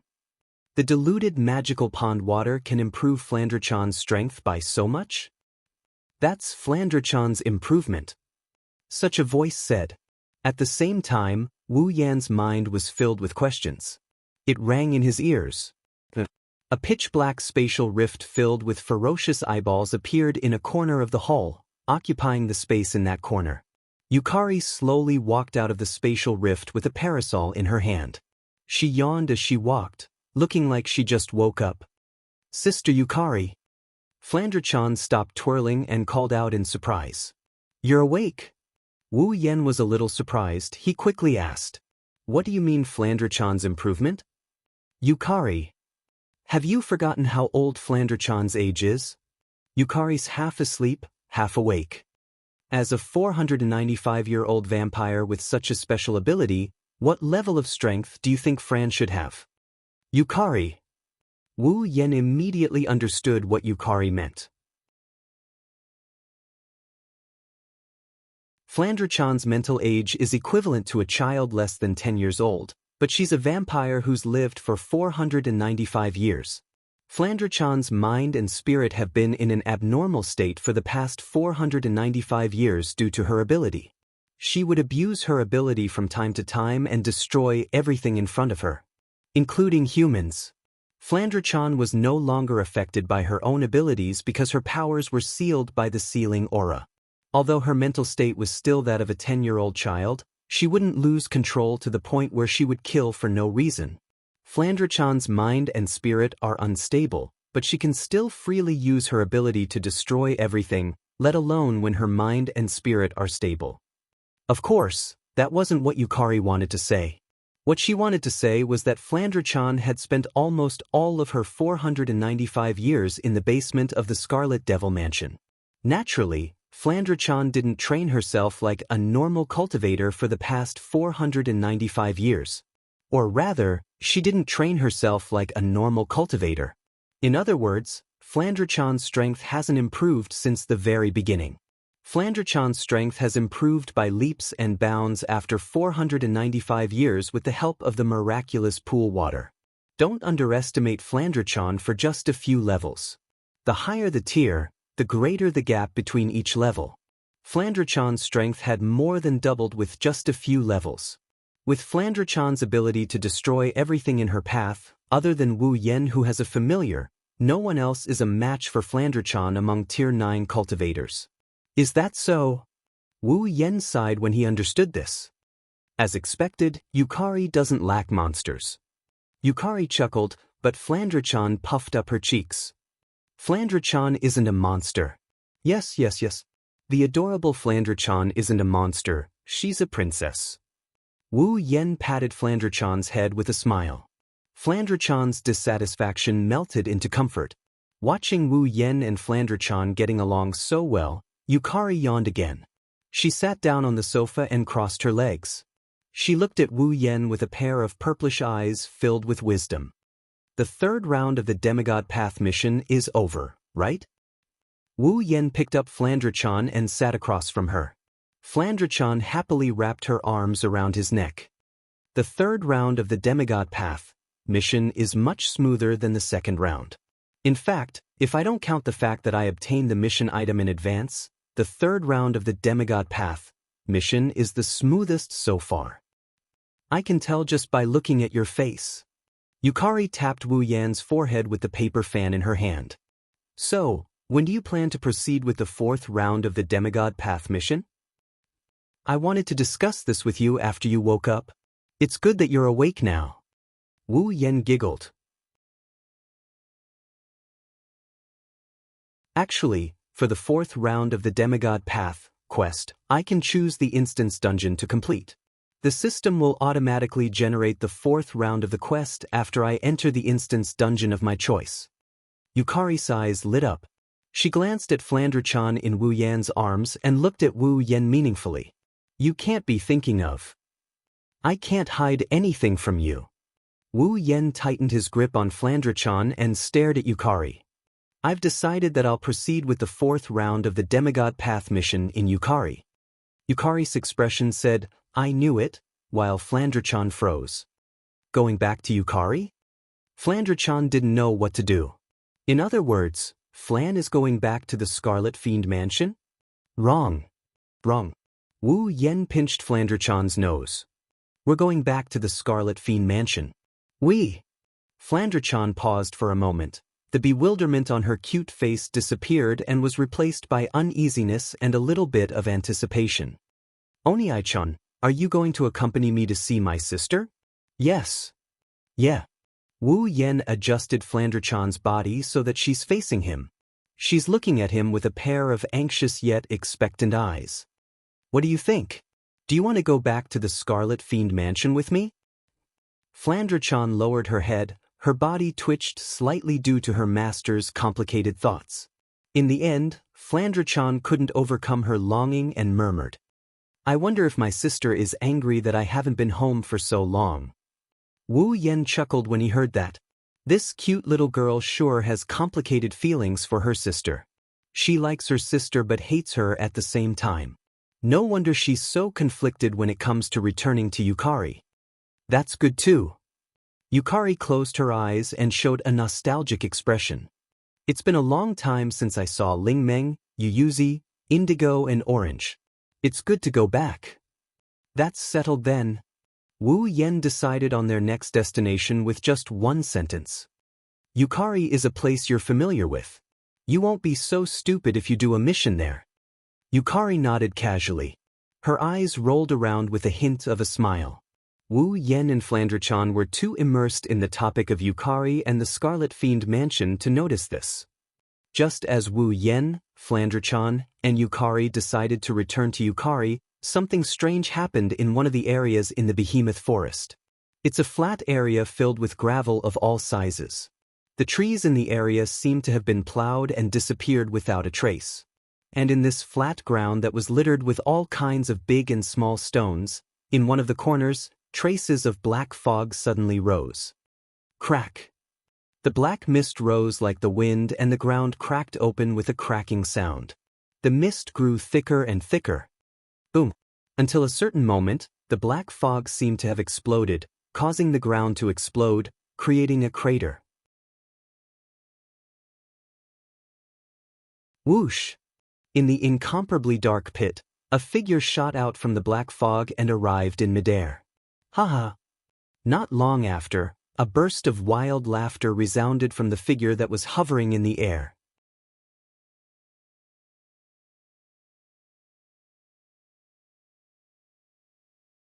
Chapter 1701. The next morning, on the top floor of the Heart of Generations, Hinajiku, Mikoto, Ikaros, and Astria were standing in a row with their gazes focused on the front. In front of Chuju, Mikoto, Ikaros, and Astria were Wu Yen with Flandre-chan in his arms and Yukari who was yawning with her parasol in hand. "Master," Ikaros said worriedly when she saw Wu Yen hugging Flandre-chan. "Can't I go with you?" "You really don't need us to go with you?" Just as Ikaros finished her sentence, Hinajiku, who was frowning her beautiful eyebrows, also spoke up. "Although I've heard from you that there are many high-level monsters and gods in the fantasy village, we're all at level 9 now. Even if we can't be ranked as strong in the fantasy village, we're still considered experts, right?" This was the truth. Fantasy Village was not an instance world. It was just a small area within an instance world. On the surface, there was nothing mysterious about the world of Fantasyland. It was just like an ordinary world. The people there didn't believe in the existence of ghosts, monsters, gods, and so on. They didn't even have the factor that allowed them to enter the game world to experience the game like the Sword and Saber Dominion. It was an extremely ordinary world. However, in a corner of that world, a place called the Fantasy Village existed in a place that people could not reach. The reason why people didn't believe in any mysterious existence was because all the mysteries were concentrated in the place called Fantasy Village. Spectre, demon, gods, vampires, all kinds of creatures that did not exist in common sense lived in a fantasy land. As for Fantasy Village, it was covered by a barrier known as the Great Bali Barrier. The creator of Fantasy Village, Violet, who was also known as the Sage of Monsters, had also added a barrier that separated illusion and reality. Under the effect of these two enchantments, although it could not be said that the Fantasy Village was completely isolated from the outside world, under normal circumstances, people could not enter the Fantasy Village. The ghosts, monsters, gods, and so on in the Fantasy Village, except for a few special cases, could not enter the human world. Since there were all kinds of mysterious creatures in the Fantasy Village, there were even gods among them. The power level in the Fantasy Village was generally high. Even so, a level 9 monster was still considered a powerhouse in the Fantasy Village. This could be seen from Flandre-chan's behavior. Flandre-chan's strength wasn't at the top of the ladder in Fantasy Village, but she was at the top of the ladder where a great monster like Yukari existed. Before becoming Wu Yan's summon, Flandre-chan was already at level 9. Chuju, Mikoto, Ikaros, and Astria were also at level 9. They were definitely qualified to enter the fantasy village. Unfortunately, I didn't say that you guys aren't strong enough. It's just that the system stated that I can only bring 2 summons with me during the Demigod Path quest. Both Violet and Flandre-chan are already full. Wu Yan said helplessly. Moreover, you guys have underestimated the fantasy village. Indeed, your levels are definitely ranked high in the fantasy village. However, the most terrifying thing about the fantasy village is that even the low-level existences possess terrifying special abilities. That's right. That's right. That's right. The scariest thing about the fantasy village isn't the high-level existences, it's the fact that even the low-level existences have special abilities that can't be ignored. Thinking about Purple, the power of Realm could create and destroy everything. How terrifying was that? With the power of Realm, even if she was facing someone of a higher level than her, as long as the gap between them wasn't too big, she would still have the absolute upper hand. Flandre-chan, on the other hand, could destroy anything with a wave of her hand. When she was first summoned, she was only level 82, but she was able to defeat the Long-Arm Ape King, which was only 1 or 2 levels lower than her. Flandre-chan was almost invincible among the Tier 9 demons. However, in the fantasy village, there are even scarier abilities than that. Anyone with a special ability can be pulled into the Spalier world. They might not be able to challenge someone above their level, but it's not hard for them to be invincible among the same level. Chuju and Mikoto are the type that don't have special abilities. Ikaros and Astria have Pandora mode, but it only increases their power, it doesn't grant them any special abilities. It's not going to be easy for them to deal with existences that aren't weak and have special abilities. If Wu Yan didn't have Violet and Flandre-chan's Ruby mode and his trump card familiar, he wouldn't be able to get a good position in the fantasy village with his current strength. Sigh. Mikoto sighed. I wanted to visit Violet and Flandre-chan's hometown. Astria puffed up her cheeks angrily. I really want to go too. There will be plenty of opportunities in the future. Z glanced at the group of girls, and a gentle smile appeared on her face. If it's you guys, I will always welcome you on behalf of the fantasy village. This time, let me experience it first. Wu Yan comforted. How about we all go on a trip to the fantasy village after everything is over? All right. Chuju, Mikoto, Ikaros, and Astria nodded reluctantly. It won't be long before Shokuho comes out of the lake. Violet opened the paper fan in her hand and covered the lower half of her face with it. With Shokuho and your current strength, you won't be able to find anything in the Spalier world that can threaten the otherworldly capital. So, don't worry too much. Understood. Chuju and Mikoto nodded. Be careful. Master. Ikaros and Astria spoke up. Be careful. Remember to take care of yourselves too. Wu Yan glanced at the 4 girls before taking a step back.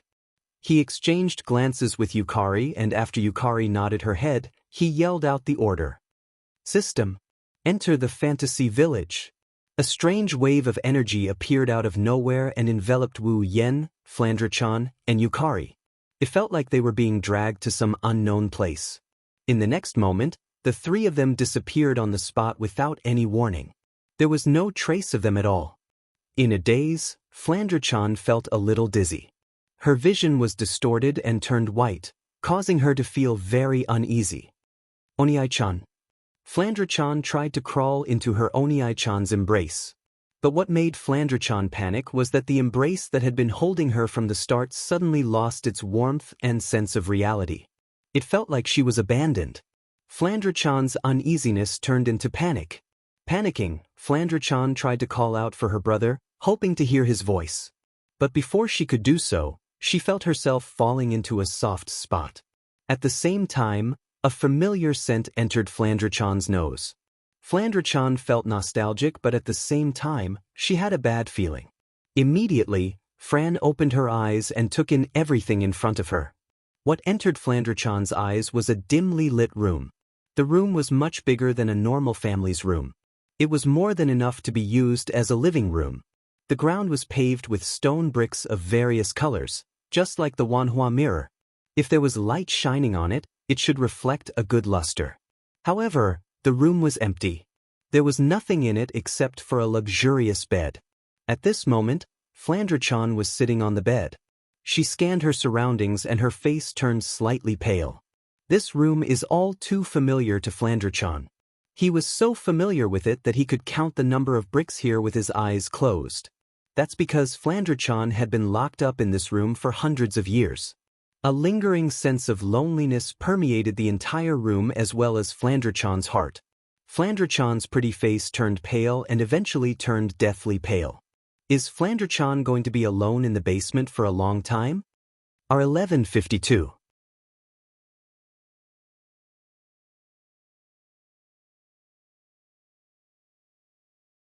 Chapter 1702. To Flandre-chan, it wasn't an exaggeration to say that this basement was her room. Because Flandre-chan had stayed in this basement for hundreds of years, longer than any other place in the world. But staying in a room like this for hundreds of years, all by herself, was a constant torment to Flandre-chan.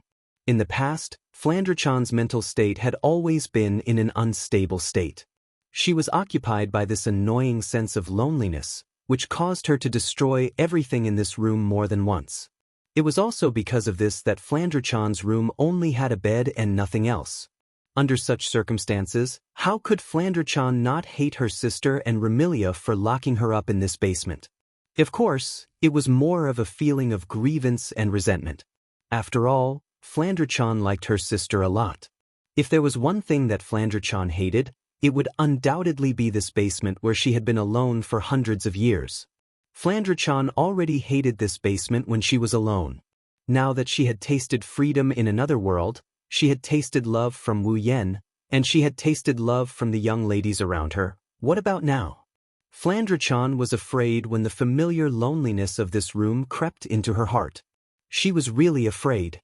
She was afraid that she would have to stay in this cold little world for a very long time. She was afraid that she wouldn't be able to enjoy the freedom of the outside world. She was afraid that she wouldn't be loved by her sister who wasn't related to her by blood. She was even more afraid that she would never be able to see the brother who saved her from this cold world, who gave her a steady state of mind and spirit, who gave her warmth and love. Flandre-chan's face turned pale and she couldn't help but shake her head. No. I don't want to stay in this basement. I don't want to be unable to see Big Brother. No? Flandre-chan's wine-red eyes glinted with blood-red radiance. She turned her gaze to the entrance of the basement with a determined expression. Shing! Flandre-chan transformed into a streak of light and darted toward the entrance of the basement. She headed toward the entrance of the basement. He reached out his hand and shook it firmly. Boom! In the next second, the basement door exploded into a pile of debris with a muffled sound. The sound of explosion spread far and wide. It reached the ears of everyone who lived in the Red Devil Mansion. Immediately, everyone in the Red Devil Hall was shocked. What's wrong? In the kitchen of the Red Devil Hall, a young girl who was cooking something suddenly turned her head and looked outside the kitchen. What happened? Outside the entrance of the Red Devil Mansion, a plump young girl tilted her head in confusion. His gaze swept across the room. There seems to be some kind of abnormal sound just now, right? This voice. In a library in the Red Devil Mansion, a young girl who was buried in a pile of books and holding a book in her hand raised her head, her face full of surprise. It seems to be coming from the basement. Basement? In a vast and luxurious room in the Red Devil Mansion, a petite girl sat up from the bed with all her might. A serious expression appeared in her scarlet eyes. Flandre-chan. The sound of the explosion echoed clearly in the castle-like basement, causing all kinds of chaos in the Red Devil Mansion. All the maids in the Red Devil Mansion were in an uproar. Some stood in place, not knowing what to do. Some chose to run to the kitchen, as if they knew there was someone who could make a decision there, and some of them were at a loss. However, there were also some maids who let out terrifying screams. These screaming maids all discovered a figure flying over their heads. It wasn't until they finally saw the general appearance of the figure that flew over their heads that they screamed, "Not good! Not good! Not good!" Second Miss escaped. Second Miss escaped from the basement. Amidst the panicked screams, the Red Devil Hall, which had been very quiet not long ago, seemed to have turned into a crime scene where a terrorist had launched a terrorist attack. Screams, clamors, and chaos could be heard incessantly. Flandre-chan, who was flying toward the entrance of the Red Devil Mansion, didn't care about these noises at all. Right now, Flandre-chan only had one thought. That was to get out. Get out and find Wu Yan. Maybe it's because she was trapped in the basement of the Red Devil Mansion for a few hundred years. Flandre-chan wanted to see Wu Yan as soon as possible. She wanted to jump into Wu Yan's arms as soon as possible. Otherwise, she wouldn't be able to get rid of the loneliness and fear in her heart. Xing. Flandre-chan's speed rose to another level under the influence of such emotions. She streaked across the air like a fighter jet, heading toward the entrance of the Red Devil Mansion. The Red Devil Mansion was indeed huge, bigger than most castles. However, with Flandre-chan's speed, she didn't need much time to cover the entire place. It didn't take long for Flandre-chan to fly out of the hallway and into the largest hall on the first floor of the Red Devil Mansion. Seeing the door leading to the Red Devil Mansion in front of her, Flandre-chan's face was filled with joy, but it immediately changed and she stopped in her tracks. Xing xing xing xing xing. A series of sonic booms resounded in the hall, slicing through the atmosphere and turning into streaks of silver light. They brushed past Flandre-chan's body and shot past her as she slammed on the brakes. If Flandre-chan didn't stop just now, the silver light would have landed on her by now. As for those silver lights, they were flying daggers that flickered with cold arcs of light. After the flying dagger flew past Flandre-chan and stopped her in midair, several figures appeared in front of the gate leading to the Red Devil Mansion's outer court. 4 young ladies of different sizes were arranged in a square formation, but all of them had stunning looks. Standing on the left was a young lady with silver hair. She had a head of silver shoulder-length hair that hung down slightly, with sideburns on both sides of her silver hair. Her hair was tied into a small braid, and at the end of the braid was a green ribbon that fluttered with the movement of the braid. The young lady wore a blue and white maid attire with a white, pleated hairband on her head. Her skirt only reached her knees and she wore stockings on her feet. Obviously, she was a maid. However, the maid was still holding 2 flying daggers in her hands. Her beautiful eyes stared straight at Flandre-chan with a sharp glint in them. She didn't look like a servant at all. Instead, she looked valiant and heroic. Standing on the right was a young lady with long red hair. Wearing a simple black and white dress, her red hair reached her waist and draped down her back like a waterfall. There weren't any curls on her hair, it was the standard long, straight hair. The red-haired girl had a pair of bat wings on her head like hair accessories. She also had a pair of bat wings on her back, but they were much bigger. She looked like a demon from the legends. Standing behind her was a young lady with long purple hair. Her purple hair was also long and straight, hanging down her back naturally. The front of her hair was tied into 2 bundles with ribbons in front of her. He was wearing pajama-like clothes. The inner layer of the clothes was fluffy and comfortable with purple and lavender vertical stripes, while the outer layer was a lavender long coat with lotus leaves at the hem. On her head was a round beret with a crescent moon ornament. Her clothes and hat were tied into blue and red ribbons with ribbons. Compared to the 2 young ladies in front of her, she looked a little weaker. As for the one standing at the front, she was about the same height as Flandre-chan and appeared to be around 10 years old. The petite young lady had a pair of wine-red eyes and shoulder-length bluish-purple hair like Flandre-chan. She wore a goth lowly attire that leaned toward white, the color of cherry blossoms. On her head was a beret like Flandre-chan. She also had a small canine tooth. On the other hand, the petite girl looked just as adorable as Flandre-chan. In fact, they looked very similar. However, this petite young lady didn't have broken wings on her back. Instead, she had a pair of perfect bat-like wings.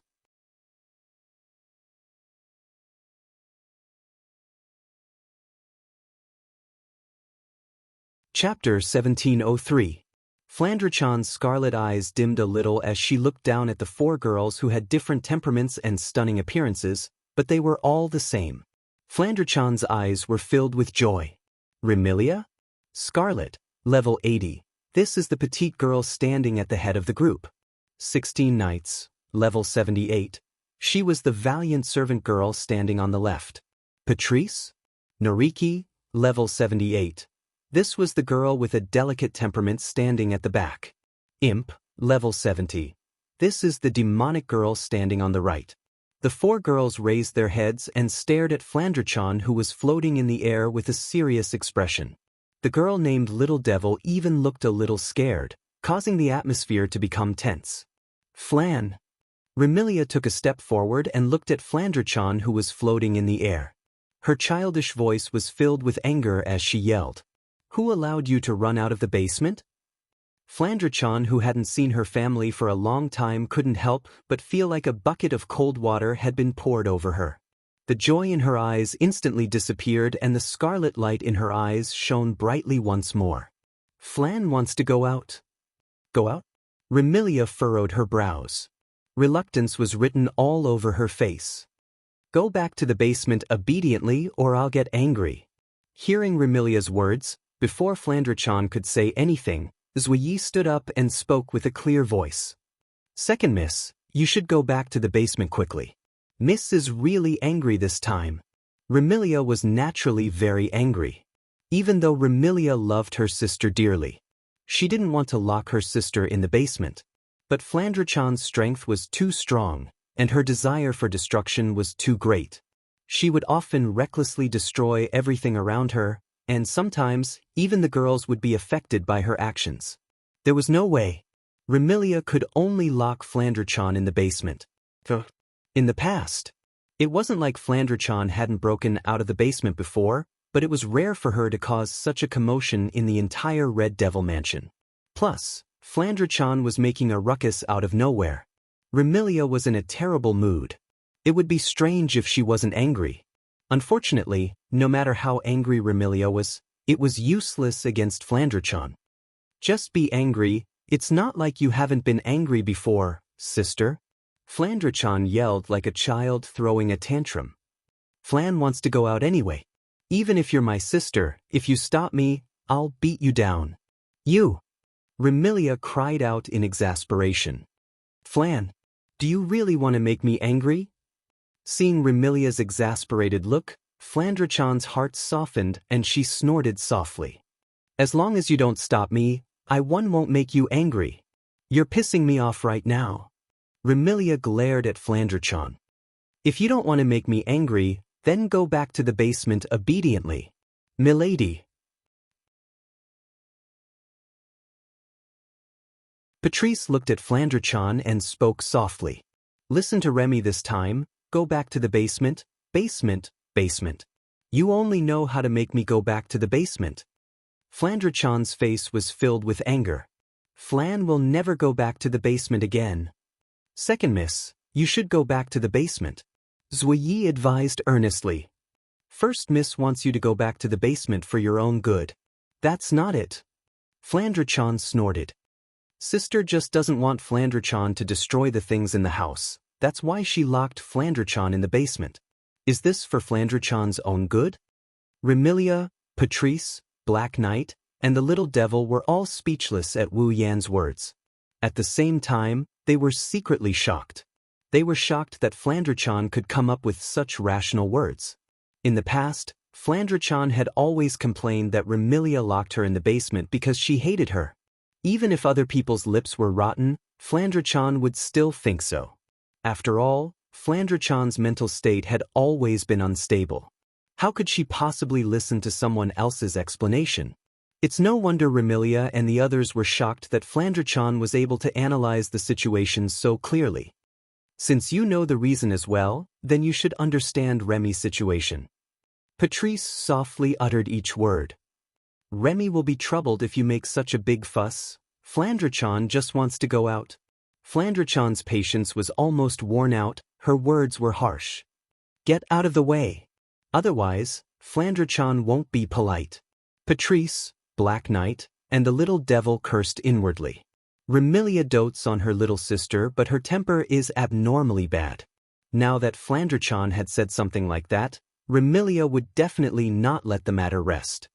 Not polite? I would like to see how you're going to be rude. As expected, Remilia laughed out of anger. Patrice. Black Knight. Capture Flandrachan. Remy, milady. Remilia and Yi seemed to want to say something, but they were immediately shut up by Remilia, whose face was filled with anger. Hurry up. Looking at Remilia's angry appearance, Patrice and Black Knight knew that there was no room for negotiation and could only take deep breaths. Little devil. Patrice glanced at the little devil. If the opponent is little sister, it's too dangerous for you to be here. You should leave first. The little devil didn't object. She knew what she was capable of and obediently retreated. At this moment, Patrice flipped her hand and revealed a thick book. She looked straight at Flandrachan. Little sister, it's not too late for you to return. It's right for you to obstruct Flandrachan. Flandrachan's eyes glowed red. Since that's the case, Flandrachan will defeat all of you. You two sisters are so stubborn that it's giving me a headache? Patrice smiled bitterly. She raised the book in her hand and a majestic magical aura surged from her body. Water Talisman, Princess of the Water Spirits. Her ethereal voice reverberated in the surroundings like an incantation, causing the thick tome in Patrice's hand to emit an intense multicolored radiance and surge with massive mana. That book was actually a book of the demonic Tao. 1.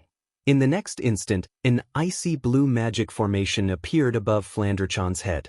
It expanded to a diameter of 2 to 3 meters and rotated on the spot. As the blue magic array rotated above Flandrachan's head, a translucent barrier emerged from the magic array and transformed into a hollow pillar of light. The pillar of light then descended from the sky and trapped Flandrachan inside like a cage. Flandrachan scanned the surroundings with her scarlet eyes. She looked at the light pillar that enveloped her and extended her hand. Flandrachan will be able to. Before he could finish his words, the magic formation above Flandrachan's head suddenly rotated and all the magic power within flowed into the transparent pillar of light. Whoosh! Under the infiltration of magic power, a water curtain suddenly descended from the surface of the transparent light pillar, turning the entire transparent light pillar into a cylindrical waterfall. Seeing this, Flandrachan's outstretched hand froze. Remilia, Patrice, and Yi heaved sighs of relief. Yi. Remilia waved her hand disinterestedly at Yi. Bring Flandrachan back to the basement. Yes, young mistress. Yi bowed respectfully to Remilia before turning around and bowing to Flandrachan, who was trapped in the water curtain. My apologies, second young mistress. Yi left the sentence and sauntered toward Flandrachan. Even though it was only an ordinary water curtain, Remilia, Patrice, and Yi didn't doubt that it wouldn't be able to trap Flandrachan, who was at the 9th stage. Logically speaking, with Flandrachan's strength, she should be able to break through this ordinary water curtain in minutes. However, everyone relaxed their expressions.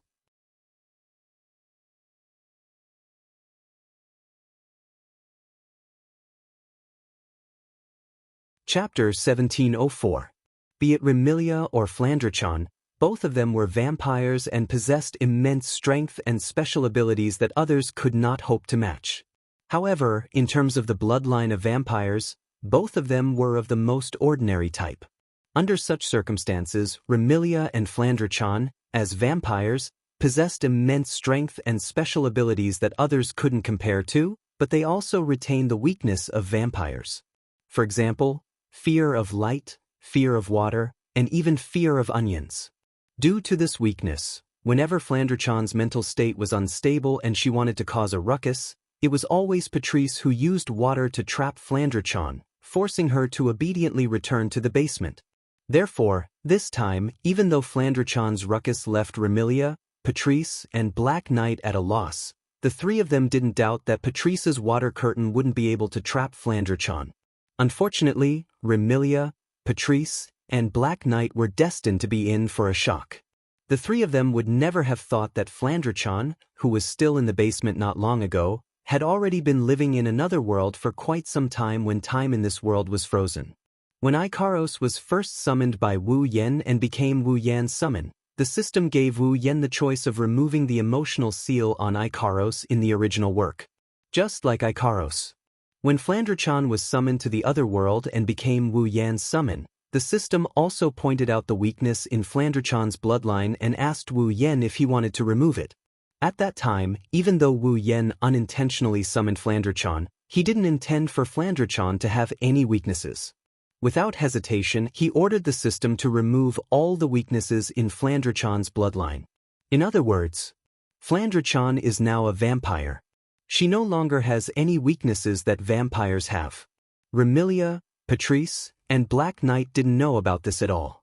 Inside the water curtain, Flandre-chan suddenly lowered her body and Remilia, Patrice, and Black Knight's expression changed greatly. She directly rushed out of the water curtain. Danger! Remilia, Patrice, and Black Knight's pretty face turned pale. For Remilia and Flandre-chan, water isn't fatal, but it's very dangerous. Once Remilia and Flandre-chan came into contact with water, not only would they feel a sharp pain in the part of their body that came into contact with water, but they would also be soaked in too much water. In serious cases, their skin will even fester. The water curtain that trapped Flandre-chan was like a waterfall, gushing down like a torrential waterfall. Flandre-chan's skin would definitely fester and become unrecognizable if she were to fall into the water curtain like this. How can Remilia, Patrice, and Black Knight not be shocked? However, what shocked the three of them even more was yet to come. Voila! With a clear splash, Flandre-chan rushed out of the water curtain with her drenched body. Despite being drenched by the water, Flandre-chan didn't seem to be affected by it at all. She dashed out of the water curtain and headed straight for the door. Remilia, Patchouli, and Night-Eye widened their eyes in astonishment. While Remilia and the others were still in shock, Flandre-chan turned into a streak of light and crashed into the heavy door with a loud boom. Bang! The door leading to the outer court of the Red Devil Mansion was immediately smashed into pieces of wood and scattered in all directions. Flandre-chan dashed out of the Scarlet Devil Mansion as fast as she could without looking back. She dashed into the courtyard and soared into the sky under everyone's watchful eyes. What's going on? Remilia finally reacted. Her face was filled with shock. Flan, why isn't Flandre-chan afraid of water? Neither Patrice nor Xianxia could answer this question, because they didn't know why either. Of course, now wasn't the time to think about why Flandre-chan wasn't afraid of water. Young mistress, Black Knight said anxiously. Second young mistress has escaped. Only then did Remilia recall this matter. Her expression instantly turned gloomy and even Patrice muttered gravely. This time, it might be really serious. Remilia, Patrice, and Black Knight's understanding of Flandre-chan was still stuck in their memories. The three of them knew that Flandre-chan's mental state was unstable. If she was allowed to wander around the fantasy village, she would definitely be in big trouble. After all, no matter if Flandre-chan's mood was good or bad, she would want to play with people until they broke. Once she left the fantasy village, she might cause a massacre. This wasn't the most serious matter. The most serious matter was that if Flandre-chan accidentally barged into the human realm, it would be really bad. Those who lived in the human realm were all weak and powerless humans. If Flandre-chan went on a killing spree and killed everyone in the human realm, her life would be in danger. The human realm in the fantasy village is protected by Yakumo Sage Yakumo and Sumharu Boli Lingming. If Flandre-chan went on a killing spree, the two wouldn't show her any mercy. At that time, Remilia would have to defend Flandre-chan against the Demon Sage and Boli Shaman. Fighting against the Demon Sage, who was the creator of the fantasy village, and the Boli Witch, who protected the Boli Great Barrier and the fantasy village, meant that not only did the Red Fiend Hall have to fight against the entire fantasy village, they would also have no place to stay in the fantasy village. This isn't a joke. Thinking of this, the anxiety on Bu Ye's face intensified. Patrice's charming face also became heavy. Remilia's emotions turned into fury. She roared at the maids hiding in the Scarlet Devil Mansion. "What are you all standing there for? Hurry up and find the second young mistress." Yes. The maids responded in horror and ran out of the Scarlet Fiend Mansion to search for Flanderchan. "Little devil." Patrice turned to the little devil beside her. "Go find young mistress too. If you find her, come back and inform me." "Got it, Madame Patrice." The little devil also ran out of the Scarlet Fiend Mansion and headed in a certain direction. Seeing the entire Scarlet Devil Mansion in less than 10 minutes and facing such an embarrassing situation, Remilia nervously paced back and forth, and even Patrice remained silent. Ruoyi couldn't help but feel a heavy feeling in his heart. Black Knight inadvertently glanced at the entrance of the Scarlet Fiend Mansion at the end of the courtyard and was slightly startled. A trace of anger surfaced on his face. With a flip of his hand, Black Knight grabbed a throwing knife and threw it out. Shing! The throwing knife transformed into a cold radiance that flashed through the air and ruthlessly pierced the head of a figure standing at the entrance of the Scarlet Fiend Mansion. Pucci! Along with a tearing sound, a blood-curdling scream and a trace of blood splattered. The figure standing at the entrance collapsed to the ground. It was a tall girl with long red hair that reached her waist. Her hair was braided on both sides of her temples. Her braids were decorated with bows, and her chest was also decorated with a ribbon that looked like a bow. She was a tall girl. The young lady wore a dark green Chinese attire and a hat of the same color as her attire. The hat was engraved with a golden pentagram with the word dragon. She was dressed like a warrior. Black Knight couldn't help but feel angry as he gazed at the young lady on the ground. "China, why didn't you stop the second young mistress?" "Woo!" The young lady called China pulled out the throwing knife from her head and looked at Black Knight weakly. "But Miss Black Knight, isn't my mission to guard the entrance?" "Guarding the entrance is not only for you to deal with intruders, but also to prevent people from casually entering and leaving the Scarlet Fiend Mansion." Black Knight angrily shouted. "Your salary for the next 3 years will be deducted. If you don't find the second young mistress, you won't have a salary for the next 10 years. Yes. The Chinese man immediately broke into a run. Just as he was about to run out, he suddenly seemed to remember something. He turned his head and spoke as if he was giving an order. "By the way, Miss Black Knight, my name isn't China. I'm Hong Meiling." Black Knight couldn't help but pull out another throwing knife, scaring Hong Meiling and causing her to run away.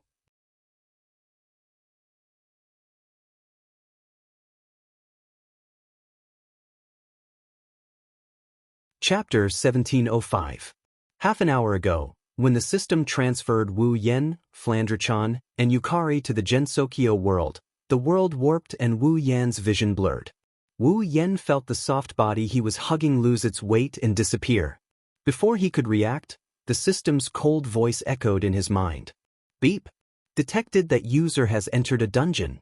Beep. User has the right to choose the 4th phase of the Demigod Path mission. System has determined the current dungeon world user has entered, automatically generating the 4th phase of the Demigod Path mission. Extracting the current dungeon world information. Ding! Current dungeon world information collection complete. Automatically generating the 4th phase of the Demigod Path mission. Ding! Demigod Path mission has been generated. Ding! Demigod Path mission has been activated. Special mission, Demigod Path mission phase, 4th phase mission world, Fantasy Village mission details. Obtain Blood Essence with the power of Fantasy X1, Blood Essence with the power of State X1, Blood Essence with the power of Eternity X1, Blood Essence with the power of Nature X1, Blood Essence with the power of Time X1, beep. This is the Demigod Path special mission. The original mission has been cancelled. User can only choose to leave the dungeon world after completing the 4th phase of the Demigod Path mission. Reminder, the time ratio between the dungeon world and the real world is 100:1. User can train in the dungeon world without any worries. Have a good time. In less than 2 to 3 seconds, the system's voice rang again and again. The system's voice turned into the most basic of memories. The information and system's notifications were engraved into Wu Yan's mind like an implant. For a moment, Wu Yan felt a stabbing pain in his head. When the stabbing pain subsided, his blurry vision gradually returned to normal. The distorted world slowly returned to normal. However, the world that was imprinted into Wu Yan's vision, it was no longer the same world as before. And the first moment he entered the other world, before Wu Yan could get a clear look at the scene in front of him, a clear sound came from beneath his feet. At the same time, a crisp sound rang out. Wu Yan also felt it. One of his own feet. It sank deeply into a groove. She felt her feet sink into a groove with a crisp sound. Wu Yan could not help but be stunned for a moment. He did not bother to observe where he was and subconsciously lowered his head. He looked at his feet. Then Wu Yan saw it. Under his feet, there was something that looked like a box. The lid of the box had been crushed by him, and one of his feet had sunk deep into the box. Not only did it crack the box, but it also broke through the bottom. Looking at the box that had basically turned into sawdust under his feet, Wu Yan was somewhat at a loss. What's going on? However, while Wu Yan was at a loss, in front of him, there was a figure that seemed to be entangled by a ferocious ghost. An extremely shrill scream resounded. No! In the shrill scream, Wu Yan was almost scared out of his wits. After quickly suppressing the faint instinct in his body, he raised his head and looked in front of him. It was not until then that Wu Yan saw the scene in front of him clearly.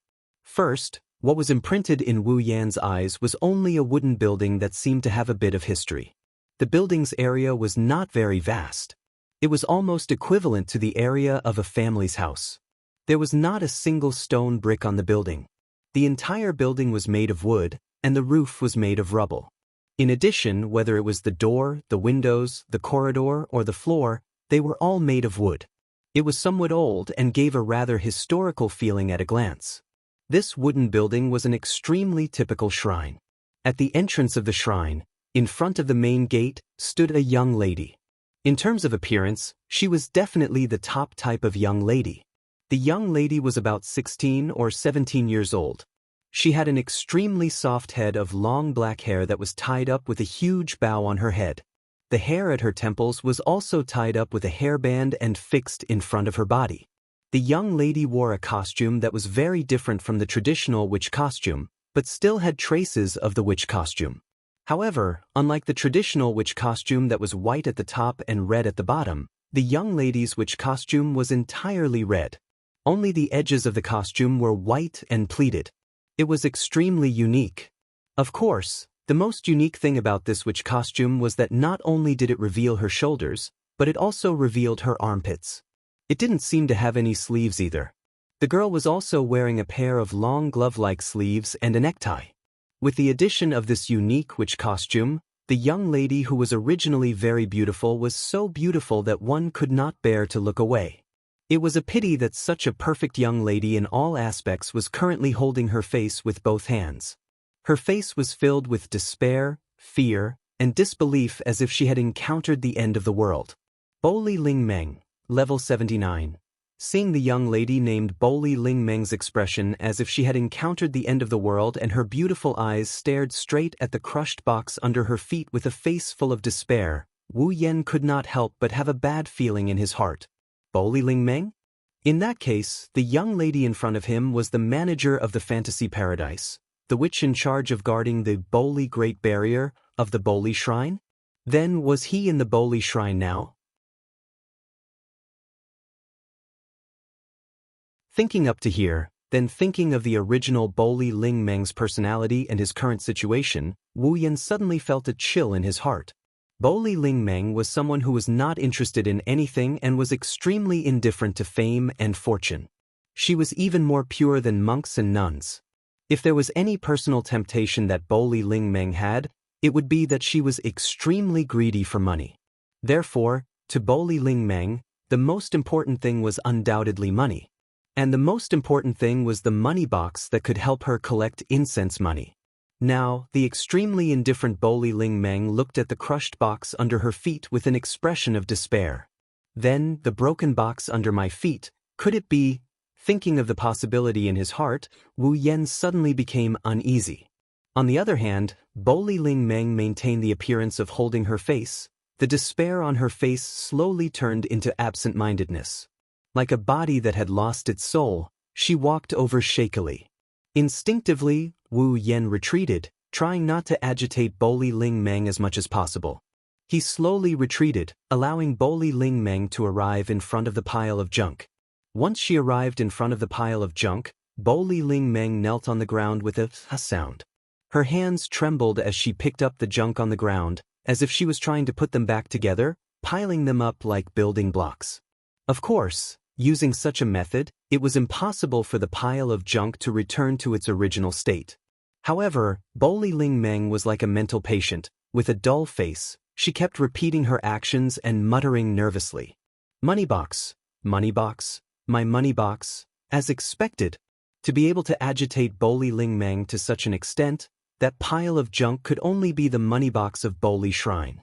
While Wu Yan couldn't help but ridicule her, he also felt a bit guilty when he saw Bo Li Ling Meng's panicked look. Although he felt that it was better not to agitate the other party, Wu Yan still chose to raise his hand and said weakly, "I'm sorry, I didn't mean to, money box.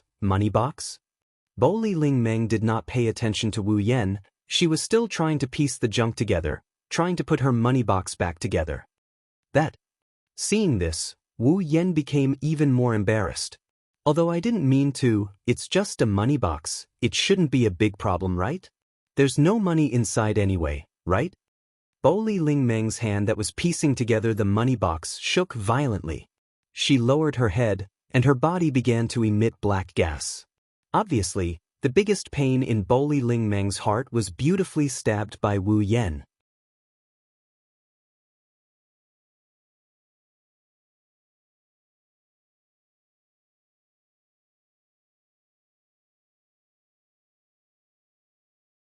As the name implied, as the manager of the fantasy village and the protector of the Great Bali Barrier, Bo Li Ling Meng was invincible in the fantasy village, or more accurately, in the Great Bali Barrier. As long as she was within the range of the Bori Great Barrier, Bo Li Ling Meng would enter an extremely magical state. If others attacked her, they would not be able to hit her at all.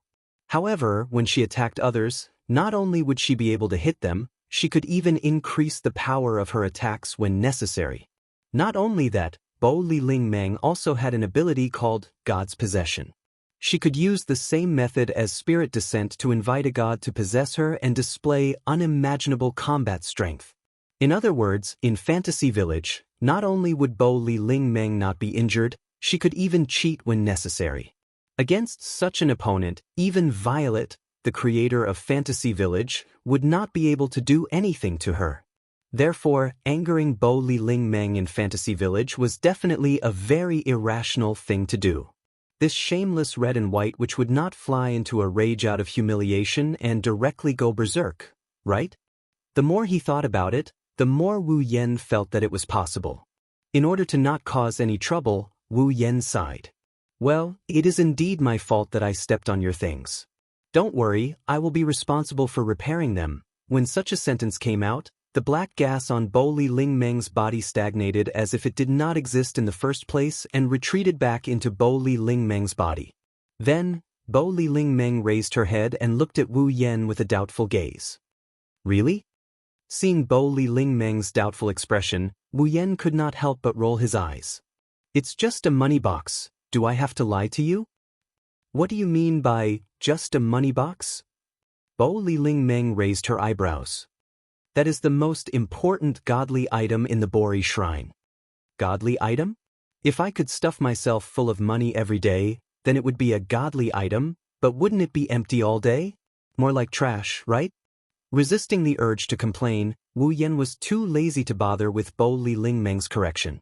He walked in front of Bo Li Ling Meng and half knelt down. He stretched out a hand and pressed it on the pile of broken wood. Wung! The next moment, mana gushed out. Wu Yen opened his mouth slightly and uttered a couple of incantations that turned the mana into a substantial form. That's how it worked.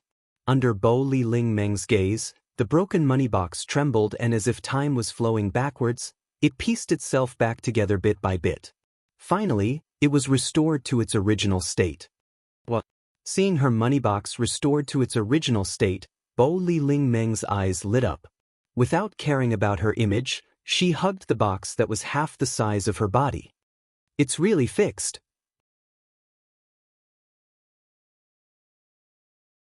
Looking at how Bori and Rei Meng are rubbing against his money box like it's a treasure, Wu Yen dryly laughed and choked on his words. At this moment, Bo Li Ling Meng rubbed her money box while speaking to Wu Yen with a face full of joy. I thought you were a human who was lost from the outside world. I didn't expect you to be a mage. Although Fantasy Village could not be said to be a separate world and was still connected to the real world, due to the existence of the Bo Li barrier and the realm of illusion and reality, it could be said to be isolated from the real world. The only point of intersection between Fantasy Village and the real world was this Bo Li shrine. In a certain place in the real world, there was also a Bo Li shrine. It was the same existence as the Bo Li shrine in Fantasy Village. Just like two sides of water, they were reflections of each other. If someone in the real world accidentally passed through the barrier of the Fantasy Village through the Bori shrine outside, then they would arrive at the Bori shrine in the Fantasy Village. Of course, not everyone could pass through the enchantment of the Fantasy Village. Those who could pass through the enchantment of the Fantasy Village and come to the Fantasy Village either had some special place or had been forgotten by the people in the real world and lost in here. As the manager of Fantasy Village, Bo Li Ling Meng could not say that she knew everyone in Fantasy Village, but she could more or less tell if someone was from Fantasy Village from their aura. That was why she said that Wu Yen was lost in Fantasy Village. After all, Bo Li Ling Meng could not feel the aura of someone who lived in Fantasy Village from Wu Yen. As for the mage that Bo Li Ling Meng mentioned, it was a magician. In Fantasy Village, there was no difference between magic and magic. As long as magic was used to create miracles, it was called magic. As for the existence that used magic, it was called a mage. Wu Yen scratched his cheek. Well, it doesn't matter if you think so. Hearing Wu Yan's perfunctory explanation, Bo Li Ling Meng glanced at him and did not ask further. She looked like she found it troublesome. I don't care if you're a human or a mage, since you're in Fantasy Village. As the manager of Fantasy Village, you should answer a few of my questions. Otherwise, if you get into trouble in the future, I'll be the one in trouble. All right. Wu Yen bitterly smiled. Although I can't guarantee that I can answer all your questions, I'll listen. You're quite arrogant, outsider. Bo Li Ling Meng curled her lips and stood up.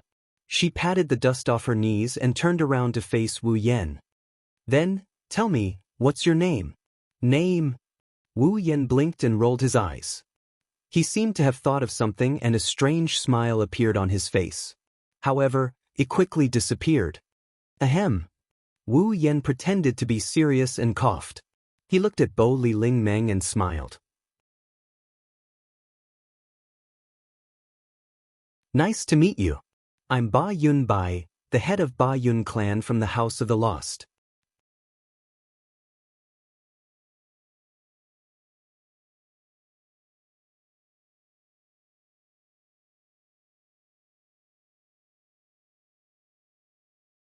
This is definitely a joke. Bo Li Ling Meng seemed to have suffered a blow. She took 2 steps back and loudly shouted. How could anyone want that moldy old hag? Just as he said that, a black crack filled with eyeballs appeared above the shrine. Before Wu Yen and Ling Meng could react, a black beam of light shot out. The black beam of light fell straight down. Wu Yen and Ling Meng only saw a blur in front of their eyes. The black beam of light landed on the recently repaired cash box. The black beam of light blasted the cash box that Ling Meng treated as her life into powder. Not even a piece of wood was left as it dissipated with the wind. Bo Li Ling Meng stared blankly at the original spot where the money box had been. Looking at the empty spot, not even a single piece of wood was left behind. She once again let out a desperate scream. My cash box. Amidst her sorrowful cries, Bo Li Ling Meng threw herself onto the ground where the money box had originally been. It was as if the money box had not disappeared, but had instead become invisible. Her delicate hands groped around the box, but of course, she could not find anything. It's gone. It's really gone. Tears gushed out of Bori Rei's eyes. She raised her head and looked at the gap in the sky above the Bori shrine as she screamed in rage. Yukari! Come out! Ling Ming yelled. Yukari did not come out of the crack. Instead, the crack closed and disappeared. Seeing this, Bori Ling Meng was so angry that she wanted to die, but she couldn't do anything about it. Wu Yen, on the other hand, breathed a sigh of relief. Flandre-chan and Yukari were not by his side when he first arrived at the fantasy village. Wu Yen was worried that something might have happened to them. Now, it seems like Yukari and Flandre-chan have returned to the place where they were before they became Wu Yan's summons. Yukari, that be *starred. Wu Yen grumbled as he looked at the empty sky. Since you've been paying attention to this place, you should at least come out and show your face. You made me worry for nothing. That's right. Tell her to come out. Bori Ling Meng leapt up from the ground and arrived in front of Wu Yen. She grabbed Wu Yen by the collar and started shaking him. Tell her to come out. Tell her to come out. With Yukari's personality, she won't come out even if you yell your lungs out. Wu Yen felt dizzy. If you want to see Yukari, why don't you go to the House of the Lost and look for her yourself? If I can find the House of the Lost, why would I need you to tell her to come out? Ling Ming hissed. In the fantasy village, everyone only knows about the existence of the House of the Lost, but no one knows its exact location. Wu Yen asked curiously. He really didn't know about it. Even you don't know? On the surface, the relationship between Yukari and Ray Dream seemed to be very bad. But seriously speaking, not only did the two manage the fantasy village together, but as the shaman of the Ray Shrine, Ray Dream definitely had a closer relationship with Yukari than others. Does that mean Ling Meng doesn't know where the House of the Lost is?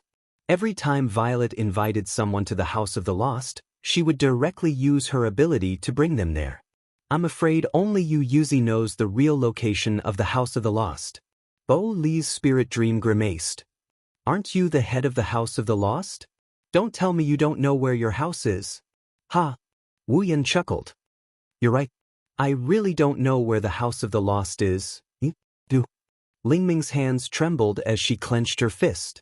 She didn't hit Wu Yan's head with it. Instead, she let go of Wu Yan's collar. Forget it. If that's the case, you'll have to fix my money box again. I can't do it this time. Wu Yen raised his hands in surrender. If there's any remains, it won't be hard to fix it. But now, the money box has completely evaporated. There's not even a speck of dust left. I don't care. I don't care. Bo Li Ling Meng clearly intended to be shameless. If you can't fix it, you'll have to make me a new one. Huh? Wu Yen flinched at her words. But this time, it wasn't me who broke your money box. Aren't you the head of the House of the Lost? Aren't you Yukari's fiancé? Bo Li Ling Meng waved her hand impatiently. If that's the case, Yukari broke my things. Don't you have to take responsibility? This time, Wu Yen was speechless. Wu Yen was speechless. Hurry up and finish my money box. Bo Li Ling Meng lightly snorted. Otherwise, when people come to pay their respects, what if they don't see the money box and think they don't have to donate anymore? Don't worry. Wu Yen complained. No one will come to pay their respects. What did you say? Nothing. Then hurry up and do it. Bo Li Ling Meng turned around and walked into her shrine without looking back. As she walked, she muttered to herself. Yukari, she really has a fiancé. Since that gap appeared, it means that Yukari has been paying attention to the situation here. Since Yukari didn't come out to deny it, it means that she admitted it. Ling Meng could only choose to believe it. You're tuning in to the Wandering Hero YouTube channel. Don't forget to subscribe and join us on this journey to catch the most captivating stories.